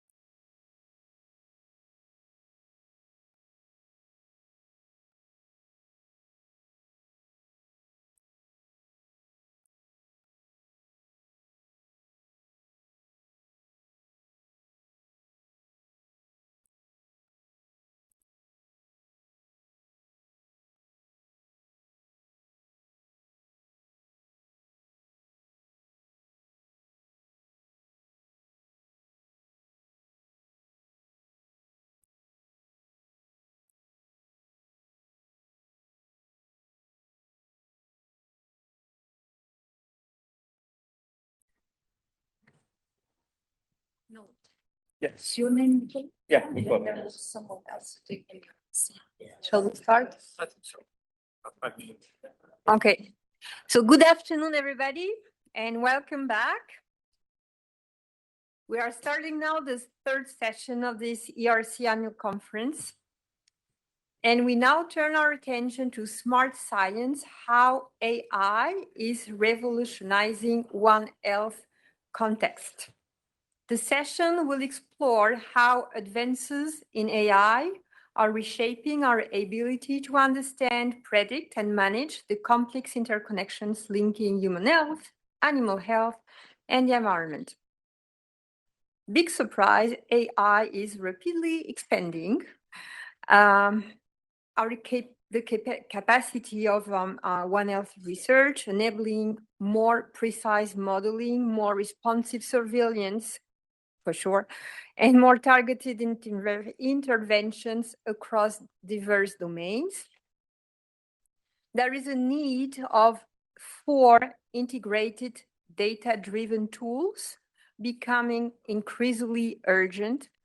The expansion of high-resolution biological, environmental, and behavioral data sets has created unprecedented opportunities to apply AI to long-standing questions in disease ecology, prevention, and planetary health. AI-assisted analysis of microbiome transmission are revealing new insights into how microbial communities move across human, animal, and environmental interfaces, with implications for both disease prevention and public health policy. In parallel, breakthrough in AI-powered biosensing technologies are accelerating the development of portable, real-time, and highly sensitive diagnostic tools. These innovations have the potential to transform preventive medicine and enable earlier detection of environmental and biological threats. Artificial intelligence is also opening new pathways for combating vector-borne diseases by integrating entomological data, environmental drivers, and human mobility partners. AI models support earlier warning systems and more effective vector control strategy, an increasingly critical capability as climate change expands the geographical range of mosquito-borne pathogens. Finally, machine learning is revolutionizing Earth system modeling by enhancing our ability to simulate complex climate-biosphere interactions, improve prediction accuracy, and assess the health impact of environmental change. Such advances are indispensable to long-term planning and resilience building. Together, these developments reflect the frontier cross-disciplinary science at the heart of the ERC mission. They demonstrate how AI can serve as a unifying analytical framework, bridging scales, disciplines, and data sets to reveal new insights into the drivers of global health risks and to support more effective responses. Thank you for joining us. It is now my pleasure to introduce our distinguished panel. Nicola Segata from Università degli Studi di Trento in Italy. He's a professor and PI in the CBio department at the University of Trento and PI at the European Institute of Oncology in Milan. Eleonora Macchia is, first of all, an ERC ambassador for Italy. Thank you very much for this. She is from Abo Academy in Turku, Finland, and from the Department of Pharmaceutical Sciences at the University of Bari in Italy. She's an associate professor at the University of Bari and head of research at Abo Academy University. John Palmer is from the University of Pompeu Fabra in Barcelona, Spain. He's an associate professor in the Department of Political and Social Sciences, where he leads the ERC-funded Human Mosquito Interaction Project. And last but not least, Veronika Ehring, I will not say in German, definitely, is from the German Aerospace Center in Munich. She's head of the Earth System Model Evaluation and Analysis Department at the German Aerospace Center, Institute of Atmospheric Physics, and she's also professor of climate modeling at the University of Bremen. I'm Sylvie Lorenzo, and I'm the engineer in the panel, so speak about interdisciplinarity. I'm also a member of the Scientific Council of the ERC. I will be assisted by my co-chair, sitting right next to my left, Pablo Perez Iliana, Head of Unit of Physical Sciences and Engineering Unit, who will coordinate the Q&A session. And I will now give the floor to each speaker. And maybe we will start with Nicolas, who will introduce microbiome transmission from a One Health perspective. The floor is yours. Thank you very much. Thank you. Thank you very much for the introduction. And it's really great to be here. It's a very, very nice conference. And so, yeah, I would like to show you some of the results that we have been doing in studying the human microbiome. And when I started, it was 15 years ago or so, the human microbiome, so our microbial complement, bacteria, viruses, fungi, and archaea live inside us, were thought to be a silo, right? Something inside us to study as an entity on its own. But actually, you know, our skin microbiome, for example, is our first interface with the environment. And I will show you today that also our internal microbiome is extremely connected with the outside environments from many different sources. The first thing I would like to point out, though, is that the human microbiome is incredibly complex, and that's why it's important to understand where we are taking it from. So these two identical twins have, of course, the same exact human genome. But if I ask you how many of their bacterial species in the gut are in common, well, probably you will think that it will be more than the 23% of these two specific twins. If you look at other twins, doesn't change too much, 20-30% of species present in one twin pair and also in the other. But even more, if you look at whether it's the same, they share the same strain variants, the same strains, the same genetic variants of the same species, even if we don't think about the twins, but if we pick two individuals in this room, they will share maybe 20% of the species, but with a very high probability, they will not share even one strain. So, you know, our strains are really, really unique to each of us. And this is also what this maybe more complex graph is telling you. If we take two genomes, two strains of the same species in different individuals, you will find very, very rarely that they have a genetic distance close to 0. At the same time, if I do the same exercise with two gut microbiome samples from myself now and in a year from now, I will find that my strains, my genetic variants of the microbiome are stable in time. We keep mostly 80 or 90% of them. So there is this huge variability that is very meaningful to try to understand what are the consequences of it. Because, for example, these two twins, we asked them to eat the same exact meal in the morning, and they had very different postprandial responses. So the glycemic responses in the blood was very different. And this cannot be attributable to their genetics, to other things. But, you know, for sure, the gut microbiome here can be a reason. But given such a high diversity of their microbiome, how can you pinpoint what are the specific reasons for that? Well, this is a whole line of research, but the question also that this complexity we asked about this complexity is, where is this complexity coming from?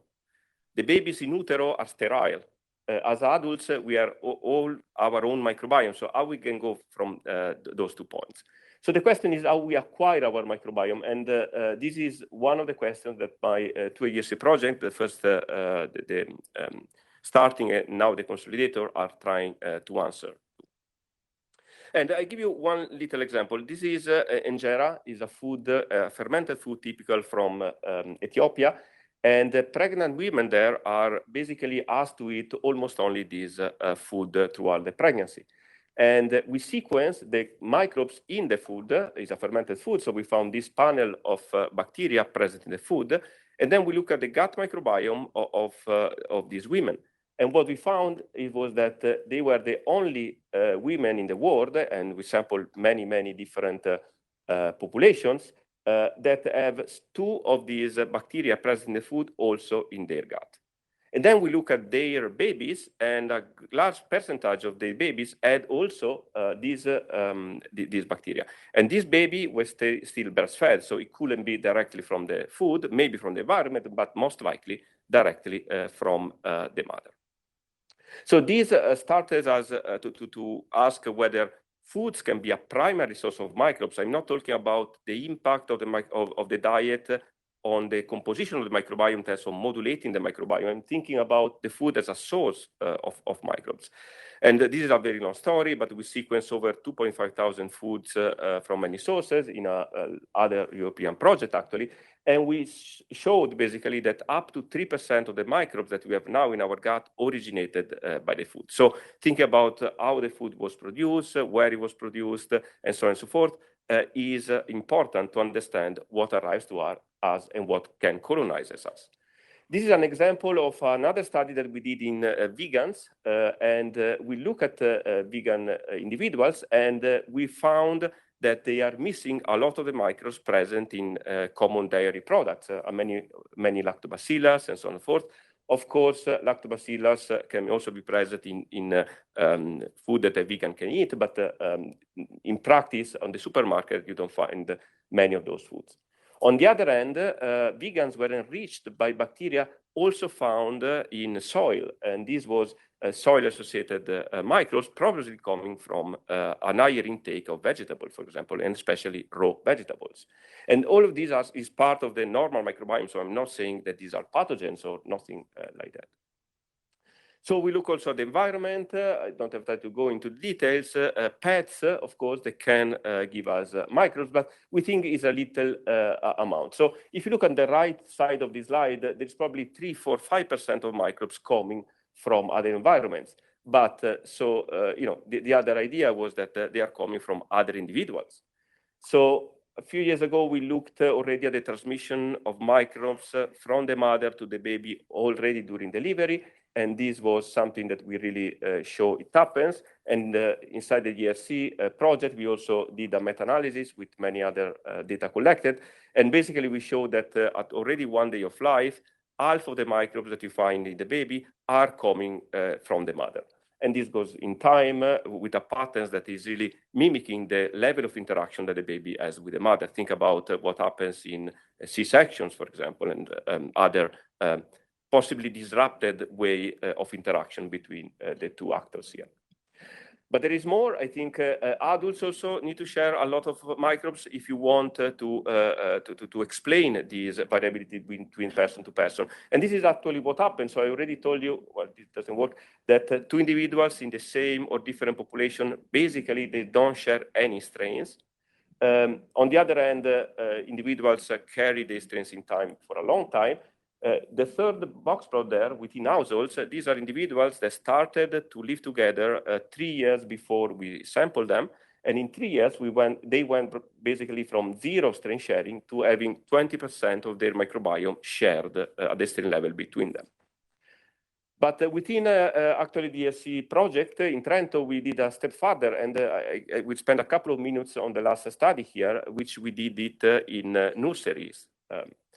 Because this was a missing piece, basically, of the puzzle on the transmission. So what we did was to enroll the babies in 3 different daycares in Trento, the city where our university is, 2 different rooms in each daycare. We sampled not only the babies, but also the educators of the rooms, the parents, the siblings, and also the pets at home. And we did it for a 1 year, full year, with almost a weekly sampling. And we did it the first time before they met for the first time at the daycare, so without any contact before the first day of school. It's a long story, but I will show you one single example. Akkermansia mucilifila is an important gut microbe. And in that phylogenetic tree, you see the diversity of the strains of these species in the population. So you see some flat arms there, and this means that they are the same exact strain. And you can dig inside that. So the story of one of these strains here is that it was present in the mother of baby 5, and also the baby had the same exact strain. Not surprising, based on what I told you before. Then the baby, at some point, he had to take antibiotics, and this strain went away, probably was killed, but then the mother remained there, so probably she reset the baby microbiome with that strain. However, at the end of the period, basically, we found that the baby had a different strain, and that strain matched only exactly, actually, the strain of the educator in the room of the baby. But there is more, because baby 5 was in the same root of baby 6, that after antibiotics actually received the strain for the baby. And guess what? The baby also went at home, of course, and transmitted the strain to the mother and also to the father. And the father actually, at baseline, it has a different strain. So, the father had the strain that was in the gut replaced by the strain originally present in the mother of another baby. I see someone laughing. Of course, ERC promotes science and not gossip. So this is, but of course, the way of transmission, not any other means. But if you put everything together, there are millions, basically, of transmissions. And what we learned at the end of the day was that after 4 months of daycare, the contribution to the microbiome of the baby from the other babies at the daycare was even bigger than the contribution of the whole family, the mother, the father, the siblings, up to that point. So, this is a clear social reshaping of the microbiome due to the interaction, due to the environments these babies were exposed to. So we study these, and this is, it has to be expanded.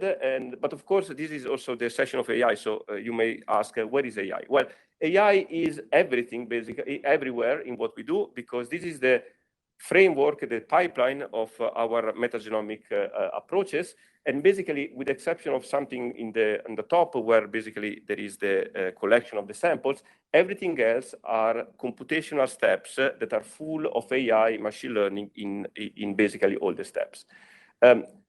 These metagenomic analysis, the input, the sequencing data is basically remained identical for the last 15 years. What changed was the way we can make sense of this data, which is with large-scale databases and advanced artificial intelligence and machine learning tools. I'm not going to go into the details. I'm not saying anything, although I'm a computer scientist by training, so I would love to stay here 2 days of explaining all the details here. But so we do this because I think it's important also for applications, and in particular, we can think about artificial transmission, which is called fecal microbiota transplantation, which is a medical practice, and is very important to model it. And we model with the same exact ways through which we do the transmission in healthy individuals. So I'm concluding. This is a cartoon by an artist on the gut microbiome, and we discussed a lot with this artist, and I told him that this picture is wrong, because he's seeing this as a very nice gut microbiome representation, but is closed, you see, he is not in contact with the other environments. And I do think that the next step here is to really map not only the interaction between individuals, but understanding how the different environments, think about the crop systems or the farming systems that are going to impact the microbes in the food and the microbes in the environment, and that are actually ending up in our gut microbiome, especially if you think about it as from an evolutionary viewpoint, because some of the gut microbes that are there now may have been originated from food, they have been adapted to us, and now they are not even present anymore in the food, they are only gut microbes. With this, I'm stopping here. Let me just thank a lot the ERC, because all these projects have been possible only because of them, because some of the questions that were asked in the proposal were not actually, they were expanded to other questions that generated these results. And of course, all the members of my lab, because they did all the work that I show you today. Thank you.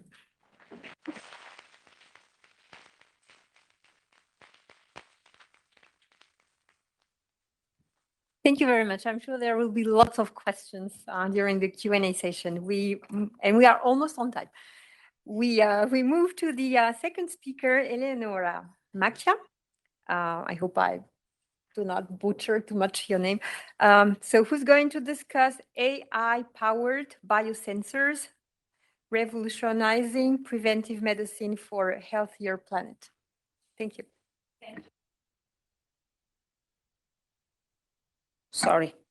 First, I would like to tell you that I'm deeply honored to be here today because coming to Brussels when I was a PhD student has always felt like being home because I still consider Europe one of the unique places in the world where creative independent thinking, along with the responsibility for society, is not only encouraged but also protected. And indeed, for 1 second, let me put my heart of ERC ambassador and tell you that this ERC starting grant was born because at a certain point, I realized that when you have an antigen interacting with a cognate ligand, with its antibody, basically this interaction is not limited by the two species that are actually interacting, but they can give rise to an amplification, a biochemical amplification mechanism that is basically linked to the electrostatic properties of a biofilm. So the idea was to translate the language of protein to understand it and understand how protein communicate among each other. But as my daughter says, Mom, she's a process and product engineer, so she likes building stuff in the lab.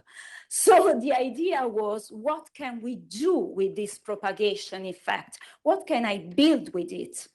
And that's why the heart of ERC ambassador, because there is no technological transfer and innovation without crazy fundamental question. So what can we build with this amplification mechanism? Well, we can make a nice biosensor. Then you segregate, as Mother Nature does in cell, a huge number of biorecognition elements that are like the key interaction. So the antigen, the biomolecules come by, even one single molecule. And then, if you know statistics very well, by the way, artificial intelligence, if I can be politically correct, is the sexy name we give to statistics.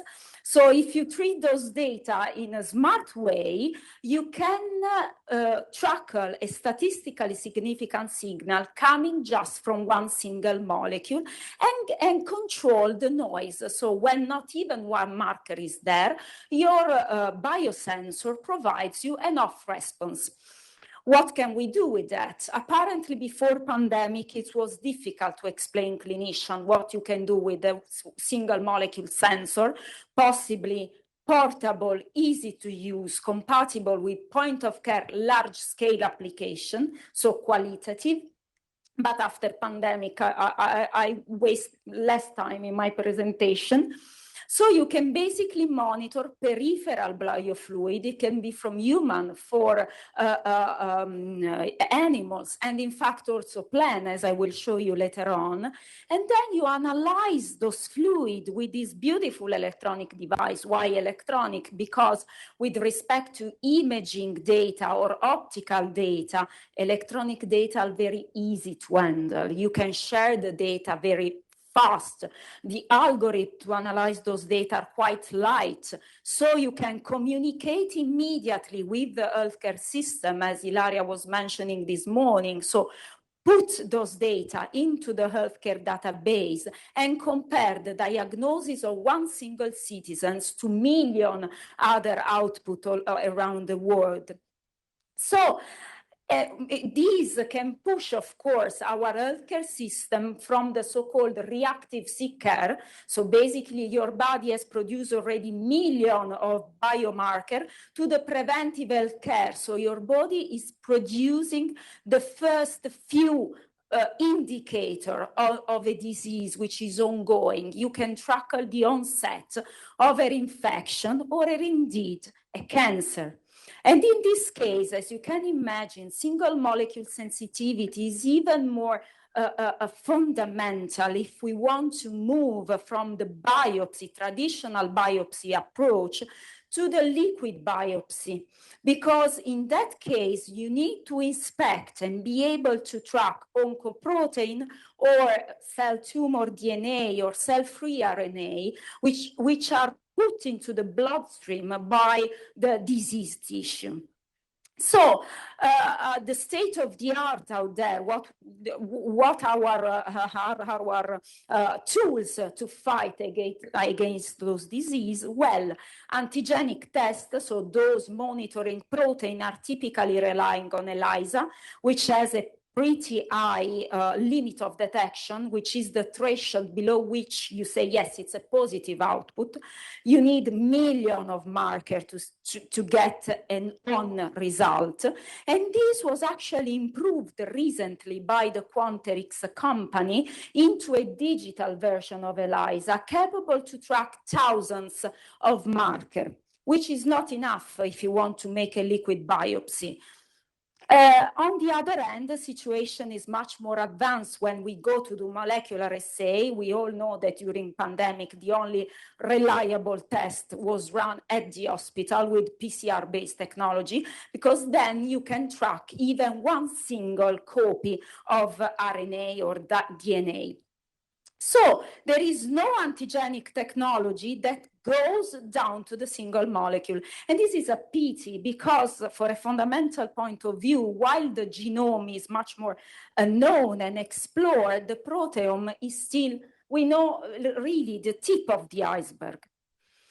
So why I'm here into a One Health panel? Because among the pillars of the One Health approach and strategy, it is recognized the importance of having effective surveillance tool for early detection. And of course, the only way to make effective surveillance is to have rapid and low-cost tests, which are compatible with the large-scale population screening, but we want to have them reliable. So we want to keep a false positive and false negative rate below 5%, because otherwise it's pointless. It's like playing with a coin, right? And that's why artificial intelligence come into play. So during this ERC, we managed to develop this technology. We call it single molecule transistor, which is now available at TRL5, both as a single sensor. This is perfectly fine if you want to track the presence of a pathogen. But also, this is not enough if you want to make diagnosis liquid biopsy, because in that case, you don't have one single marker that you want to monitor, but you need to monitor oncoprotein and mutated DNA at the same time. And this technology is entering into the clinical trial. Towards the end of my presentation, I will just give you some example that we have tested at the preclinical trial level during the project. One was, we touched this topic this morning about the Xylella fastidiosa outbreak in Puglia. So there was really a huge call coming from the agriculturer to endow them with a rapid test. They could bring them in the field and make an early diagnosis of Xylella in order to prevent the outbreak that dramatically occur. And we were capable to demonstrate actually with this portable device performance which outperformed the qualitative real-time PCR. So as you can see, we define a new threshold. It's the limit of identification, because we want to ensure by design, working a lot on statistical analysis, a reliable response, and our LOI correspond to one single bacterium, while with PCR they were sensitive up to 10 to the power of 2, so 100 of bacteria. Of course, you can use this approach also for SARS-CoV-2 detection. You just change your detecting interface, you change the capturing antibody. We are working with an immunometric approach, so you don't need to break both the bacterium or the virus. You can track the protein which are on the uppermost part of the molecule, of the pathogen, pathogens you want to analyze. Of course, it's not easy to work with analog curve.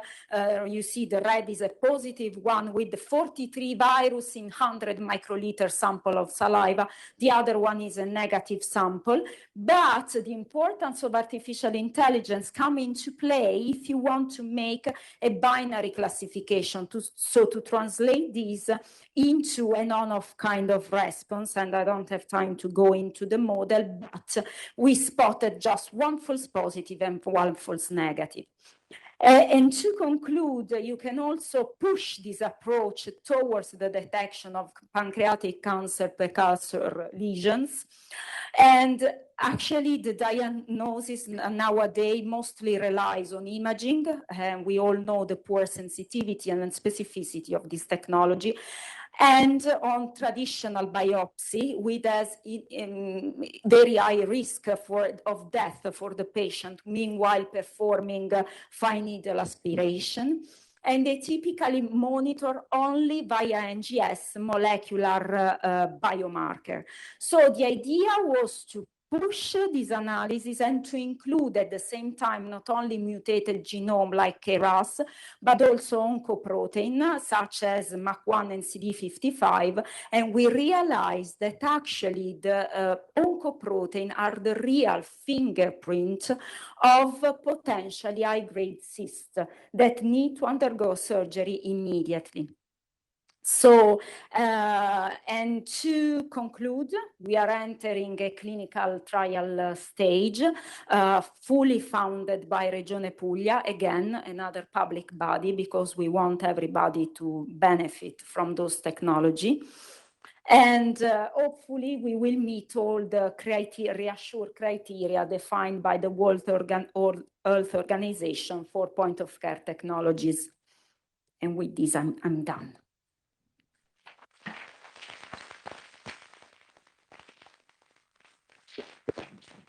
Thank you so much. The range of application is absolutely impressive.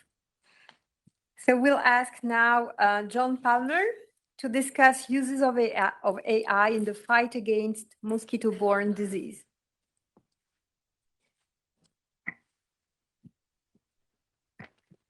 So thank you very much. A huge thanks to the organizers for inviting me and putting together such a great and inspiring conference. I'm going to talk about AI in the context of mosquito-borne disease. My ERC starting grant is actually on human-mosquito interactions, but I'm relying on AI for part of that research, and I'm going to focus on that more than on the project itself. So Cassandra this morning already gave us an introduction to the importance of our focus on mosquito-borne disease because of the huge burden that it places worldwide, and particularly because of the way in which mosquito-borne disease exacerbates poverty and inequality.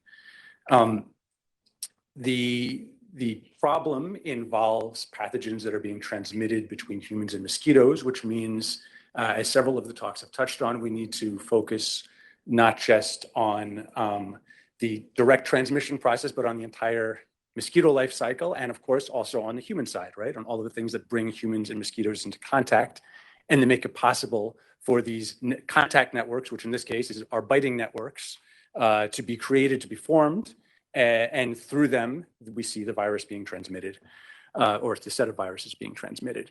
The problem of mosquito-borne disease, given the absence yet in most cases of effective vaccinations, is a problem largely of vector control, right? So a lot of the focus right now is on how do you control the vector? How do you manage mosquito populations? And many of the mosquito-borne diseases that we care about, particularly dengue, chikungunya, Zika, yellow fever, these are diseases transmitted by mosquitoes that are well adapted to urban environments. So a lot of the question is understanding humans living in places, habitats that have been created by humans and breeding in small bodies of water that are there because of the way cities are designed, but because of the fact that architects don't necessarily take things into account, like how to avoid small pockets of water.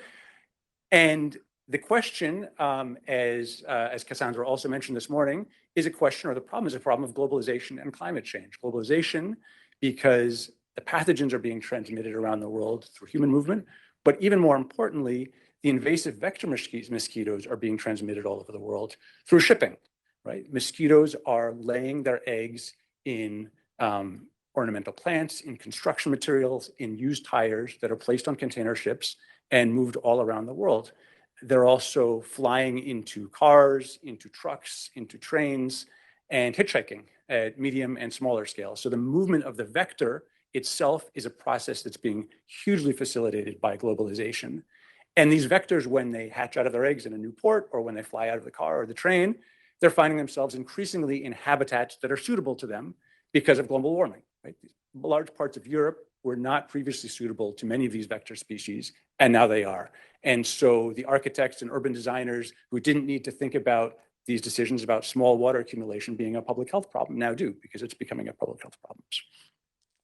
Our traditional methods, or our standard methods of mosquito surveillance and control, involve people, entomologists, public health actors running around our cities, running around the countryside with various types of traps in order to catch mosquitoes. Adult mosquitoes in adult traps, which have a little bit of suction, and they have a little mesh bag into which mosquitoes accumulate. Ovitraps, where mosquitoes lay their eggs. They're very simple, plastic cup with a popsicle stick, tongue depressor that the mosquitoes lay their eggs on. These work very well, but they are slow. And the problem is they're slower than the movement of the mosquitoes that we care about. These mosquitoes are flying around. They're crossing jurisdictional boundaries very fast. Most of the work that's done for mosquito surveillance and control is done at the municipality level. And it's very difficult to keep up with the movement of mosquitoes, and for municipalities and local public health services to realize that all of a sudden they do have a vector mosquito present that wasn't the case before. So the problem, one part of the problem has to do with simply classifying, right? One of the things that slows this down is not just the fact that people have to go out to the field and set traps and then come back. They have to then look at this pile of mosquitoes that they get in this trap and figure out which ones, if any, are vectors. And if they're a vector, is it a vector that we didn't know was present in that spot? And you can be trained on this in the lab with very nice mosquitoes that you look at under the microscope, and all of a sudden you're presented with a bag of mosquitoes, which is the image I took on the right, and you need to sort through this. And that takes entomologists, even the most highly skilled entomologists, a chunk of time to do. But of course, this classification problem is a typical task that you would think AI should be good at. And in fact, it turns out that's the case, right? So one approach that we're using for AI to be useful in this field is simply image classification. If we have a whole bunch of images of adult mosquitoes, in fact, this is also used with images of mosquito larvae, it should be possible to train an AI system to automatically and very quickly classify these and detect the vector species of importance. And that's the case. There's a growing body of work that's done this. I'm showing two articles that I've been involved with colleagues at the University of South Florida, at the Blanes Center for Advanced Studies in Hungary, where we have looked at image data sets, so creating sets of images that have been labeled, using them to train deep learning classifiers in order to quickly spot vector species of interest.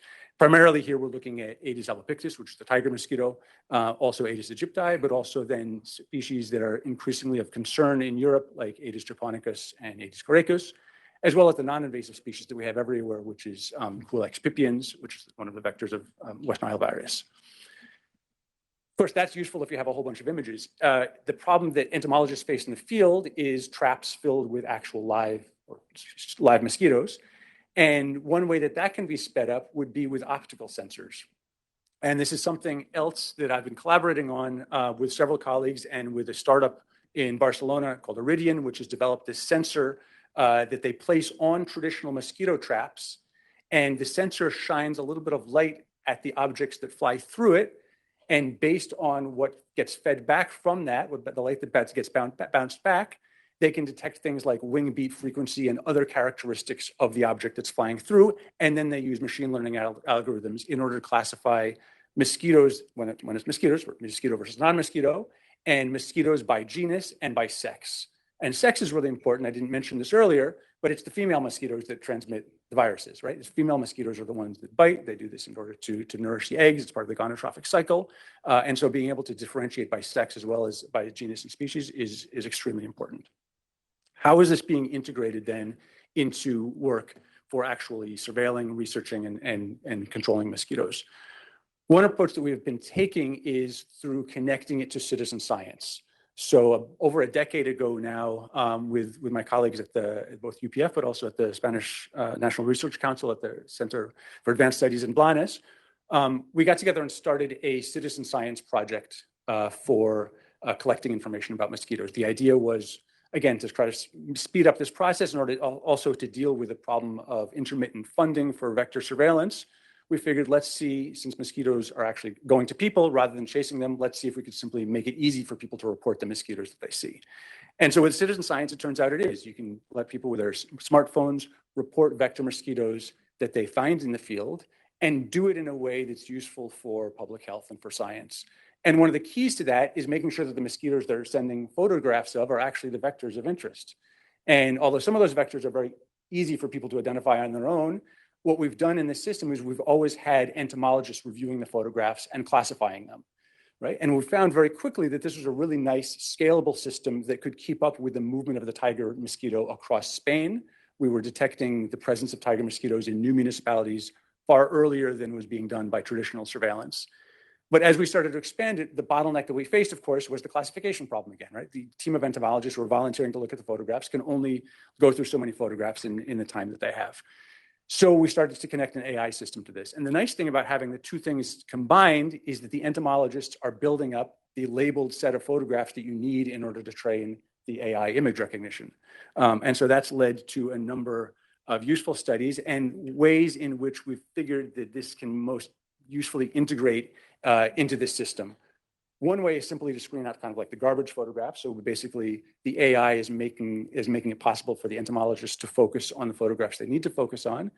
The other thing is to very quickly, before the entomologists have time to screen the photographs, pick out the ones that look like not just disease vector mosquitoes, but disease vector mosquitoes that have been reported from a municipality where they weren't known to be present yet, right? And that allows the system to immediately send out an alert to the public health actors and scientists who would need to know that information. And in Spain, that's working very well so that municipalities get an alert very quickly when there's a new vector of concern. Another way is by using these smart traps. And so we've tried to do in the last few years is integrate the citizen science data that we get with these AI-powered smart traps, as well as with traditional surveillance, and trying to understand what that can tell us about really high-resolution patterns of mosquito risk at the city scale, which is where decisions need to be made. So what we find here is that the value of the smart traps is that they give us really, really high time temporal resolution, right? There's no other way to know the exact time in which a particular mosquito species was present and was active and was seeking out something that looked like that trap. Right? With citizen science, we get the timestamp of when people sent the photograph, but we don't know exactly if that's when they found the mosquito, et cetera. So these traps give you really, really nice temporal resolution. And also they're running all the time, right? They're not dependent on when people have time to go out looking. The citizen science gives us really broad spatial coverage. And it gives us, in a way, the most important information, which is human-mosquito contact, right? We know there was a mosquito near a person. And then the traditional surveillance, or traditional traps, give us a way to map this back onto something like ground truth, even though anybody who's involved in mosquito research realizes there's actually no real ground truth here. You still can't count mosquitoes. There's a lot of modeling involved. But it gives us a way to express the results as counts that you'd find in an adult mosquito trap, which are the typical types of things that entomologists and public health officials need in order to make decisions about risk. So, what are the pitfalls and challenges that we find here? And I think, you know, in one sense, like this is obviously useful, particularly, you know, speeding this up is incredibly useful. But we shouldn't just be, you know, awed by the fact that we can do things faster. We need to think, where can this go wrong? And is this actually useful in the places where we know that the burden of mosquito-borne disease is heaviest, right? This is a photograph of a slum in Dhaka in Bangladesh, where there's, you know, heavy problem with dengue. This is a place where the ICDDRB, which is an important public health NGO there, which incidentally just lost a huge amount of its funding when USAID made all the cuts, had to lay off a lot of staff. But they're still doing work on things like this. And they have families in this area hosting mosquito traps, traditional mosquito traps, and they're going around and they're collecting them everywhere. They're collecting the mosquitoes to try to better understand the dynamics of their vector populations. Can AI be useful in this situation? Well, I think in some ways it surely can. Speeding up this process can make the targeting of the interventions that they're doing more effective. But of course, it can only go so far, right? The problem that people face with mosquito-borne disease is not just a matter of not being able to target interventions effectively. It's a much broader matter. It's a matter that touches on a lot of the structural issues that Panayota mentioned, right? The burden that's felt by people in Bangladesh with mosquito-borne disease has to do with access to healthcare. It has to do with what it means to be out of the labor force for a certain period of time because you have dengue, right? It has to do with all these things that you can't solve with AI.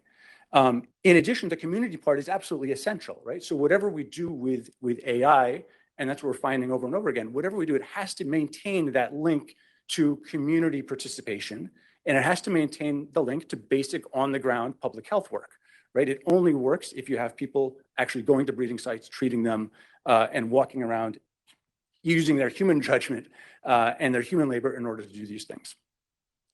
The second challenge is,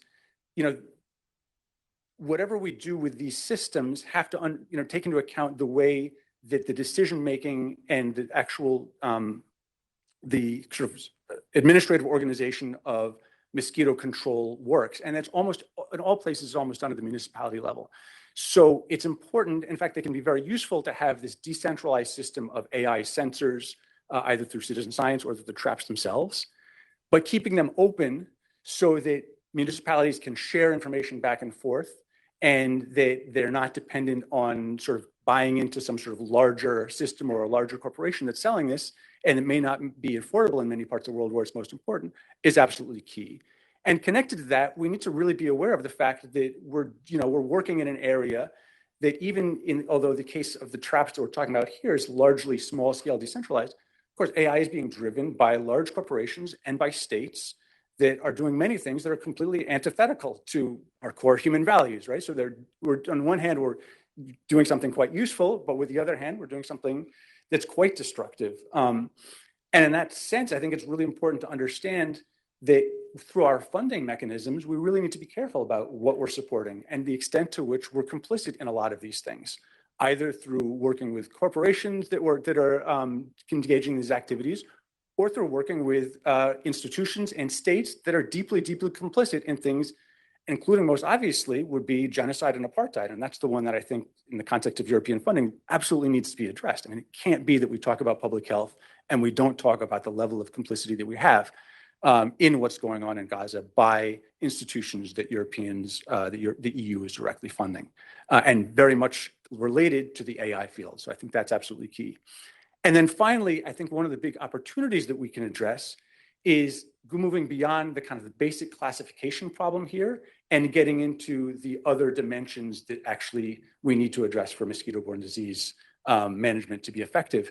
And that includes the human-mosquito interaction side. And one of the most exciting things, I think, is the way in which a lot of these systems, both the image recognition and the optical sensors, can be used in order to detect mosquitoes that have blood meals, fresh blood meals in them, so that you can actually understand something about the host that mosquito has bitten, which may be a human.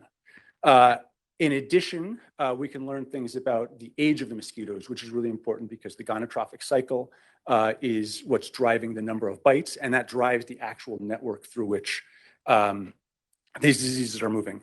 So I'll stop there, but thank you very much. And this is the kind of final link to the actual project that the ERC is funding, which is, I think, hugely important and part of a wide range of really, really vital research funding. So thank you.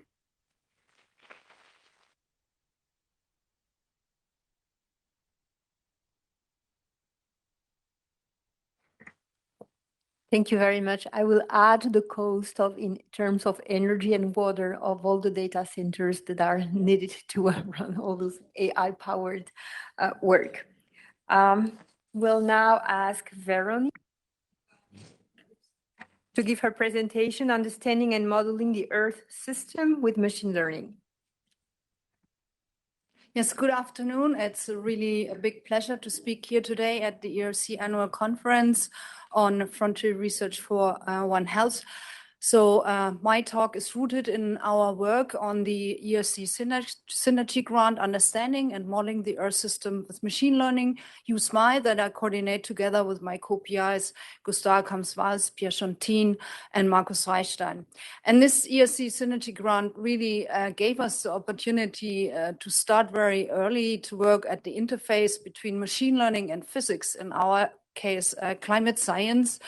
And more concretely, in this project, we have pioneered the development of so-called hybrid Earth system models, where we bring together machine learning with physics with the goal to reduce some of the major systematic errors that are long-standing in climate models, and that with the reduction would ultimately lead us to more accurate climate projections.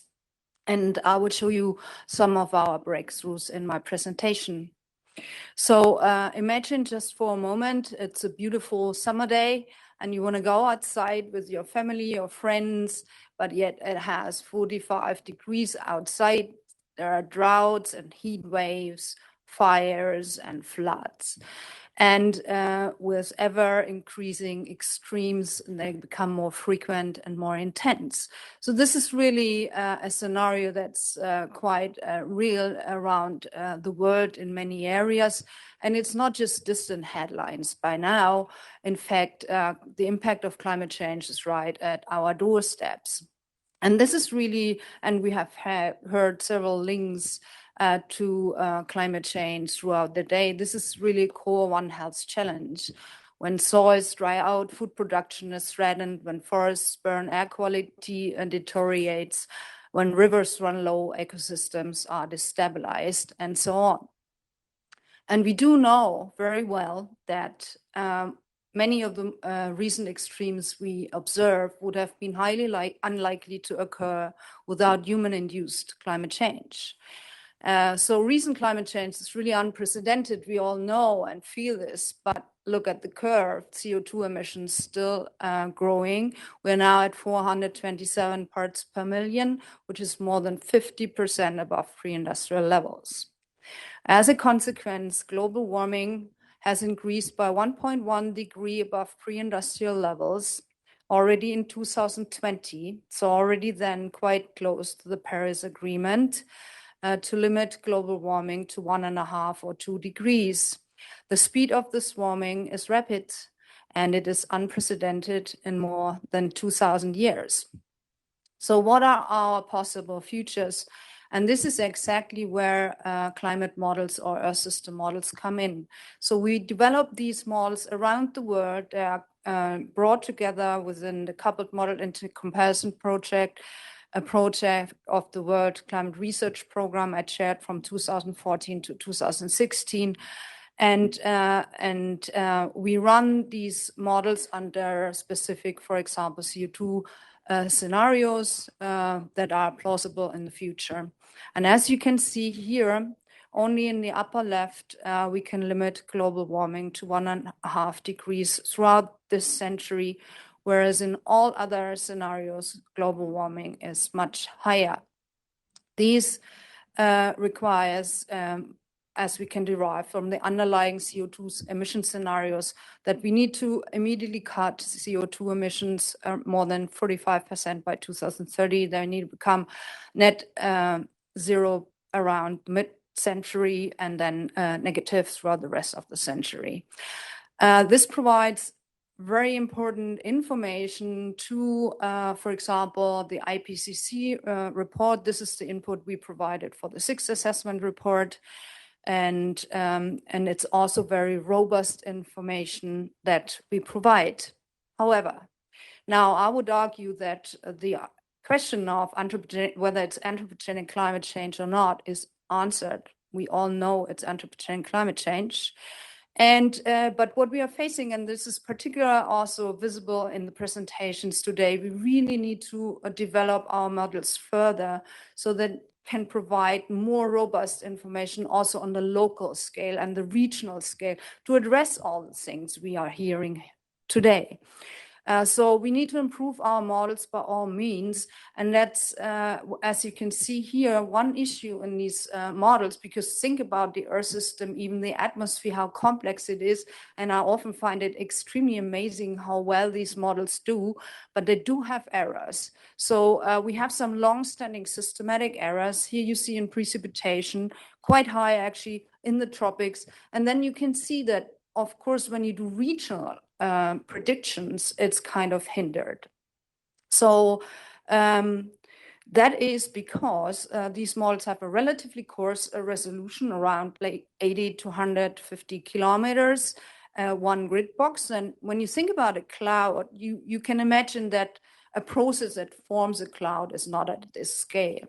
So the problem where the uncertainty arises in our models is that we have subgrid scales. And this is where AI comes in our approach. So what we do is we learn from short, high resolution climate simulations that are very expensive and cannot be used to answer all our scientific questions, but they do resolve the cloud. And we train a neural network on these short simulations. And then rather than putting the original parameterization on physics or empirical, which is often very simple, we put this learned parameterization into the model with the goal to reduce systematic errors. And in fact, we were in our Synergy grant quite successful with this. As I show here, this is a very simple parameterization cloud cover, just between 0 and 1. But we could show that by learning the cloud cover from the high resolution simulation, we could actually reduce the error quite substantially. For example, marine stratocumulus cloud, which is important for radiative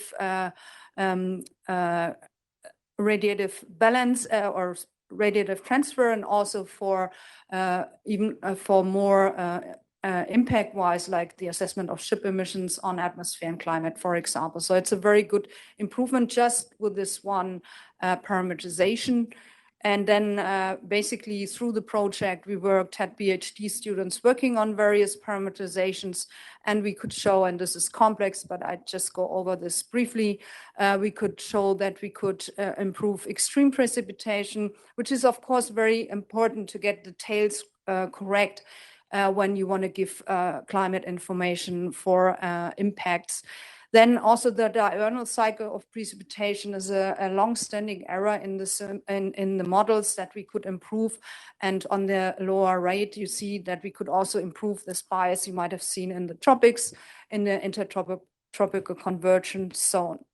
So this is really great progress, and we are currently putting all this together and are aiming at submission to CMIP7 in support of the next IPCC assessment report, hoping to reduce errors and to also communicate this approach to other modeling groups worldwide, so the other Earth system models can be improved in a similar manner by sharing the code and making it all open source as the ERC also requested, which is great. So now we are looking further. It's not looking further. Hey, oops. Can you maybe try from there to move forward my slides? Thank you. Okay, so now we're basically at this middle bit, a hybrid Earth system model we have improved with machine learning. And now our new vision is actually that we want to develop an AI-empowered next generation multi-scale climate modeling approach, where we go seamlessly across scales, both in space, but also in time, going from weather to climate. And we are working on machine learning-based downscaling and regional refinement to provide more accurate information also on the regional and local scale, also providing various themes that we hear today in One Health with improved information.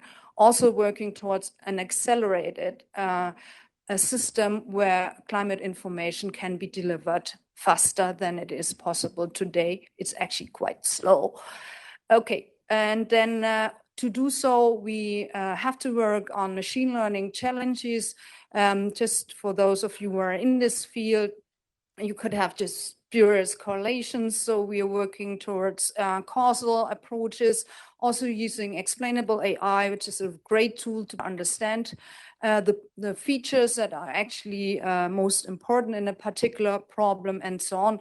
We also discovered as more and more the private sector comes into this area, we need enhanced collaboration between research institutions and the private sector. But working on this is really like worthwhile. I would argue it's giving great opportunities. We can use generative AI to create large ensembles of climate simulations, very important to simulate extreme events. We can use emulators to accelerate parts of the models. We can do hybrid, as I explained, differentiable, and we can develop multimodal approaches where we use all the data alongside innovative machine learning techniques to really provide more accurate information. So overall, my summary is that in our Synergy grant, we demonstrated that these hybrid models have the potential to reduce systematic errors, which is great. The combination of AI and physics enables improved assessments of compound and cascading risk across climate, environmental, and health system, in support of improved mitigation and adaptation information. And then as we move forward, the next generation climate modeling for One Health really requires interdisciplinary research. When we started, we had like, okay, you always have someone coming from computer science or from physics. And it's really like in the beginning, it was a language problem. We couldn't really talk to each other. We have solved this, but it's worthwhile engaging in interdisciplinary research and in applied AI, actually working together with the people who develop the methods. That's the way forward in terms of methods. And then multi-scale and multimodal, enforcing physical laws constrained by observation and quantifying uncertainty while utilizing the great machine learning developments, which are really exciting. So I think with this, we can deliver reliable Earth system predictions for One Health, which have different demands than what we had to provide the last 40 years. And we can also then answer skillful, flexible, what if modeling questions with tools across weather to climate scales with transparency and societal relevance. And let me close on a related note to current ongoing things. So I would like to say that at a time where really some of our colleagues are publicly dismissed for being climate alarmists, where entire climate research labs are maybe forced to close, we really have to stand together and secure research based on rigorous evidence and collective responsibility. And I think, and I'm really grateful to Europe and taking a leading role in this. And I think that's now even more required to safeguard and expand the science we have built up and to expand it and to continue frontier research. Thank you.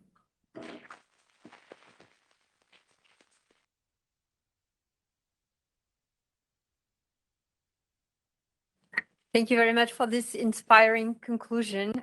I will now ask Pablo to open the Q&A session.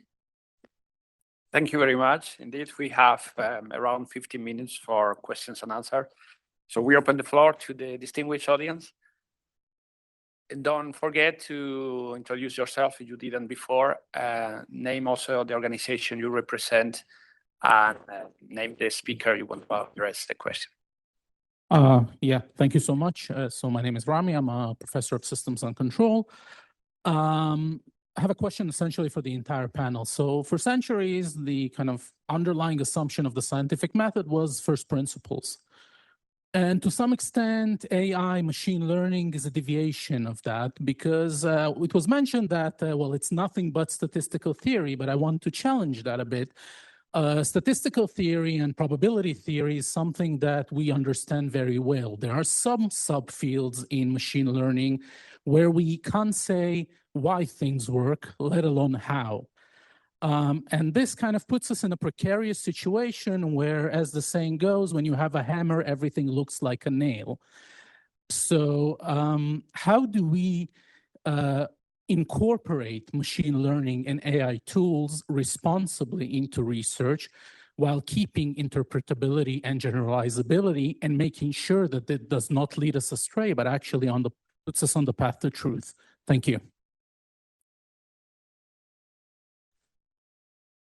Yes, I fully agree with you. This is the one of the risks of using those tools in I like to say to students, in a dark box environment. This is not necessarily something we need to do, because there are several research effort put in explainable AI approaches, which I recommend. But I think that, I read a book coming from Svante Volt, which is actually one of the father of chemometric, we used to call like that in the past century. So it was the use of statistical method in order to analyze chemical data. This I think is the key.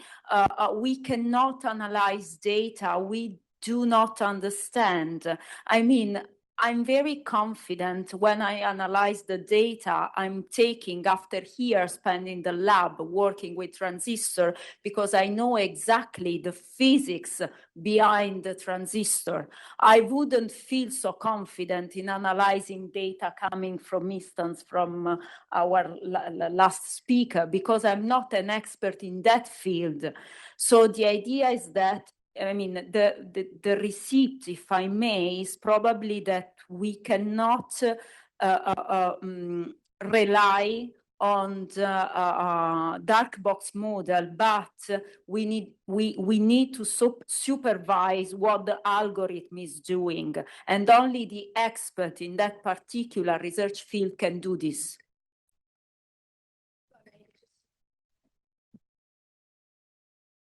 If I may add, yeah, so I totally agree that it shouldn't be a black box. That would be very worrisome. And I think this was also like an argument against machine learning for a few years. But I would totally agree now that we do have the methods in place. There's a lot of research going on explainable AI, which we are routinely using. So we are not just blindly training a neural net. We really look at the features.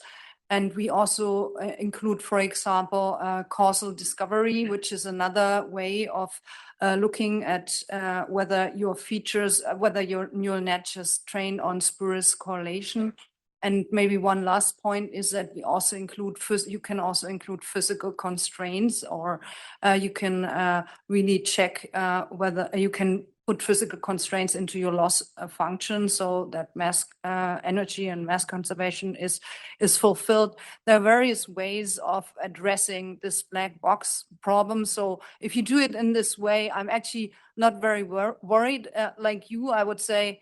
So in contrast, I think it is a huge opportunity to learn about the system when you do use explainable AI, which gives you the feature importance. So when you put in, let's say, a few input variables, let's just say temperature, precipitation, and whatever pressure, and you will learn which one is most important in which location, and that's huge what you get. So I would say we are having the methods in place, and once, if it's carefully done by the groups who actually apply machine learning and to work very carefully on this, it's actually not a worry I would have these days.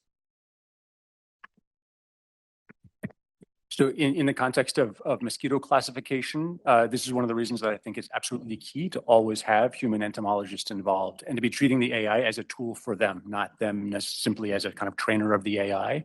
And we see that, first,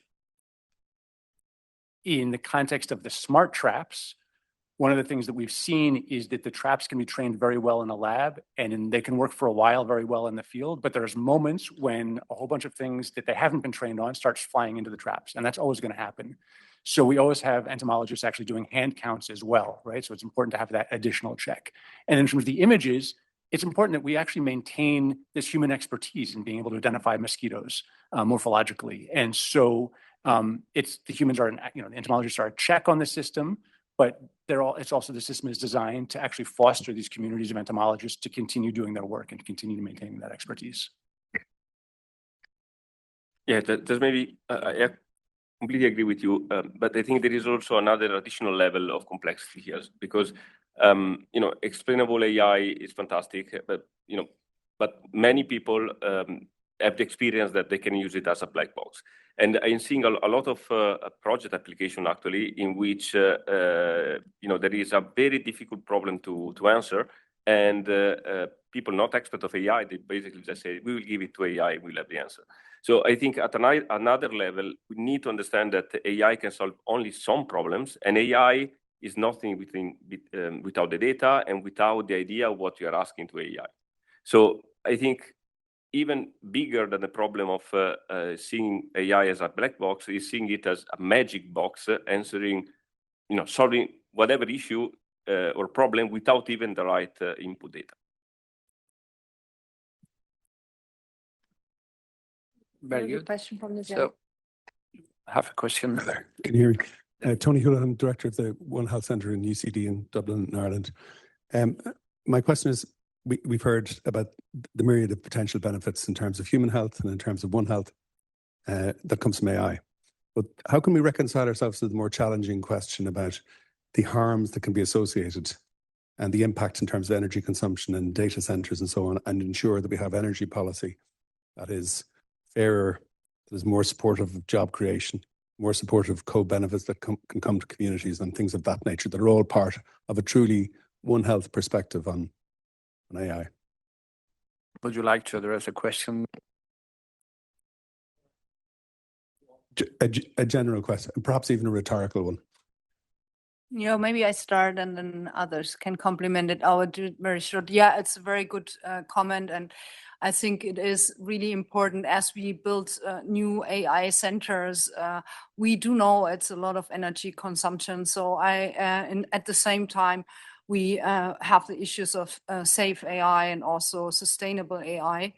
Right, so that ethics are well considered. So I would argue that a big project should have place a high focus on really bringing out concepts like if new institutions are formed or labs are created, to have a clear net zero concept and to work to do whatever they do their AI on, whether it's ML method development or whether it's applied AI, really have a net zero concept and work towards safe and sustainable AI as a real goal, as a real entire holistic approach. Anybody else wants to complement us? No? In that case, I would mention that at ERC, yes, we are working as well. I mean, we are glad to have some projects that are looking at more energy efficient AI systems. Maybe a comment. So. Yeah, I was the next to ask a question, which is actually maybe two thoughts that I would be curious to hear the panelists' thoughts on. So I agree with Veronica when she says, well, we could trust the machine learning models for precipitation and temperature, because actually we know the physics very well. For the more ecological aspects of these global models, I would not be so sure, because again, we don't even have the data to constrain some of these processes. And so my first question is, these models need a lot of data, and in many cases, the data just isn't there. So it needs to be collected in the first place. So I would like to hear your thoughts on, first, my impression that most funding calls now always have some AI checkbox, but not necessarily data collection priorities. So to me, there seems to be a shift in priorities in terms of applying AI without caring so much that the data will be there in the first place, at least in some disciplines. And then the second thought is, to do the labeling, often many groups rely on manual labeling because we need the human expertise that is still better than whatever computer expertise is there. And this is in many cases outsourced to cheap labor in Southeast Asia, South America, and so on. So we even have master students that come to study with us that have been previously working for very low price classifying satellite images. And so I would also like to hear your thoughts, also maybe in other disciplines, if this is a reason for concern. Okay, maybe I take the first one and then the second one, someone else on the labeling. Yeah, so I mean, it's clearly a very important point, the data we train on. I have concentrated mainly on the atmosphere in my talk. For the land, it's very different. So for land processes, we really cannot just increase horizontal resolution. It brings us nowhere because the processes are partly unknown, or we can't really constrain them with observations, as you say. So here, of course, it needs to go alongside with research that facilitates or that is at the origin. We cannot learn from something we don't know or we don't have. So here I would argue data is indeed the thing that is required. The parallel in the atmosphere is that we really need this high resolution simulation, which is also a struggle because they're so expensive. Usually they don't output what we want. So we have to do them ourselves, and it can be done a lot better. So I would agree having a good infrastructure across Europe that collects data and makes them available to all different kind of research is certainly requires a priority. Maybe on the labeling side, I mean, the obvious answer that I would have would be, I mean, citizen science does provide one approach that addresses that problem to some extent, right? It's a way in which you can gather large amounts of data. You can even include labeling, but of course it needs to be done in a way that's not also just as exploitative or even more exploitative because people are doing it entirely for free. So you need to make sure that people are actually getting something in return, or they're getting something back, and it's very transparent. And of course, that what they're generating is open, that it's going to be for anybody to use. And so I think those are the key challenges. In terms of what people are getting back when they participate in citizen science, as opposed to working for a small amount of money doing labeling, it's generally, at least in the context of mosquito-borne disease, what they want. And what we try to set this up to do is actually a public health response, right? People are not, for mosquitoes, they're not reporting them just out of interest. They're reporting them because they want the problem solved. And so we try to make this system link to local public health agencies because that's where the response is going to come from. But making that actually work in practice is not easy. Maybe just adding that clearly these issues that have been discussed are common to AI, not only in research. No? But yeah, I think we also need to make sure that researchers are very aware about that when they apply, for example, for funding. So the ERC already asked some questions about that, but like there is this question about dual use, no, that have been there since a long time. I think it is also important now to expand to these issues, not because we have an answer, but because at least applicants are aware about this. No? What happened for ethics long time ago should probably now be crucial also for AI.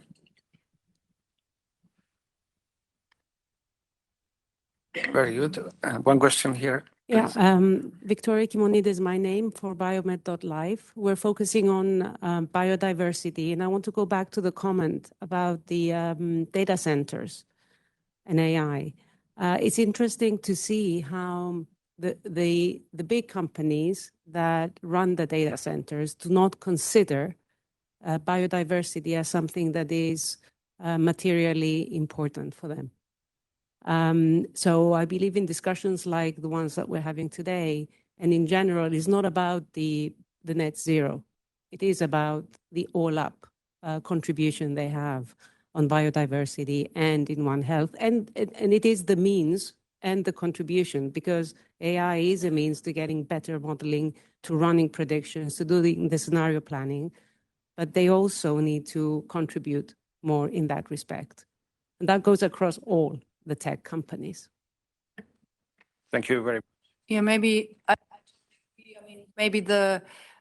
said net zero, but I also said sustainable AI, and I would really count it underneath that. And I totally agree that biodiversity is something that I feel it's more and more considered in the approaches, but probably not to the extent it is required.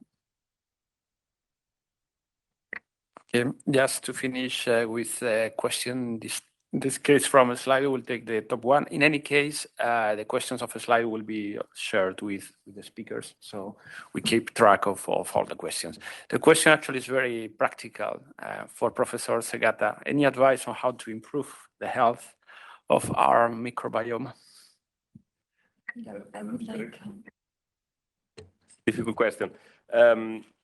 Yeah, I think, well, first of all, we are not trying to improve the health of our microbiome. We are trying to improve the health of our human microbiome symbiosis, I will say, no?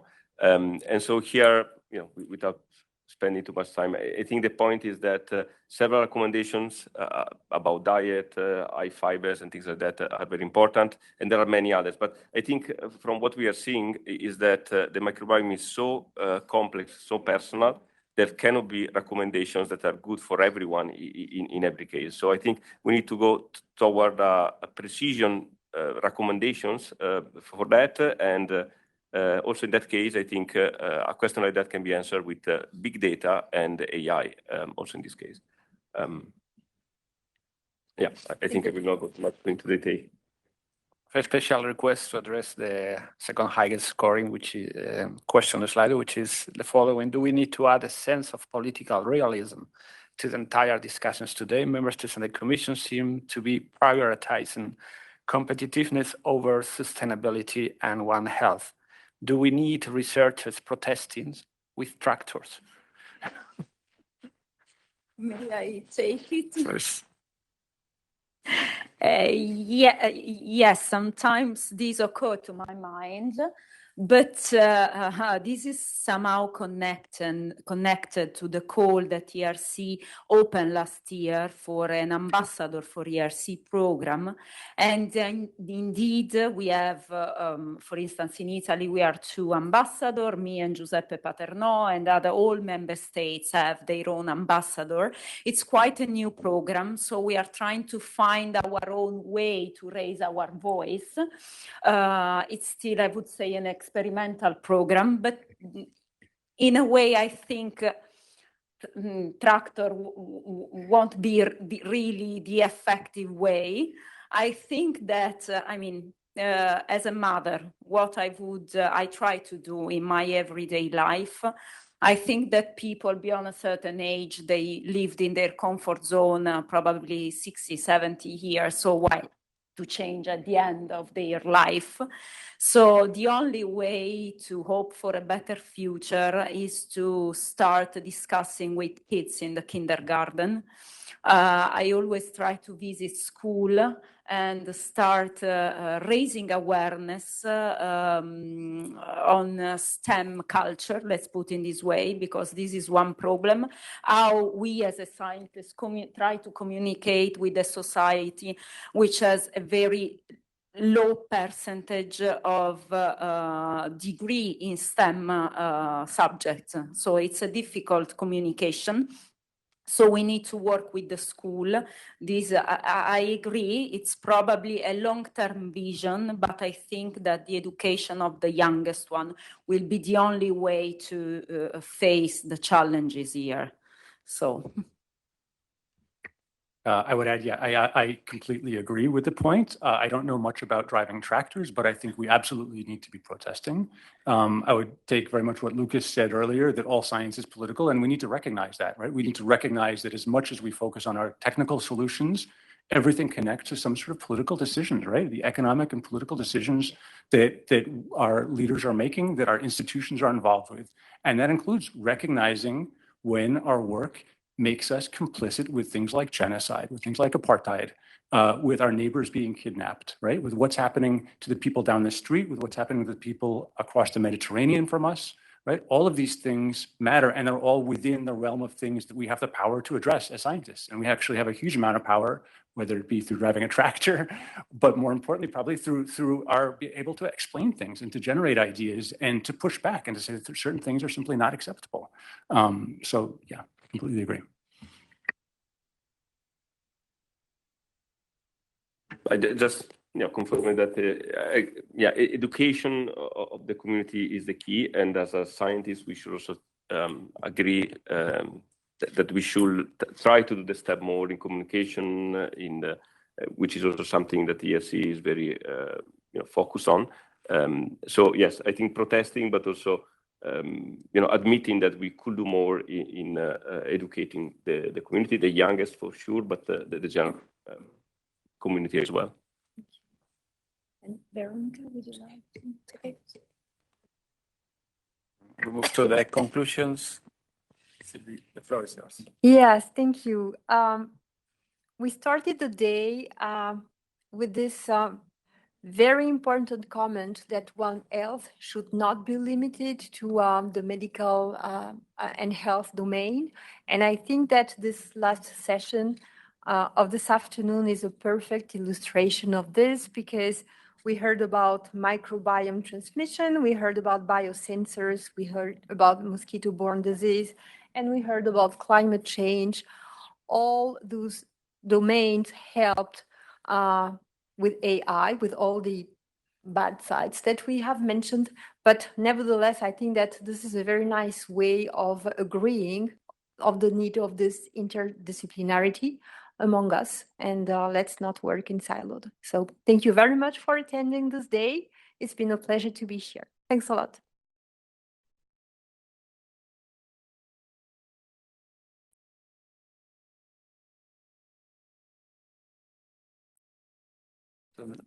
Now I have a little break, coffee break. This meeting is no longer being recorded. We are reconvening as foreseen in 10 minutes. Thank you.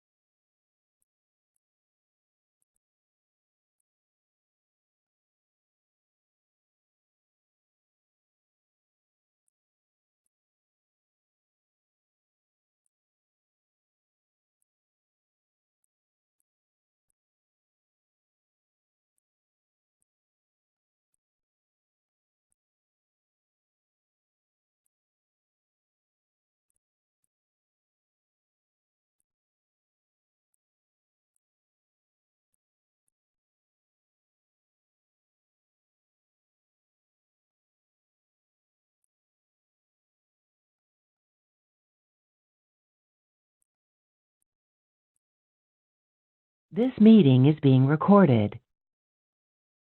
Good afternoon, everyone here on site and online. Thank you for staying with us and for joining us still. I should have said maybe good evening. Actually, looking outside the window almost looks like evening has dawned upon us already. Welcome to the final session of the ERC Annual Conference on Frontier Research for One Health. It has been a long but very rich day. And today's presentations have actually shown us from mosquito viromes to climate biosphere tipping points to AI-enabled biosensors and preparedness solutions, how scientific advances, especially funded and supported by ERC, cut across traditional boundaries. And this is what One Health, as Ilaria Capo was talking about earlier, circular health is all about. These advances actually highlight, and this has been a very common theme throughout the day, the profound interdisciplinarity of One Health and the relevance of governance systems for its success, linking climate, biodiversity, human, animal, and plant health, actually, food systems, and emerging technologies. We've talked a lot about One Health today. It's no longer a buzzword. It's not just a buzzword. It is actually a transformative approach that equips us to address some of the most pressing governance, science, policy, and societal resilience challenges of our time. It responds to complexity by design, recognizing that human health, animal health, and environmental integrity are deeply interdependent. And delivering on One Health requires structural change and behavioral change, as we've heard earlier, including integrating surveillance systems across humans, animals, and environmental domains, talking about climate and biodiversity action together that delivers actual measurable health benefits. Strong and permanent science policy interfaces, we'll be talking about more on that later today, and meaningful engagement of communities and citizens, as well as sustained cross-sector collaborations across governments, academia, the private sector, NGOs, and the broader civil society as a whole. But these challenges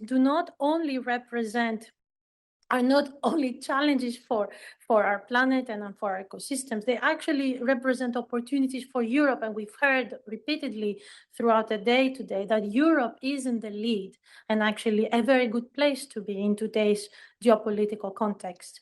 From compounding crisis to prevention, One Health shifts Europe from reactive healthcare to preventive action by addressing health risks at their environmental and ecological source. But also from fragmented governance to co-benefits, One Health enables smarter public investment by delivering simultaneous gains for health, biodiversity, climate resilience, and social well-being. We've also talked about justice and social justice in particular earlier on, and the importance of that in this context. And from science policy gaps to empowered societies, actually One Health offers the opportunity to strengthen trust and collective well-being by turning science, policy, and citizen engagement into co-created solutions and actually, hopefully, soon daily practice. This final roundtable will address mainly how we ensure that frontier research, like the work that's been showcased in today's panels, but also in the report we have published today, actually shapes policy cycles, improves preparedness, and strengthens resilience of our planet and of our systems. And also, we would try to understand and address, together with our panelists, how governance and collaboration models and what kind of models are actually needed to make One Health actionable rather than just aspirational or just a buzzword. With that, short introduction. I want to say it's my tremendous pleasure and privilege to open the discussion and invite our distinguished panelists to reflect with me with all of us here today and online on how discovery becomes decision. And I would like to shortly introduce them. First of all, Director General Sandra Gallina for Health and Food Safety, Director General Kurt Vandenberg for Climate Action, welcome. Deputy Director General for Research and Innovation, Joanna Drake, welcome to our panel. Chief Scientist of the European Food Safety Authority, Carlos Gonzalo das Neves, obrigada, welcome. Sebastian Villasante, lead author for Global Assessment of IPES and ERC grantee, and a renowned economist at the University of Barcelona, right? I got that wrong. Sebastian, and Cornelius Schmaltz, actually senior expert to the Deputy Head's Office at the HERA, so the Health Emergency Preparedness and Response Authority. We are going to have a discussion with our panelists today. We will open a Q&A session at the end of this if time still allows. But before we enter into more specific questions, I wanted to ask all of you speakers at our panel, what does One Health, and in particular One Health implementation, mean to your institution today? And I'd like to start by you, Sandra, please. Thank you, Eleni. Good afternoon to everybody. Good afternoon to Ilaria and to everybody that I know in this room. It's a no-brainer when you think of what we as decision makers want when we look at One Health. Well, we want to be in a place where we implement something that it's not easy to seize, but basically gets us to prevent certain things. So prevention is the first thing you need to remember. The second thing is that you need to be able to be prepared, and being prepared, I'm sorry to say, is very difficult and nigh impossible, because it would be a bit of an oxymoron with crisis. If you're prepared always for a crisis, then you are always working at the level of crisis. So preparedness, we need to be a bit more lucid about what we want to do. And then, of course, the last word that I think you need to bear in mind is that you need to be able to respond. And with One Health, the challenge is that something starts in one place, and therefore there is also an element of surveillance that goes into it. But this one place may not be even close to human life or human action. This is where the whole concept of an environment that is healthy and so on and so forth, but especially for us, given my DG Sante remit, it's all the zoonoses. So I have animals that may be sick, and that sickness is transmitted, does a bit of a jump in scientific terms, and jumps over to us. So for me, there is now this new additional concept that has traveled with One Health and has become more and more, I would say, interesting. Perhaps at the end we can have a word on that, which is the competitiveness angle. Why do people merge these two things, One Health and competitiveness? Because many a time, if you are not preventing, if you are not prepared, and you have to respond in a chaotic way, the cost is immense. So the competitiveness goes down the toilet. So the issue of competitiveness comes more and more to the front, because it's a reality that the cost of a preparation to a crisis is high, but then not responding well to the crisis may be higher. And in my briefings, I always find this thing that we had the calculation by the World Bank of a sort of ballpark figure of the cost of COVID. So we could have spent, we always say, this 1% for, our preparedness on whatever. I'm not too sure that 1% is enough at the moment, given that the challenges are no longer stemming from a zoonosis. We are also in DG Sante working on all the CBRN. So you have the chemical, biological, radionuclear risks, where, the budget is quite demanding. But anyhow, people figure out that COVID cost almost 4 trillion in 2020 alone. So this morning I was talking about the big chunk of increase in the pharma industry. Projections vary, but 3 trillion is a good growth that they are expecting. And I don't tell you dates, years and all, because it's a very controversial figure, but you are blotting out all the wealth that you may have with one crisis. This is simple. So I would stop here, and my briefing is much richer, but these are the 3 things that I find important. There is something that you need to realize, that in these 3 things, we have been doing a union plan for preparedness. So the prevention, preparedness and response plan that we have somehow put out there. Now, you have to realize that the prevention and preparedness union plan is not a sum of plans of member states. It's a different plan that tries to go for what is important at European level.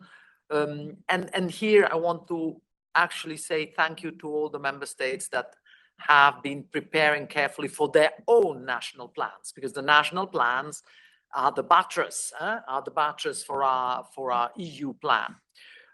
Sometimes, you know, we forget that working across countries, working across silos is very challenging. So a final word from my side is the work of the agencies. I have here Carlos from EFSA, but let me say for us, for One Health, we have 5 of our agencies working together. Is this challenging? Yes, because, you know, the minute you have to work across silos, the first problem, small one, is the data. We want to go there, not now, it's too long, but data, comparable data is challenging. So for the very famous place I am now here, I want to make an appeal. We will need, and I was even in Rome at another event where there were very important scientists, and I was saying, for me, the real challenge will be always the data, comparable data. How? So I think these 5 agencies are trying to do good things. When I arrived in DG Santa, there was some ideas like a data lake or something like that, which never worked, by the way, because everybody was dumping data with different formats, with different things. So the data lake was absolutely toxic. And in my view, you have to also make some I would say, effort to understand that we are creating a thematic network of One Health, which we hope will benefit from all your endorsements, all your support, all your work, because, you know, there is an EU health policy platform, and therefore having a theme which is One Health is already, as you said, showing that this is not a buzzword. So my plea is for the data, because a prerequisite for all of you to be able to discuss is to go from good, accurate, good data. And we hope that with the 5 agencies, with the platforms and all, we will be stimulating this. But it's still a long trek.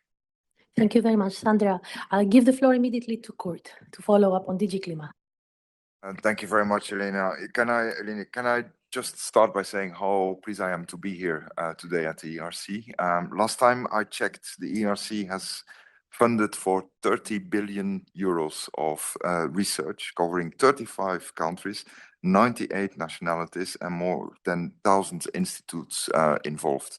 This is really fantastic. So the way I would like to put it is, the more the US is boosting ICE, the more Europe is building up the ERC. And we should be very proud of that. As far as One Health is concerned, we only have one planet, and that one planet is determining the health of everyone in different ways across the world. But increasingly, we will see that the health of our planet will also determine the health of people. Let me give you one example. There is a real-life experiment going on in Australia where there is a heat. So people are now experiencing in real life what it means to live in a condition of 49 degrees temperature. And they maybe they play tennis. I wouldn't, for sure. But they are really studying now what is the effect of this heat on the body, not only in terms of heart, but also in terms of kidney. It seems that increasing heat can lead to kidney failure. Not only physical health, but also mental health.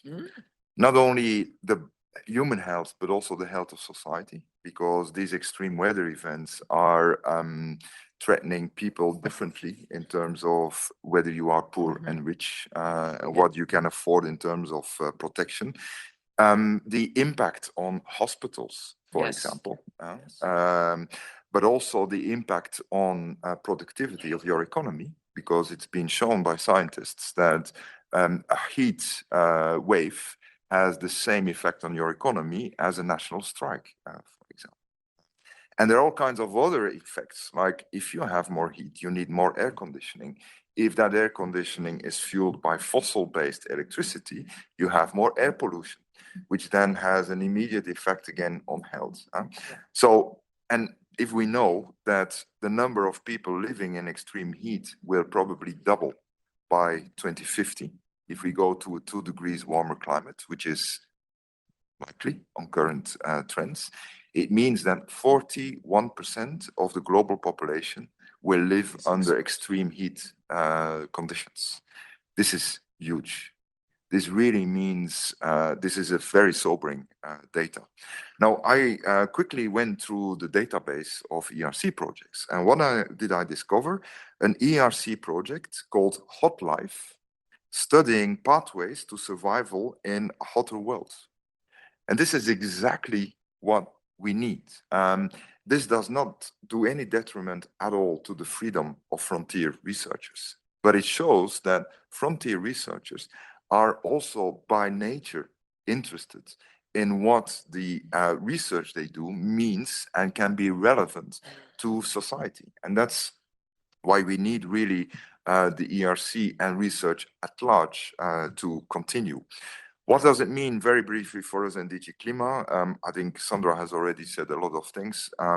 First, it means that One Health forces us, compels us to look at everything in a much more systemic way. It gives us a prism to look at things in a cross-disciplinary, cross-policy manner. And that is extremely helpful. And I would hope that scientists really compel us and force us to do that much more, so that we don't look at climate policy in a corner, health policy in another corner, but that you bring us together and looking at these cross-policy issues. It also means for us that we want to look much more and talk much more about the health concerns of the public. And there I really have to send a little cry. What I don't understand is how little the public is concerned about the health impacts of climate change and even pollution at large. I find this really staggering. We know what the health impact is of climate, but not only of climate, of chemical pollution, of bad diets, etc. And it seems as if the public is still, by and large, at least to the extent it is translated to political decision-making in Brussels, that the public is more concerned by purchasing power than by health impacts. And that is really an area where we need to work. We are taking this forward to One Health in many different areas. I will not go into detail, but we're doing very comprehensive European Union climate risk assessments now, including health and public health. We have a climate and health observatory running with the great help of Sandra and your teams. Thank you very much, Sandra. And we are coming later this year with what I believe will be a pioneering European climate resilience framework, where for the first time, by law, we will oblige member states, regional authorities, and local authorities to assess the risks of climate change and take ownership for these risks. And also there, we have the great cooperation from all services in the Commission, and health will be very, very important in that. Thank you, Kurt, very much. And I wanted to say also a great appreciation for the reference to mental health. It came up earlier in the scientific sessions, and also to the engagement of the public. We'll come back to some of these questions later on. Joanna, can I pass the floor to you? Thank you very much. First of all, I think the two speakers who have just taken the floor, I think especially Sandra was, the first probably person who really had to go through the test first and make it happen before there was a method. So she had to, I'm talking about the pandemic. So this is where we were really forced with a global crisis to really make it work with the Commission institutions, with the Council, with the Parliament, and actually to then translate it into public procurement, into the actual, having the immediacy of the therapy or of the cure to happen and to make it seem to be happen for all Europeans and perhaps for the world. So I think, coming from the research and innovation community, I think, we are the ones usually seen as the ones with the big envelopes. with a lot of money to invest in research, like you do here with the ERC, with foundational research, but also with collaborative research and research that sometimes leads to good deployment innovations with a high TRL.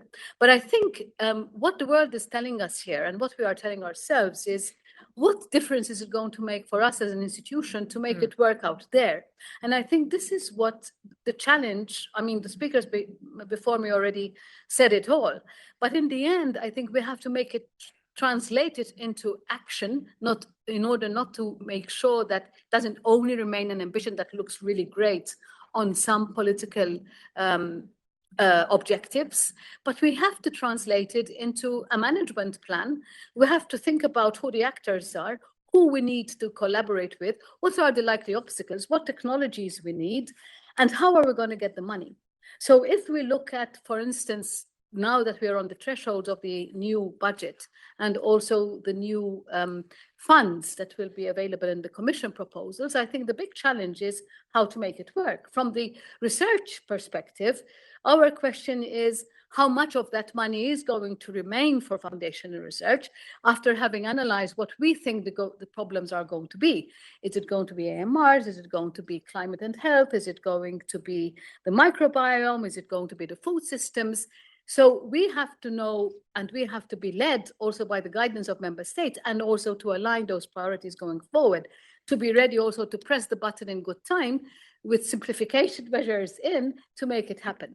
But then we have to ensure that we have the systems in place to know which of those research results are the most promising and what are going to inspire innovators to actually, lead to very quick scale-ups, and to deployment and to distribution, and to have the data as well from all the actors on a platform that is, first of all, shared, that is actually translatable and readable by everyone, and that all the sectors can actually translate it into a conclusion that will lead to a common conclusion in terms of policy.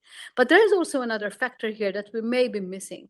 We have to have not only politicians who understand not only the data and the recommendations, but who are also willing to work also transdiscipline in a transdiscipline way. This is not obvious. This is what I think both Sandra and Kurt are saying. We know from the Commission that even between us, it becomes really difficult sometimes to make, something that we all are agreeing is really necessary to do now or yesterday, but translated into action. So I think not only therefore do we need the holistic approach, not only do we need the data and a common platform where we're actually agreeing that the data are shared, and we know through the cancer mission, as you know as well, Sandra, that I am involved in together with DG Santé, is that one of the projects that we said could benefit from European leverage is to actually say that this data platform needs to happen at European level, because until now, we cannot share all the data that really is important for the physicians, for the oncologists, but also for the innovators and for the governments to take the correct decisions, and even the patients to actually be able to share their data. There's nothing there that actually enables this framework to happen.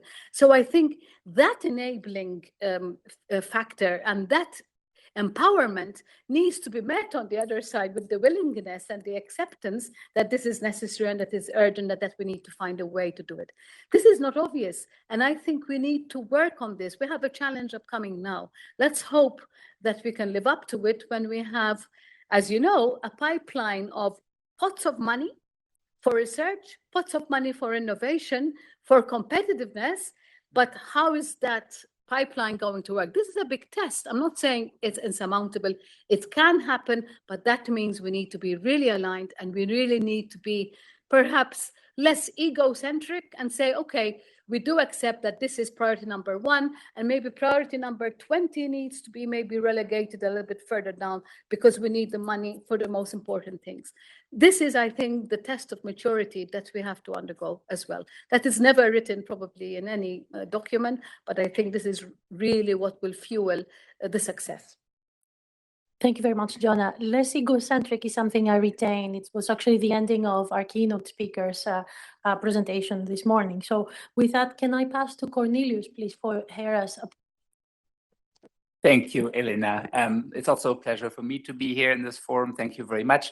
DG HERA, which not all of you might know, complements the work of other important EU stakeholders in the field of pandemic preparedness, such as Santé, such as ECDC, through its unique focus on medical countermeasures. And we have the expertise and the competence in the Commission in a small, agile DG to work on this, from epidemic intelligence and threat assessment, identifying early signals relevant for medical countermeasures across human, animal, and environmental systems.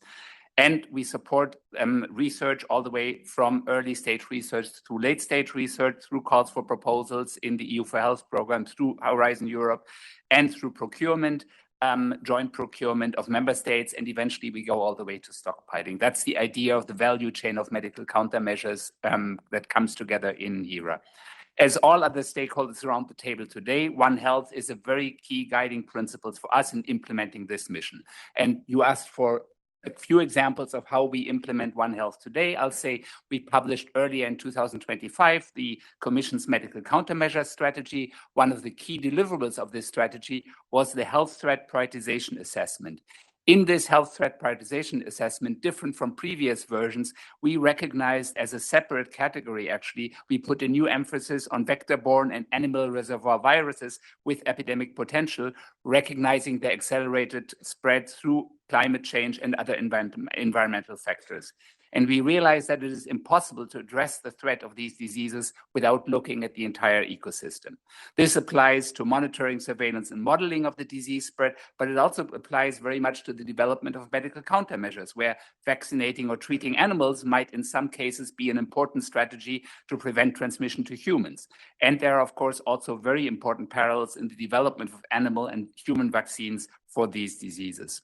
A second example, in close collaboration with ECDC, DG HERA has been a champion of establishing wastewater and environmental surveillance, both in Europe and globally. The detection of the presence of pathogens and the concentration of pathogens and of antimicrobial resistance is a stellar example where very literally animals, human, and environment all come together in the same pool. And this is an important additional tool for public health decision makers to see how potential new pathogens emerge and develop.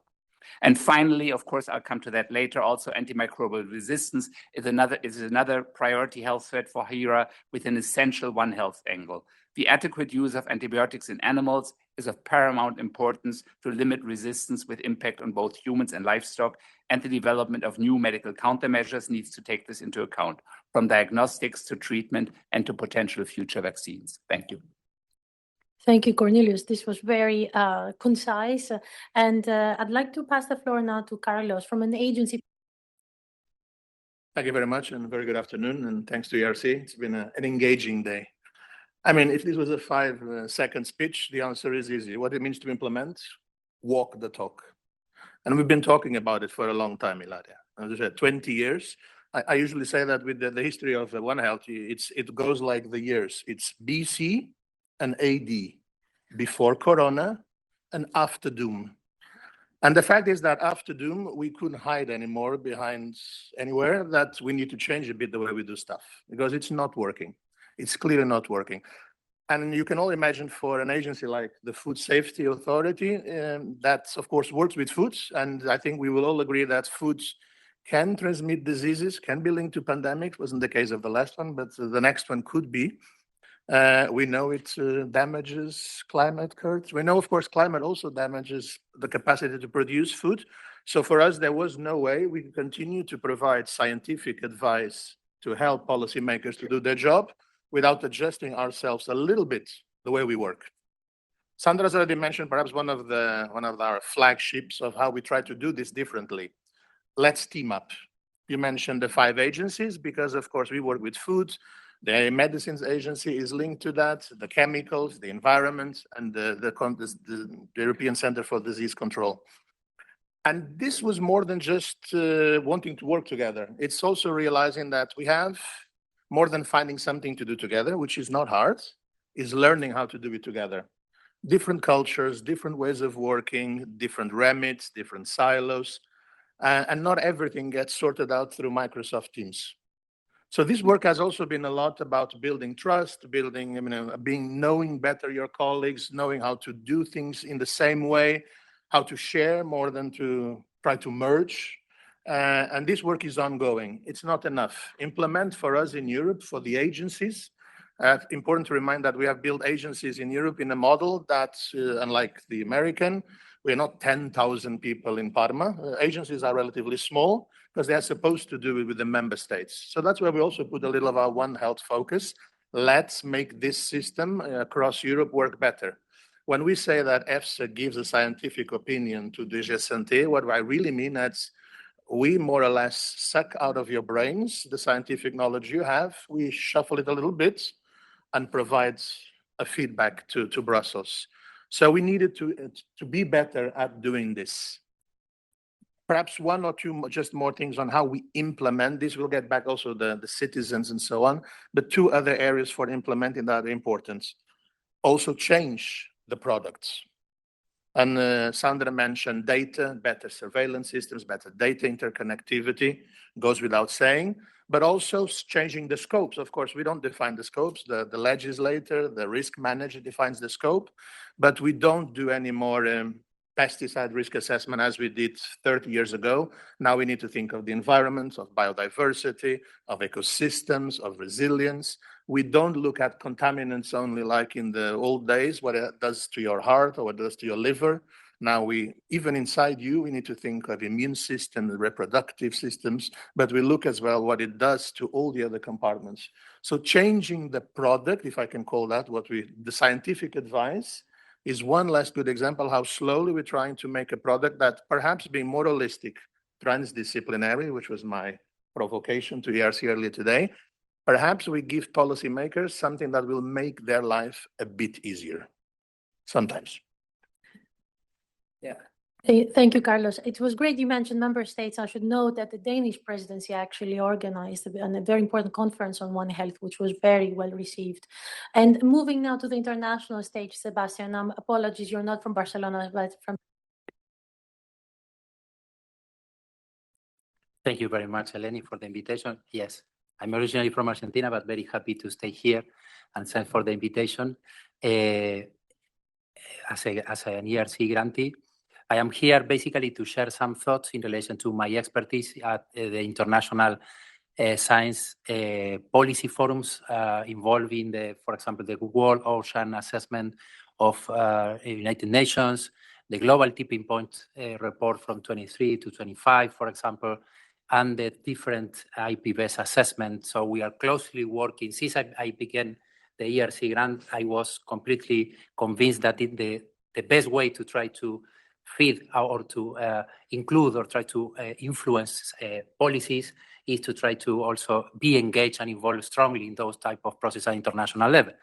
On the one hand, but I will be only sharing with you some thoughts in terms of my expertise from IP-based assessment, right? This global international platform of biodiversity and ecosystem services.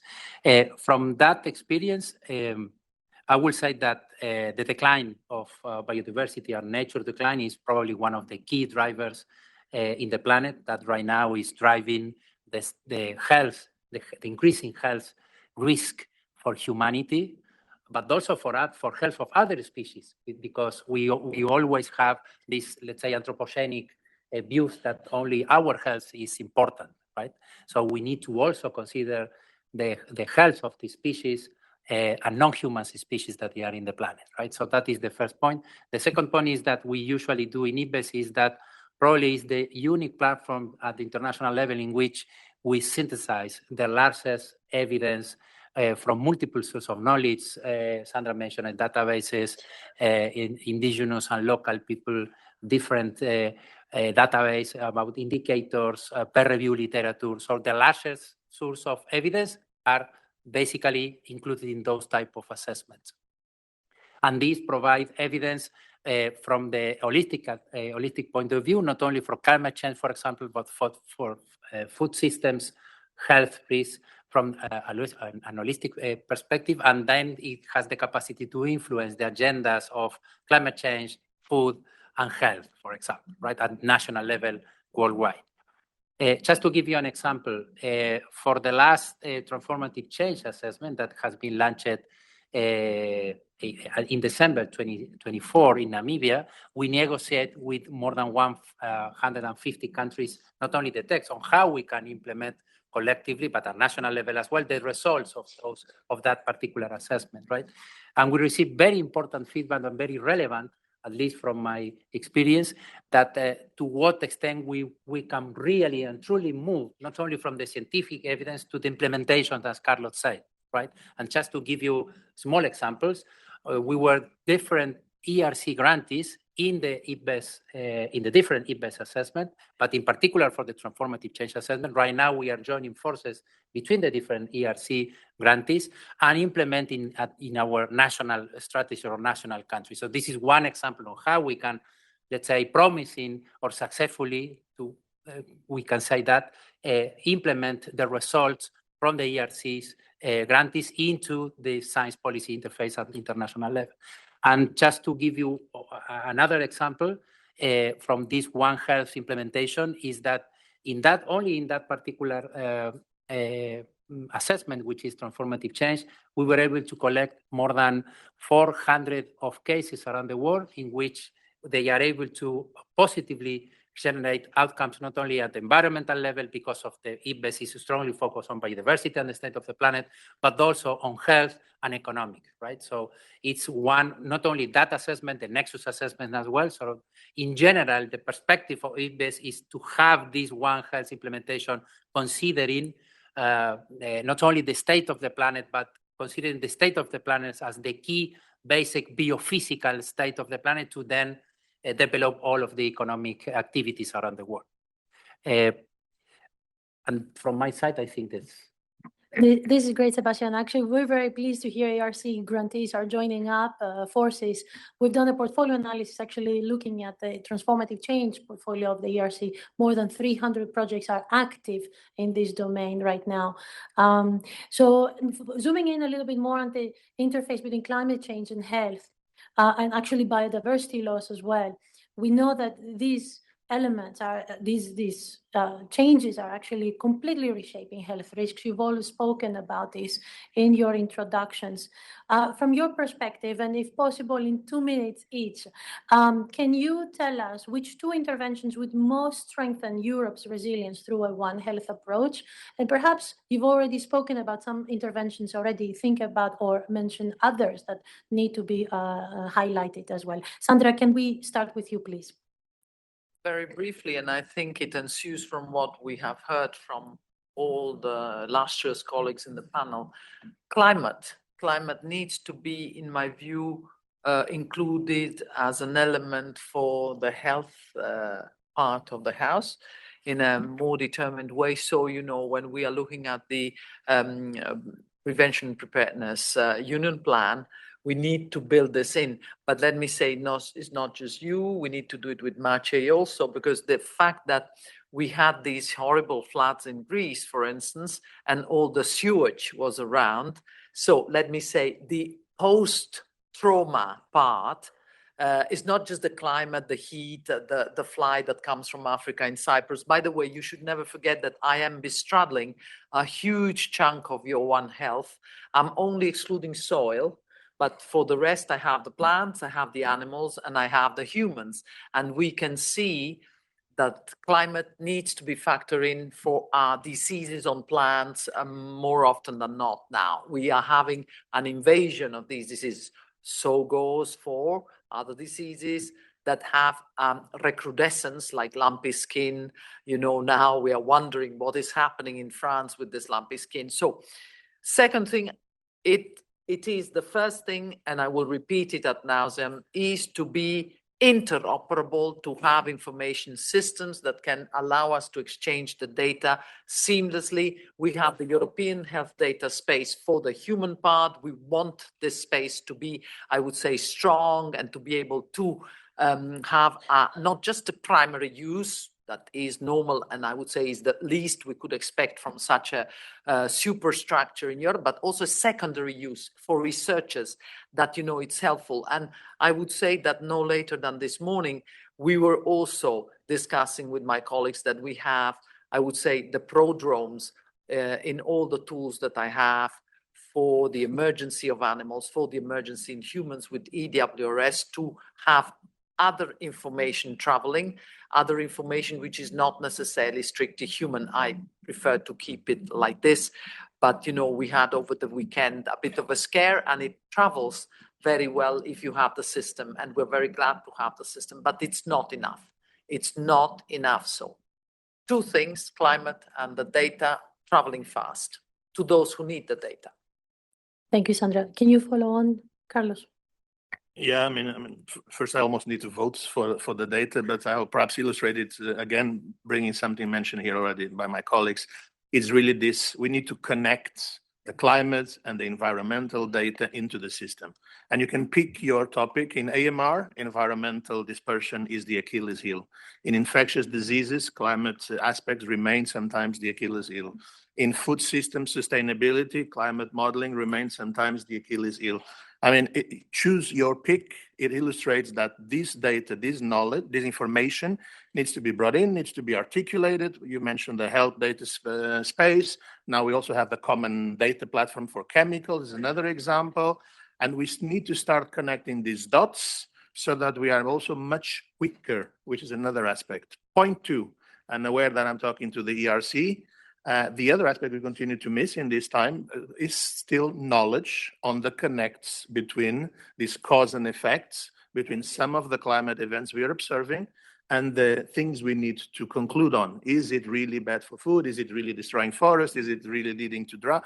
So this knowledge connect needs sometimes a little more of scientific support so we can give a 95% certain opinion to the Commission rather than a 55% with a margin of error of 45, which doesn't make policymakers' lives very easy. So I go for these two. Thank you. Thank you, Carlos. Cornelius, would you like to come in? Thank you, Elena. It's easy for me because I can directly take up one example that you said in the question basically already, vector control. From HERA's standpoint, focusing on medical countermeasures, vector control is clearly one area which we need to strengthen in order to increase Europe's resilience to climate change.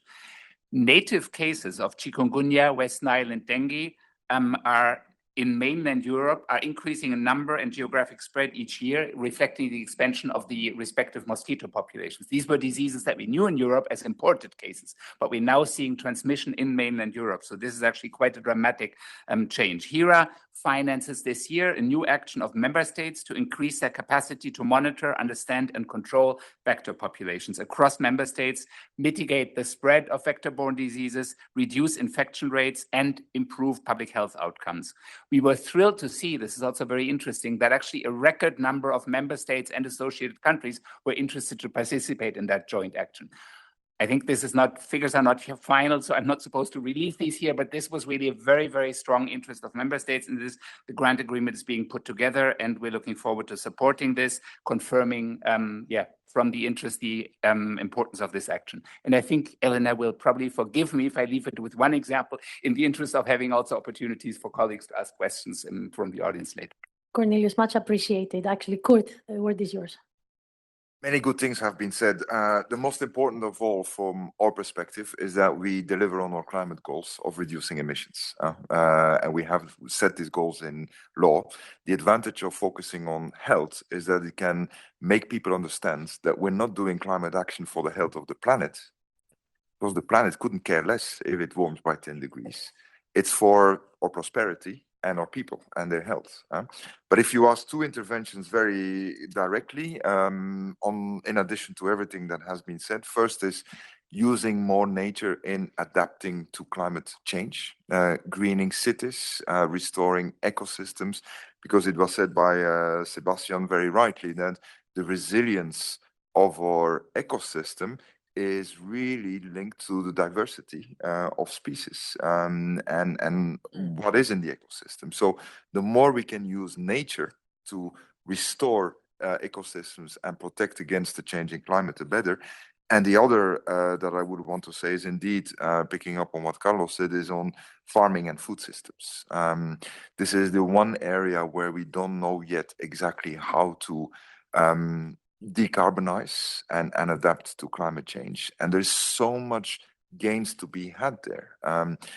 If we shift from dairy to alternative proteins, this is good for health, this is good for climate, this is good for nature, it reduces water consumption, etc. That's the kind of systemic approach that we need, for which, of course, we need data, we need research, but we also need to know what the solutions are to make this implementable. Thank you, Kurt. That is a great, actually, intro for Sebastian, who will talk about. Thank you. Can I provide 3, not 2? In 2 minutes, Sebastian, please. Por favor.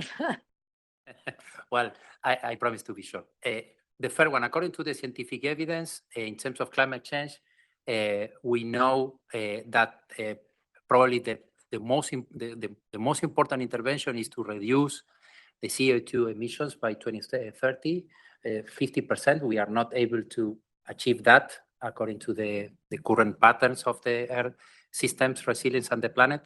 But for sure, implement and develop the positive interventions and positive tipping point that we already know that is happening in the planet, right? In the Global Tipping Point Report in 25, we provide several examples of those, like the electric vehicles, for example, in the energy sector, here in Europe, for example. And this positive intervention in the planet and in the economic sectors has also cascade effect on other ecosystems and sectors as well. So that is the first point. The second point, that one is more related to climate change. The second one is more related to try to not cross the critical tipping point, like 1.5 degrees at global level, for example. So if we are able to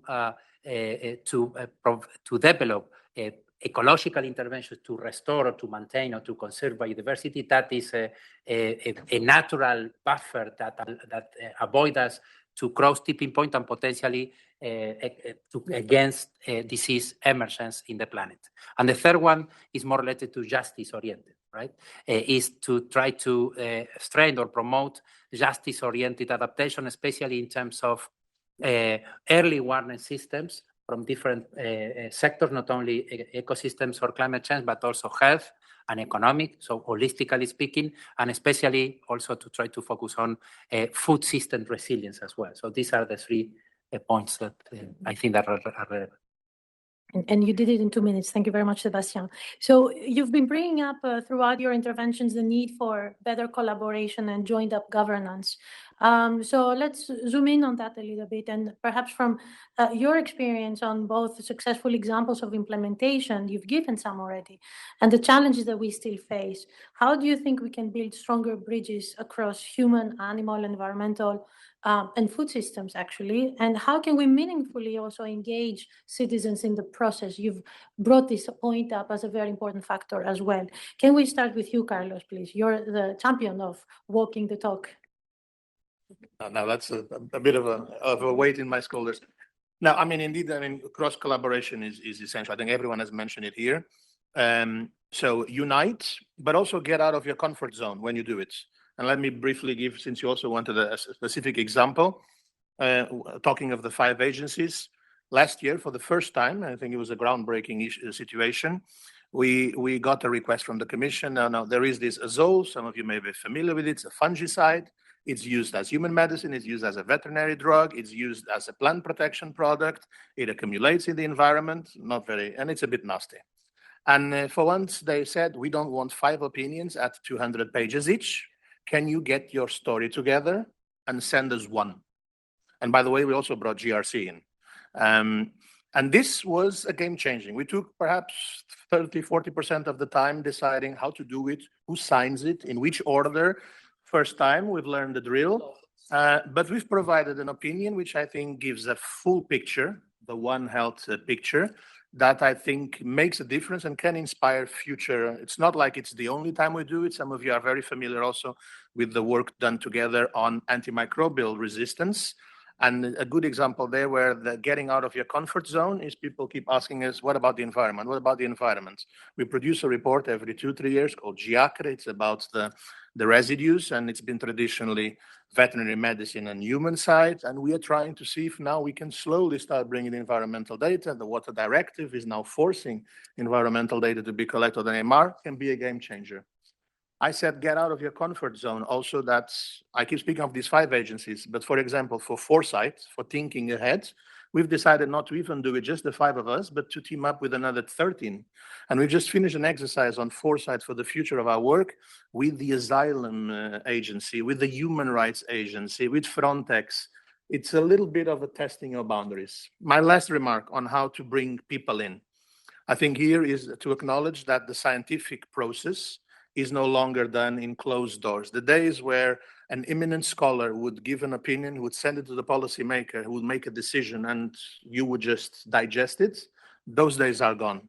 And we see today in our process the need for transparency, goes without saying, it's a legal requirement, but also the role of including every single possible stakeholder along this process. And the fact that today when we do this scientific advice, even before we start, and then when we get a request from Brussels, we start talking to the stakeholders, to the NGOs, to the industry, to the citizens. What do you think? What is missing? What shall we bring in? Halfway, we will listen to them again, have consultations, public consultations, hearing experts. And last but not least, once you send it to policymakers, there is still a world out there that wants to understand exactly what did you tell them. And we've spent now a lot of time and resources, also legally binding, but thank God, because it puts a little bit of pressure in explaining science to people. What did you mean when you said it's safe up to that level or not? And we do this both once we've done the job, but more and more also preventively. And I would just highlight that, for example, we are doing campaigns together with awareness campaigns together with the Commission, with the member states. The most recent is on avian influenza, but we are doing one on plant health, very often forgotten in this One Health story. They think it's the ecosystem, but if you have animals and humans, why are plants not there? Everyone is part of the ecosystem. Anyway, campaigns that try to engage with citizens at all levels, from primary school to scholars, to make sure that cross-sectorial collaboration includes the sector which is called everyone else. Thank you, Carlos. Sebastian, could you follow on? How do we bring across continents? Sorry, I interrupt you. Well, based on my experience in IPBES in particular, what we usually do is we break silos instead of working our own disciplines. It is a very effective process in working in a real interdisciplinary way in very complex topics like transformative change, nexus between climate change, biodiversity, health, or state of the planet, for example. And that way to work is the way that we are able to provide the largest evidence on a given topic or a given thematic that then is approved by the different national governments. So that is one way that we usually do in IPBES assessments. The second one is basically not only breaking the silos, but also bringing from different disciplines. In principle, it can be challenging, but in my modest experience, during the last 5 years involved in almost 4 international assessment of IPBES, that is really possible, tangible, and create positive impacts on at the international level in our let's say affairs of influence, but also in my particular ERC project I am also implementing this way of working, right, and also implementing in other more local or regional projects as well. Thank you, Sebastian. Kurt, would you like to add? Just a few comments, because a lot of things, good things have been said. I strongly believe in the potential of transdisciplinarity. It has been mentioned by Carlos and Joanna. I think the real potential of transdisciplinarity is that researchers look and take into account what are the societal needs. And that is very often leading to very good research as well, without, as I said before, infringing on the freedom of the agenda setting for researchers. I'm intimately convinced that many, if not most of the researchers have in mind what is the relevance for society of their research when they start out their research. But if they do that a bit more explicitly and working with others and with stakeholders, then actually this would cross a lot of boundaries and have this joined up working. As far as we are concerned, we have a European climate law that says that we will become climate neutral and resilient by 2050. That's set in law. And that is very much science-based. We have a European Climate Science Advisory Board, which is working with a lot of scientists. So they collect a lot of the science knowledge, the research knowledge, but we also are obliged by law to do assessments of all the initiatives taken by the European Union on the impact on climate. And that's a little bit to Sandra's point. I have to confess, we are not equipped to do that. No. We don't know how to do it. For the moment, it's a box-ticking exercise. So if scientists could help us there, that would be great. And the last point I want to mention is, as I said, we have done recently the first ever European Union climate risk assessment, which involved more than 1,000 scientists across Europe. It showed that Europe is not prepared for the risks that will be coming. We have a protection gap of 75% for the moment. So 75% of the risks and the damages are not insured or protected in any way. So we're not prepared. But now we need to go the next step and provide a framework for policymakers to deal with those risks in the future. And that's also where researchers can help us to work better together, as I said, in the Commission as well. But that work is going on quite well, I must say. Thank you very much, Kurt. Sandra, would you like to add a couple of thoughts from Sante's side? I was very much pushed by all that was said. So let me say to you, of course, thanks to Johanna also, we worked a lot with the SAM and therefore with the, I would say, group of advisors, chief scientist advisors, we had this One Health. But let me say to you, I want to be a bit brutal. We cannot go on with a piece of string on these things. So my first point is that for One Health, and perhaps also your climate, we need to anchor these concepts in law. So the first point, and I'm sorry because I am personally at the coalface of all these legislations packages that we're sending out. You need to have the space of One Health there, inbuilt. So it has to be by design and not that you then with a piece of string, you try to manage. So legislation is very important.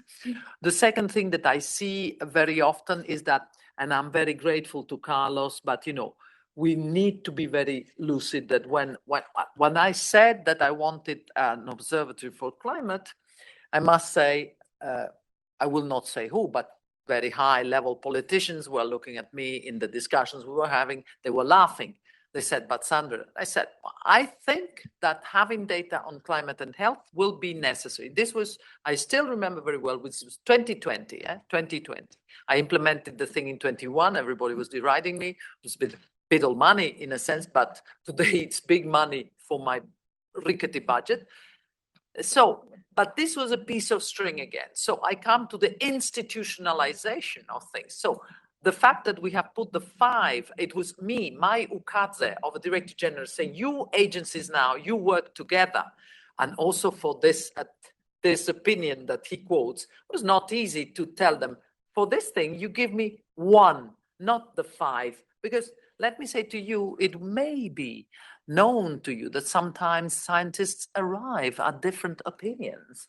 And therefore, I have to compose with those different opinions and have to produce something that is consistent. But with the issue at heart of being very transparent, then, you know, challenges come, because why would you choose that? So I said, no way. On this one, it's the 5 of you that go together. So this institutionalization and no more ligam pro on working together needs to be there.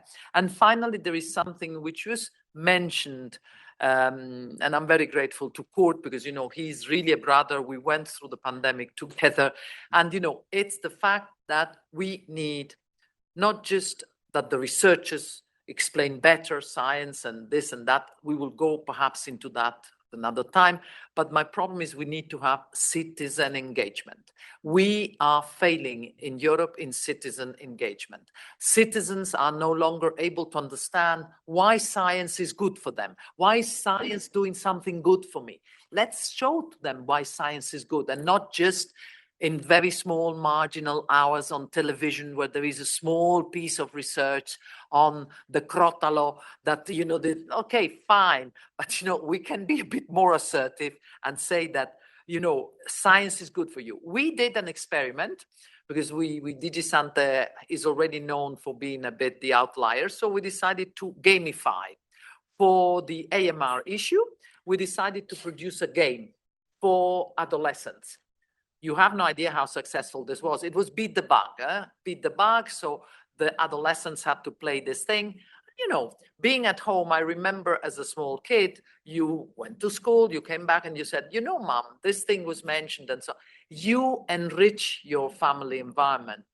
There are very rich family environments already, but not all family environments are so rich. So let me say to you, gamification that promotes science in I would say, way that is easy to absorb is for me very important. So anchor it in law, then institutionalize the cross-border, whatever, cross-sector cooperation, and then try to be easier to understand because people want to know what is it there for me. Thank you, Sandra. I think this was a great introduction actually to the next question, which is looking more at how we can, beyond just building bridges, actually invest in education also and capacity building for the longer term. So can I start with you, Joanna, and ask you if you can tell us, from your perspective, are we training the interdisciplinary workforce and that Europe needs for One Health, and what gaps remain still? And maybe we can say transdisciplinary workforce, actually. Thank you very much for that question. Well, I should have mentioned from the start, but I didn't, that last June, there was the publication of the life science strategy. And part of course, I mean, it's all about strategies. I mean, we have an overkill, we have been told, of strategies. The point about strategies is you have to know what you're going to do with it, where you start from, and are you set up to do it. But in terms of life science strategy, we did promise within the context of that strategy that we would be following up with identifying the priority areas for research, especially those that would benefit for the One Health approach. And in fact, I mean, I'm making a little bit of an advert here, but tomorrow there will be a meeting on this with some people who have taken part even today, a research to policy workshop on One Health in order to actually start operationalizing, you know, the exercise itself to choose which priorities. And then you have to start bridging the gap between those priorities and actual policy making. So, of course, in between all this, on this pipeline, you're assuming a lot of things. You're assuming that you have the structure, you're assuming that you know which priorities, that you actually have the data to make that happen. But we and DGRTD, where we have been 40 years already, with a framework program, as I said, with a lot of cash, with a lot of taxpayers' money, European taxpayers' money there, we have evolved into a system where we work, okay, with co-creation, with all its warts and all, as I said, together with the different DGs. So that in itself was forcing us to actually, you know, divide the responsibility and then arbitrate together. But we have also had the opportunity to actually make it happen. And I can give the example of the planetary health cluster, for instance, which currently has 5 projects ongoing with 28 countries and more than 60 organizations. Does it mean that we hold the key to what, the way that we do it? Are we building the capacity? Well, over the years, we have forced people to actually build this capacity, to work together, to arbitrate, to actually understand the different disciplines and where those disciplines are coming from, and actually to really make it transnational and interdisciplinary. Well, we have also used different instruments. And of course, one of the big things that will follow after the adoption, hopefully, of the MFF, of the new budget, will be the famous partnerships. We manage, together with the private sector, many partnerships. Perhaps they say too many. Well, let's see about that. But what I'm trying to say is that the partnerships force, again, the industry, the private sector to work with the public sector and to align objectives. And again, of course, we have typically not just, 5% of the funding. We talk about 30 to 50% of the funding alongside the member state contribution as well that are actually going into those partnerships. And we have big topics. We're talking about aviation, we're talking about hydrogen, we're talking about, different types of energy as well, and also about the car industry and about automated driving. So we're talking about big topics, big industry. But of course, also in the health sector, we're talking about, the antimicrobial resistance partnership. And there, of course, the capacity and the training, the capacity building and the training has been part and parcel of the partnership actually taking shape, of actually becoming effective and actually delivering on the results. And I go back again, there's one also, by the way, on pandemic preparedness, which we will be setting up now in February, which will actually, be born then. But I think also one has to look at whether the cancer, the missions, not only the cancer, have they been effective in this? It's too early to make any judgment on this, but I think 5 years down the line, and I invite you to look forward to summer, because there will be an assessment report of all the missions. And a big part of it has been about the governance. We call it governance, but it's actually, at the end of the day, whether, for instance, the ministries in the member states are ready to work together. I think on cancer, we have made some good progress, but I think it's, inching towards, what really needs to happen, and the scaling up. And as you know, startup and scale up is a big thing under this commission. And I think that really needs to be scaled up. Something else that I think really needs to happen, but really fast, again, is the recognition on One Health. I'm talking about professional recognition. At the moment, I think it is still seen as being a niche specialization. I think it will really, increase momentum if there is an official recognition, even at member state level. And maybe we should set this, as a European goal, with therefore European leverage and European speed behind it, that we recognize this as really an important and core to the One Health progress. Thank you, Joanna. This was very concrete as well and inspiring for the future. Carlos, would you like to complement? Thank you very much. First, let me tease you with the workforce. Are we training the right force? Yes and no. The right workforce that we should focus on training is between 5 and 10 years old.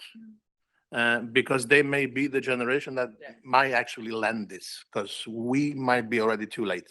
But and this is the mentality. We are all sorting out garbage today because some of us have been learning it since we were 5, 6, 7. It needs to be done like that. Blue in blue, plastic in blue, paper in that one. And perhaps for this mindset of that these things are connected, we need to work on that workforce. That said, on the workforce we have working today, I can give 1 or 2 examples just from the micro ones. That one is actually from the 5 agencies. We're trying to create this mindset. So, for example, now developing a small course that is supposed to be part of the onboarding of all new employees of these 5 agencies. So whether you're sitting in Parma, in Helsinki, in Stockholm, you all get educated or brainwashed, choose your words, to learn what this means for us, these 5 agencies. We also try to train our colleague scientists that work with us as experts together. And this is also important to ensure, doesn't mean they all need to think together, but they need to understand same methodologies, same approaches. This helps to avoid, Sandra, as you mentioned, divergence. And the last one I would highlight in the workforce that we need to continue to train, and this was picked up in the Copenhagen conference that you've mentioned, we also need to educate others than the traditional One Health family. And this was something, it was nice to see the policymakers who gathered in Copenhagen. There were almost 200 policymakers, no scientists, just hardcore policymakers, sort of recognizing, well, we may not always understand exactly what we're supposed to be telling politicians on how to connect these things. So that workforce perhaps needs a little more. And others that we don't always think. We've talked today about the philosophers, we talk about the economists, but let me talk about another one that has an immense power today, and that we, at least from my experience, has been interesting to also co-educate and train: the media, the communicators, because the power they have today is unparalleled. And some of them, honestly, sometimes are doing what they can. Some are doing it really good. Some can, in 30 seconds, destroy 30 months of hard work. So think broad when you think of workforces. Thank you, Carlos. If I can share as well, I think the 5 and 10-year-olds are ready for that. My 8-year-old daughter actually tells me off every time I go to ChatGPT because I'm wasting water. So I think there's hope for the future. And with that, Sandra, can you please tell us? I hope she's more successful than me by that when he was washing his teeth, you know, and leaving the tap open. Now, a few things I want to say, and always my colleagues will be despairing because my briefings are always torn to pieces. When I go to panels, I like to really respond. So responding to what I have heard here, I need to say that you said 75% we are not prepared, basically. So preparedness plan, union preparedness plan, we are doing workshops. We did 18 workshops with member states to try to understand what it means, preparedness. Not easy. These workshops are not easy because the member states discover what they are missing. Then there is an issue of finances. I will stop here, but discovering what you're missing is never too good. And you are always also afraid that politically this leads to scoreboards.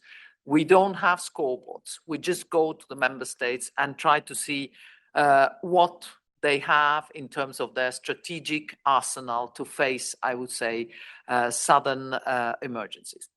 We then have, I would say, simulation exercises. Now, let me say to you, I'm doing more than my fair share of simulation exercises. I don't know about you, Kurt, but we are doing plenty of simulation exercises, even during the peak of the production of the Biotech Act, where we were insomniacs going around like zombies, working day and night. We basically had one other simulation on shortages, and Richard remembers well because, you know, we had this nightmare of the shortages also. So there was a simulation exercise on One Health. What does it, in December 24. And I must say that I enjoyed it in the sense that I was surprised about certain levels of preparedness in certain parts of the house. I repeat, I am covering both plant, animal, and human health. So difficult to give you the outcomes because it's always a bit complicated. But my feeling was that the exercise showed all the deficiencies and shortfalls that we have, but also showed that people are quite good in some domains. So we should be improving on the spread of that way of working throughout the chain. Not easy, but it will be done. Now, I repeat again, training is not enough. I'm sorry. I want interdisciplinary, institutionalized work together. Now, you are exposed to being trained together as agencies, but I remember that when we were trying to invite, this is a real fact. My first big meeting with all the agencies went almost deserted because they didn't find interest in sitting all together with my agencies. I have several agencies. It was quite sad. And I said to my assistant, I remember, who is no longer my assistant, I said, I will never repeat this meeting again because they have no interest in what the others are doing. And this was true. They were, so, you know, it's a bit the contradiction of knowledge and wisdom in the Western world. We weren't very specific. It's like a linear way of the more you go in depth, the more you become specific and the more you speak your language. But this was for me a shock because I'm much more inclusive. I want to have people polluting each other, but it needs to be institutionalized. Kick in the ass doesn't work. With my daughter, neither, I can tell you. I'll finish this round of questioning with somewhat of a loaded question, but it's a theme that has come back time and again throughout this conversation. And this is about how we bridge the science policy gap. You've all spoken about it. And of course, with our program, ERC Frontier Funded Research, which is extraordinary, already produces a lot of evidence that we also fit into mechanisms like the SAM. We, in spite of the generation of that knowledge, we notice that uptake mechanisms are still uneven. So from your perspectives, from your different fora that you are exposed to and you represent, how do you think we can bring scientific evidence into earlier stages of policymaking? Already from foresight, you've mentioned about this also, Carlos, rather than only at the very end when we're trying to actually write a law? And how can we ensure actually the frontier breakthroughs that are not necessarily a TRL 567 funded by programs like ours can be taken up rapidly in policy and regulatory reflections? And to finish off, if you had to choose one action to achieve this, what would that be? And you each have 3 minutes. If that's a good news. We'll start with Joanna this time, please. Okay, so I'm very happy that Sandra mentioned the SAM, the Science Advice Mechanism. We believe, and we have another mechanism, which is the ethics, European Group of Ethics. They work together. We believe that science needs to be also integrated with ethics, and both of these should feed into policy making really, really early, right at the start, when policymakers are really thinking about, that a policy is needed in a particular area, and some decisions need to be taken based on the science base. The thing is, we need a good ecosystem in Europe, which of course does not really exist. It is very organized in some member states. It is sort of half-baked, or maybe elements of it in others. And I'm very happy that a couple of years back, already 2 years have gone, the member states in the council really supported that there is, a European sort of using the convening power of Europe, if you like, to get these ecosystems, first of all, up and running. Not for the EU to control, but for the EU to really be in a position to institutionalize, I think, this behavior and this sort of protocol, if you like. And I have to make a caveat here. I don't think that science should be used in order to already validate a decision that has already been taken politically. Let's make it very clear that I think, really there should be, that advice taken, and then it's up to the politicians to make the advice. But I think this needs to be done, and needs to be done well. Secondly, I think we also have to have a system where, like with the ERC-funded frontier research, I think this system has to be used to detect emergent risks early enough as well. Why? Because I think, we have to prevent these becoming crises. This is, I think, the essence of preparedness. But I think we need to be guided also by what is coming out really from the frontier research. We are piloting at the moment a science service for biodiversity, for instance, in order to actually give life at least to one area of this One Health exchange network, in order to force researchers and to force policymakers to actually work together on this particular subject. Now, of course, I mean, it takes the courage to have this set up, and it takes the courage to actually acknowledge, that this is the way that we'd like to work together. But I think this is really, giving us an opportunity as Europe also to keep up the guidance, keep up, the European patience as well, to actually make it happen. Because there will be moments when, this is what will really be needed, and we're not prepared, apart from the 75% that Kurt mentioned earlier, where I'm sure that you can enumerate probably and really tick where we're not prepared.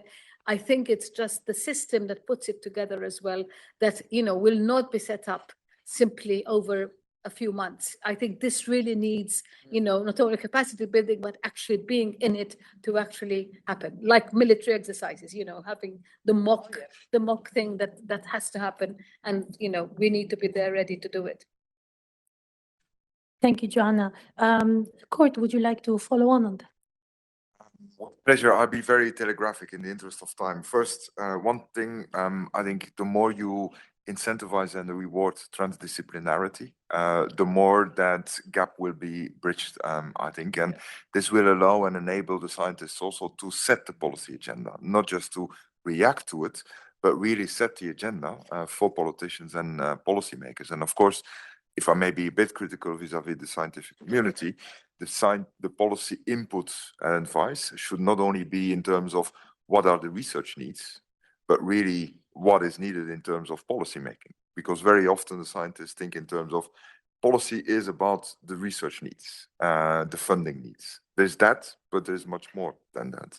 Second point is, I think we should do more presentations, exchanges on what are the needs for policymakers from research and science, not through thick reports, but really live encounters where the policymakers can say at an early stage what kind of needs they see. We have, for example, an incredible need now for attribution science. How can you attribute certain climatic events or extreme weather events to climate change? Because this is strongly disputed by some of our world leaders even. So that exchange in real life on what do policymakers need and the scientists listening and engaging so that the policymakers can well articulate the needs, that would definitely help a lot.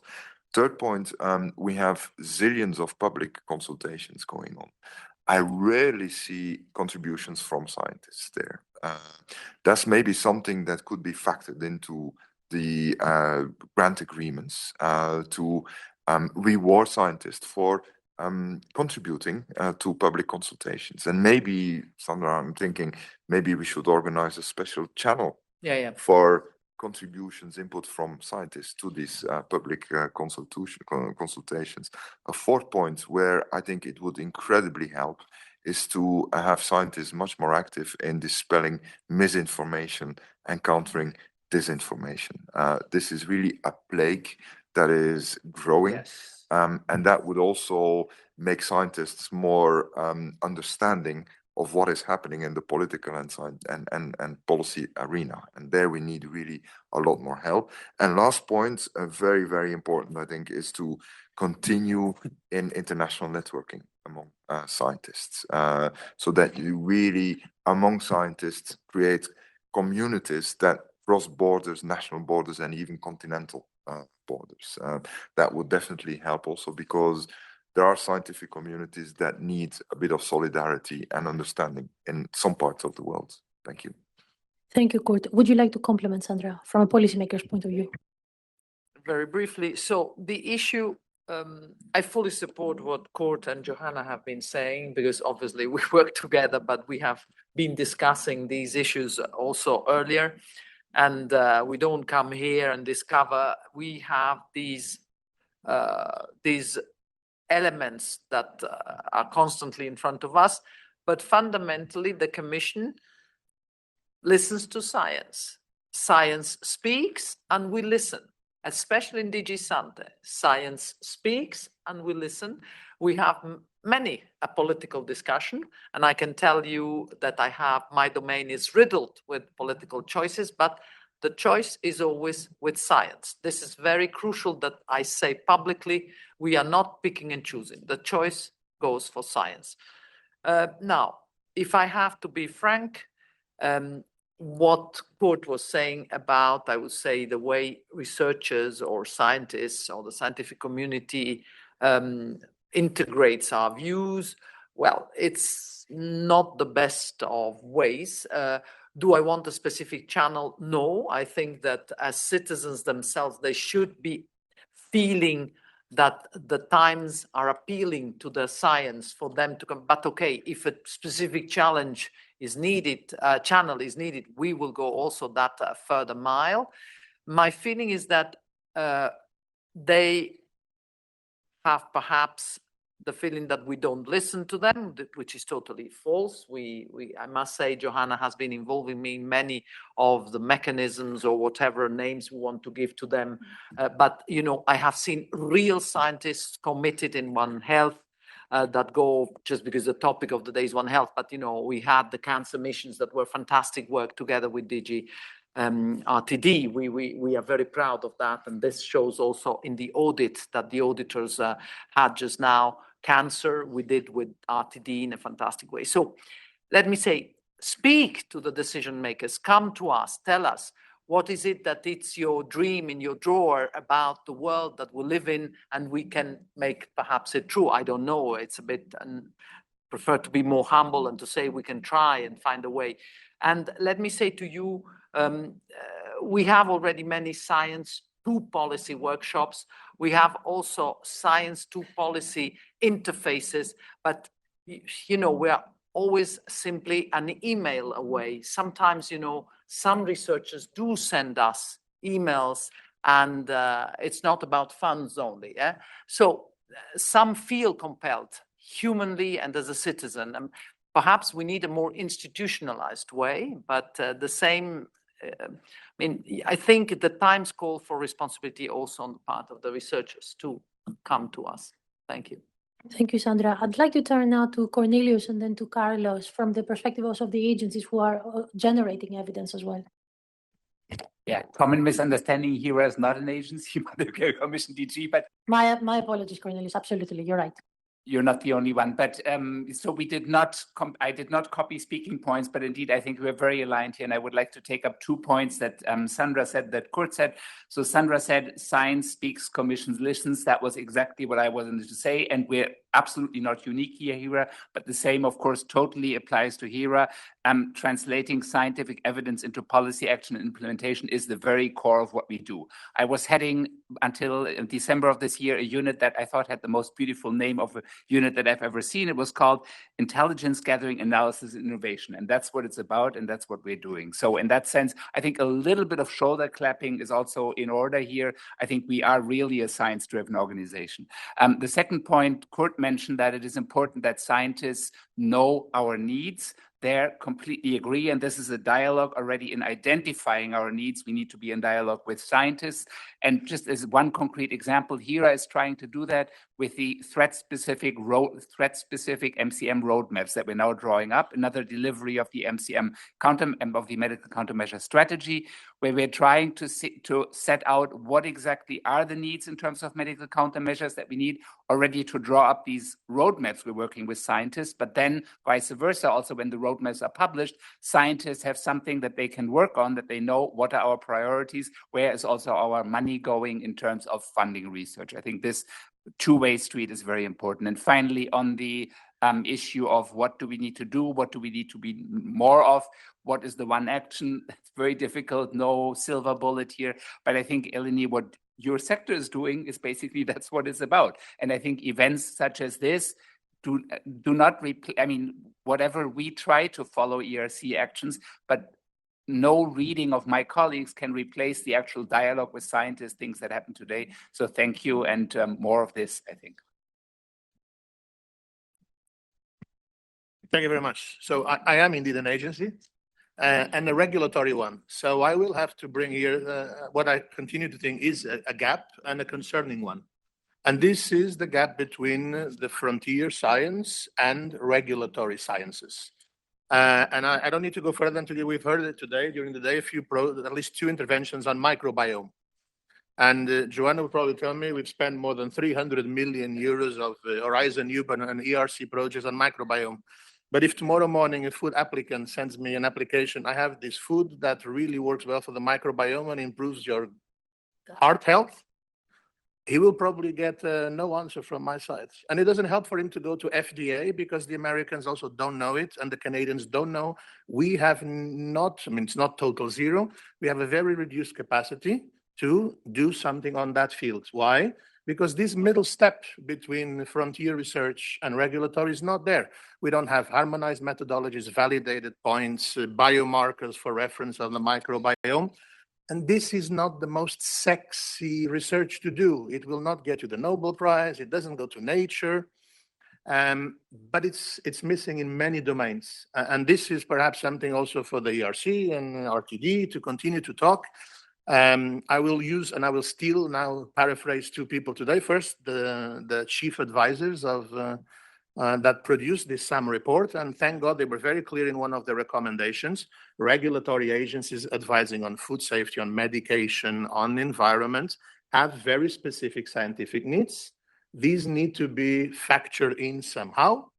And then, Sandra, will still institutionalize, and we are now discussing what to do with FP10 and with the member states. So how do we institutionalize that these type of science to policy specific needs that connect the very needed frontier research that keep us going with basic needs that many of us, and it's not just EFSA, there are many other regulatory agencies across Europe that need this translated into something that legally we can use. And let me say, this is also a problem of transparency. One thing I get very often is NGOs telling me, you do not take into consideration academic papers, you only use the industry papers, biased. And the fact is that sometimes the academic paper doesn't have the weight of evidence, doesn't have the reproducibility, doesn't stand to the legal requirements. I also operate within legal limitations. So this gap needs to be addressed, and needs to be addressed even more now, if I may, as a last remark, because there are two other words we now listen in Europe. One good, the other one it's scary. One good, innovation and competitiveness. And we don't want people calling us the bottlenecks of the innovation of Europe because you're slow and you can't say yes or no. And the other one is, in my field, food security. It has become a bigger point, which just means that we need answers and we need them quicker, and to speed up our capacity to be innovative, to be competitive, to be self-sustaining. And for this, I need your help. So I would really just lobby that ERC, perhaps they will listen, RTD will listen to ERC perhaps more than me.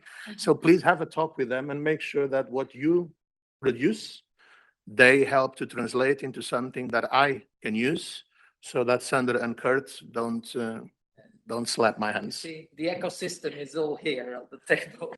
I'm listening very carefully and taking notes. Thank you. I give the last word to Sebastian for this question. Be as concise as possible. Three things. The first one, I think that using ERC research, I think that we are doing quite well. Of course, we can improve it, but we are in the very right direction, in my modest view.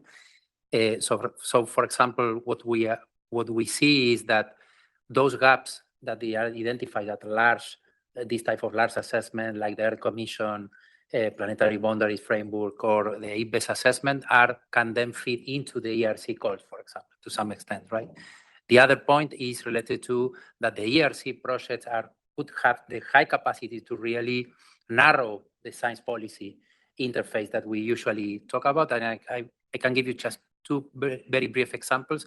Thanks to the ERC project that we are coordinating, is that we were engaged in the tipping point report with representative of climate change, health, and biodiversity in several countries in Europe, in China, India, Africa, and Brazil as well, in order to see how these policy processes are implemented in the field at national level, right? Well, you can see the results of that.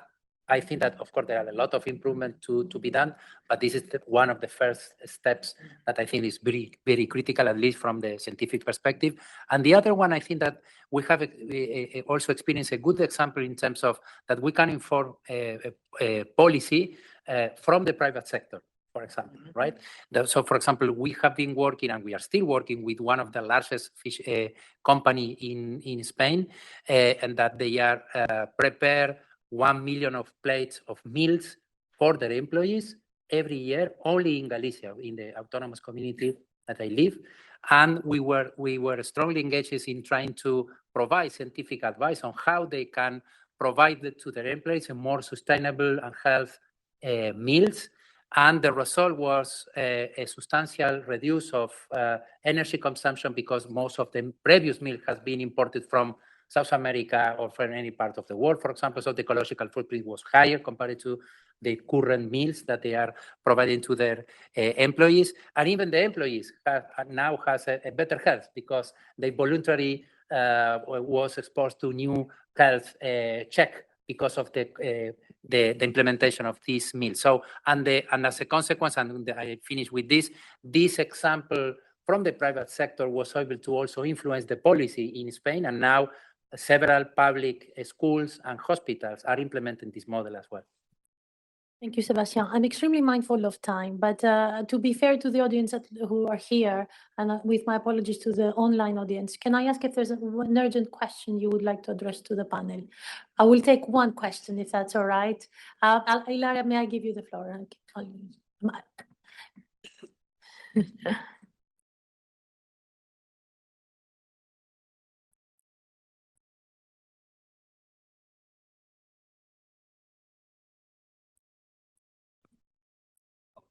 Dinosaur. This morning, I've been in One Health like before you were all born. So I have one question for you, because what has really shocked me about this panel, and I will be provocative, is that the 5 agencies and the multiple units that compose let's say, the health domain have problems in talking to each other. And we know that that's a problem. And you say, because researchers must, scientists should, we need to find a common language. My question is, do you have an exchange program of staff across your agencies? Because this will help interoperability of data. You need that Carlos, with his food, is able to talk to who is in cancer and to talk to who is in climate. But people make the difference. It is people, not like you because you're very high up, but it is the staff. It is moving, the people who move your agencies. And so as, let's say, wishful thinking, I believe that researchers can be interdisciplinary, can learn novel languages. But if your agencies remained, and forgive me for being maybe a bit harsh, but remain with a silo attitude, it will be really difficult for scientists to talk to each other and to make the data interoperable and all the things that you have said. Sorry, I'm coming back from many years ago where One Health, nobody was worried about One Health, nobody thought about One Health. Now it's the big thing, and I hear that there are problems of language between the agencies. So here's my provocation. Please send 3% of your staff to EFSA, to research and development, to Santé, to get these people moving if we really want this to work in a circular way. Thank you. Thank you, Lara. Sandra, I'll give the floor only to you if my other panelists agree. Yeah. Well, I think I need to respond because, you know, I would say that this is a bit outdated as a view. So I would suggest you come and visit us more often.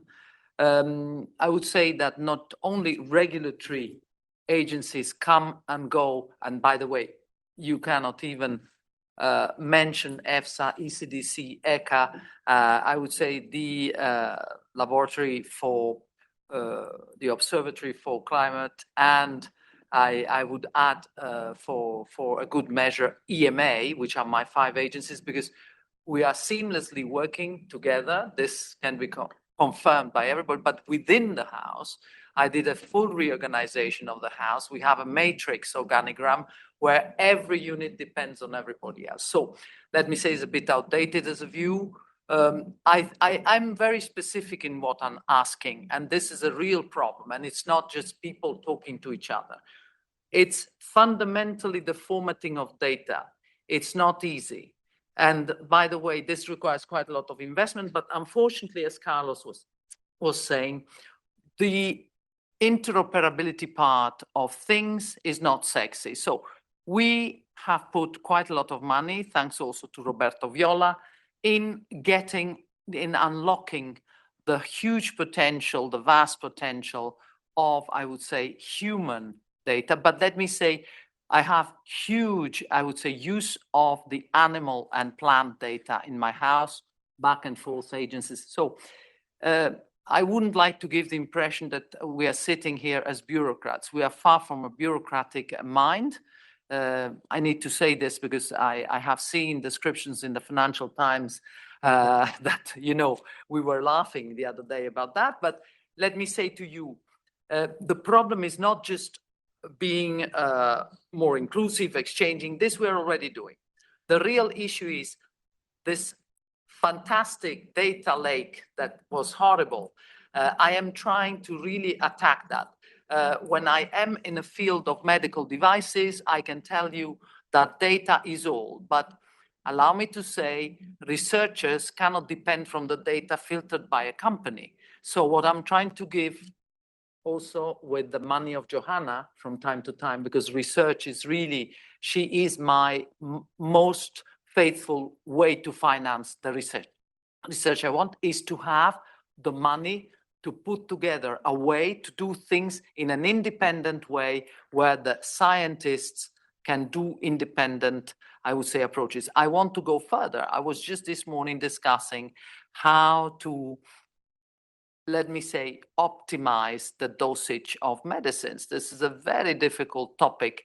You're not expecting companies to do that. For that, we need money. So we, Cornelius was right. We don't expect, I don't expect anymore a pat on my shoulder, but people have to come out from the idea that the Commission is the Commission before COVID or many years ago. This Commission, led by President von der Leyen 1, von der Leyen 2, has become very political, and we want to mean something for citizens. We're not going to produce law in the void. So for me, this pollution already occurs. What is not occurring is the communication of data. I am not having the same degree of granularity of data for the environment that I have for my 3 domains, meaning animal health, plant health, and human health. For the environment, and you quoted the microbiome issue, which we are getting already in the food part. We don't have these data, language, whatever you want to call it, and it's so universal, this scourge, that I can tell you it impacts every single area of that I have to speak the language of that domain. I wish we were having the theory of the whole and being able already to explain the Big Bang and have one, but this, you know, takes more than 1 Nobel Prize, apparently. So I'm not there yet. I don't have one language for all the things that are happening around me. And this creates costs. This creates many things, but it's not the pollution. The pollution we have plenty of pollution, no? You and I were very polluted, and, you know, with Johanna, I go into deeper pollution, you know? So. Thank you very much, Andrea. And again, with my apologies to this audience here for not having more time for questions, and to the online audience who've been following us very patiently until now. I would like to thank very much all the panelists for the very invigorating interventions. And with that, I'd like to give the floor now to our director for her closing remarks. Just a few minutes more. Thank you very much.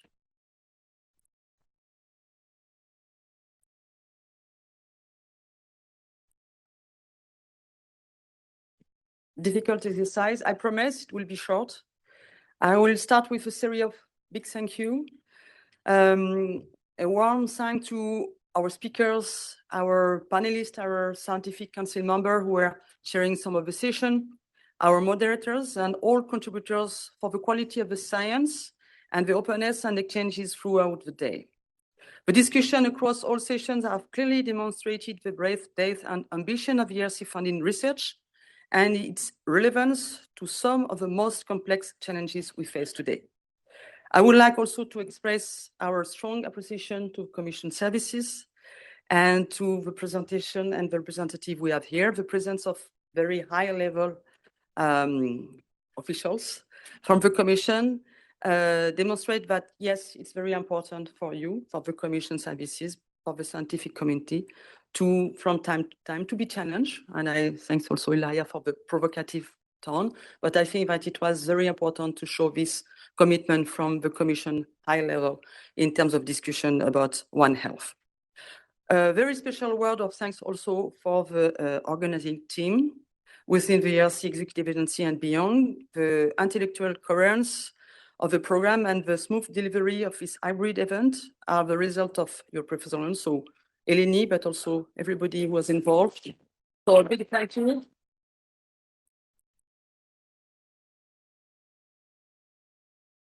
If I remember, it's more than 1 year exercise when we go for this, but it's why we do it only on an annual basis. A short reflection also on my side. The program today has been very inspiring and took me back to my veterinary school, so more than 30 years ago, and my early professional days. I think that it was said several times, Elia was the first one to mention that One Health is a concept started already a long time ago, but it reflects the world we are living in. Human health, animal health, and environmental systems are deeply interconnected, and the risk we face from emerging disease and antimicrobial resistance to climate-driven health impact and are systematic. And I think that the quote was very clear in terms of systemic in nature. Elia, your speech this morning was more than an illustration on this aspect. So I think that, yes, the coherence of this day was showing the way, and the reflection were very interesting in that sense. What we have seen today is also that addressing such complexity depends on frontier research, and I'm back to the ERC. The ERC bottom-up approach enables research across discipline, challenge assumption, and explore questions whose relevance often becomes clear only over time. I think that this morning we were talking about COVID and the fast way to produce vaccine, thanks to research funded, including by ERC funding, by the way, decades before. Many of the scientific advances presented today were not conceived within the predefined One Health framework, yet they fit the framework and liaise and interact with it. The geopolitical challenges, and I think that it was mentioned several times also today, are, and we see the impact on science, they're also highlighted. And I'm personally happy to manage the ERC executive agency, where the Scientific Council promotes and defends the value of scientific freedom. And I would add also, thanks to Elia, the European Union values, because I think that was important also today. Back to the geopolitics, it's that EU value are quite interesting to defend and to highlight those days. The discussions also drew attention to the importance of maintaining a strong and credible interface between research and policy. The ERC does not set policy, but it plays a crucial role in ensuring that decision makers have access to knowledge coming from robust, independent, and excellent science. And this science is capable of informing choices in conditions of uncertainty, because I think that was also mentioned today, this issue of uncertainty. Looking ahead, the challenges addressed under the One Health approach will intensify. I think that we are all agreeing on this one. In this context, preparedness is not only about response mechanism, it is about sustained investment in knowledge, and in particular in frontier knowledge. So frontier research expands our capacity to understand, anticipate, and adapt. And that capacity is a must. And I would say that it's a must today, even more than yesterday, and certainly less than tomorrow. So last word, again, a big thank you to everybody. I think that the discussion everybody had during coffee break or being present in the table hopefully will go behind the conference. I know that for One Health, it's a kind of momentum, but there are a lot of events related to One Health. I hope that people will keep contacts. We know already that in terms of commission, you have already this contact being established, but I've seen also from the grantees some interest in terms of being challenged or challenging the other one. So feel free to continue the discussion. And it's dark outside, but I want to wish you a safe journey back home. Thanks a lot.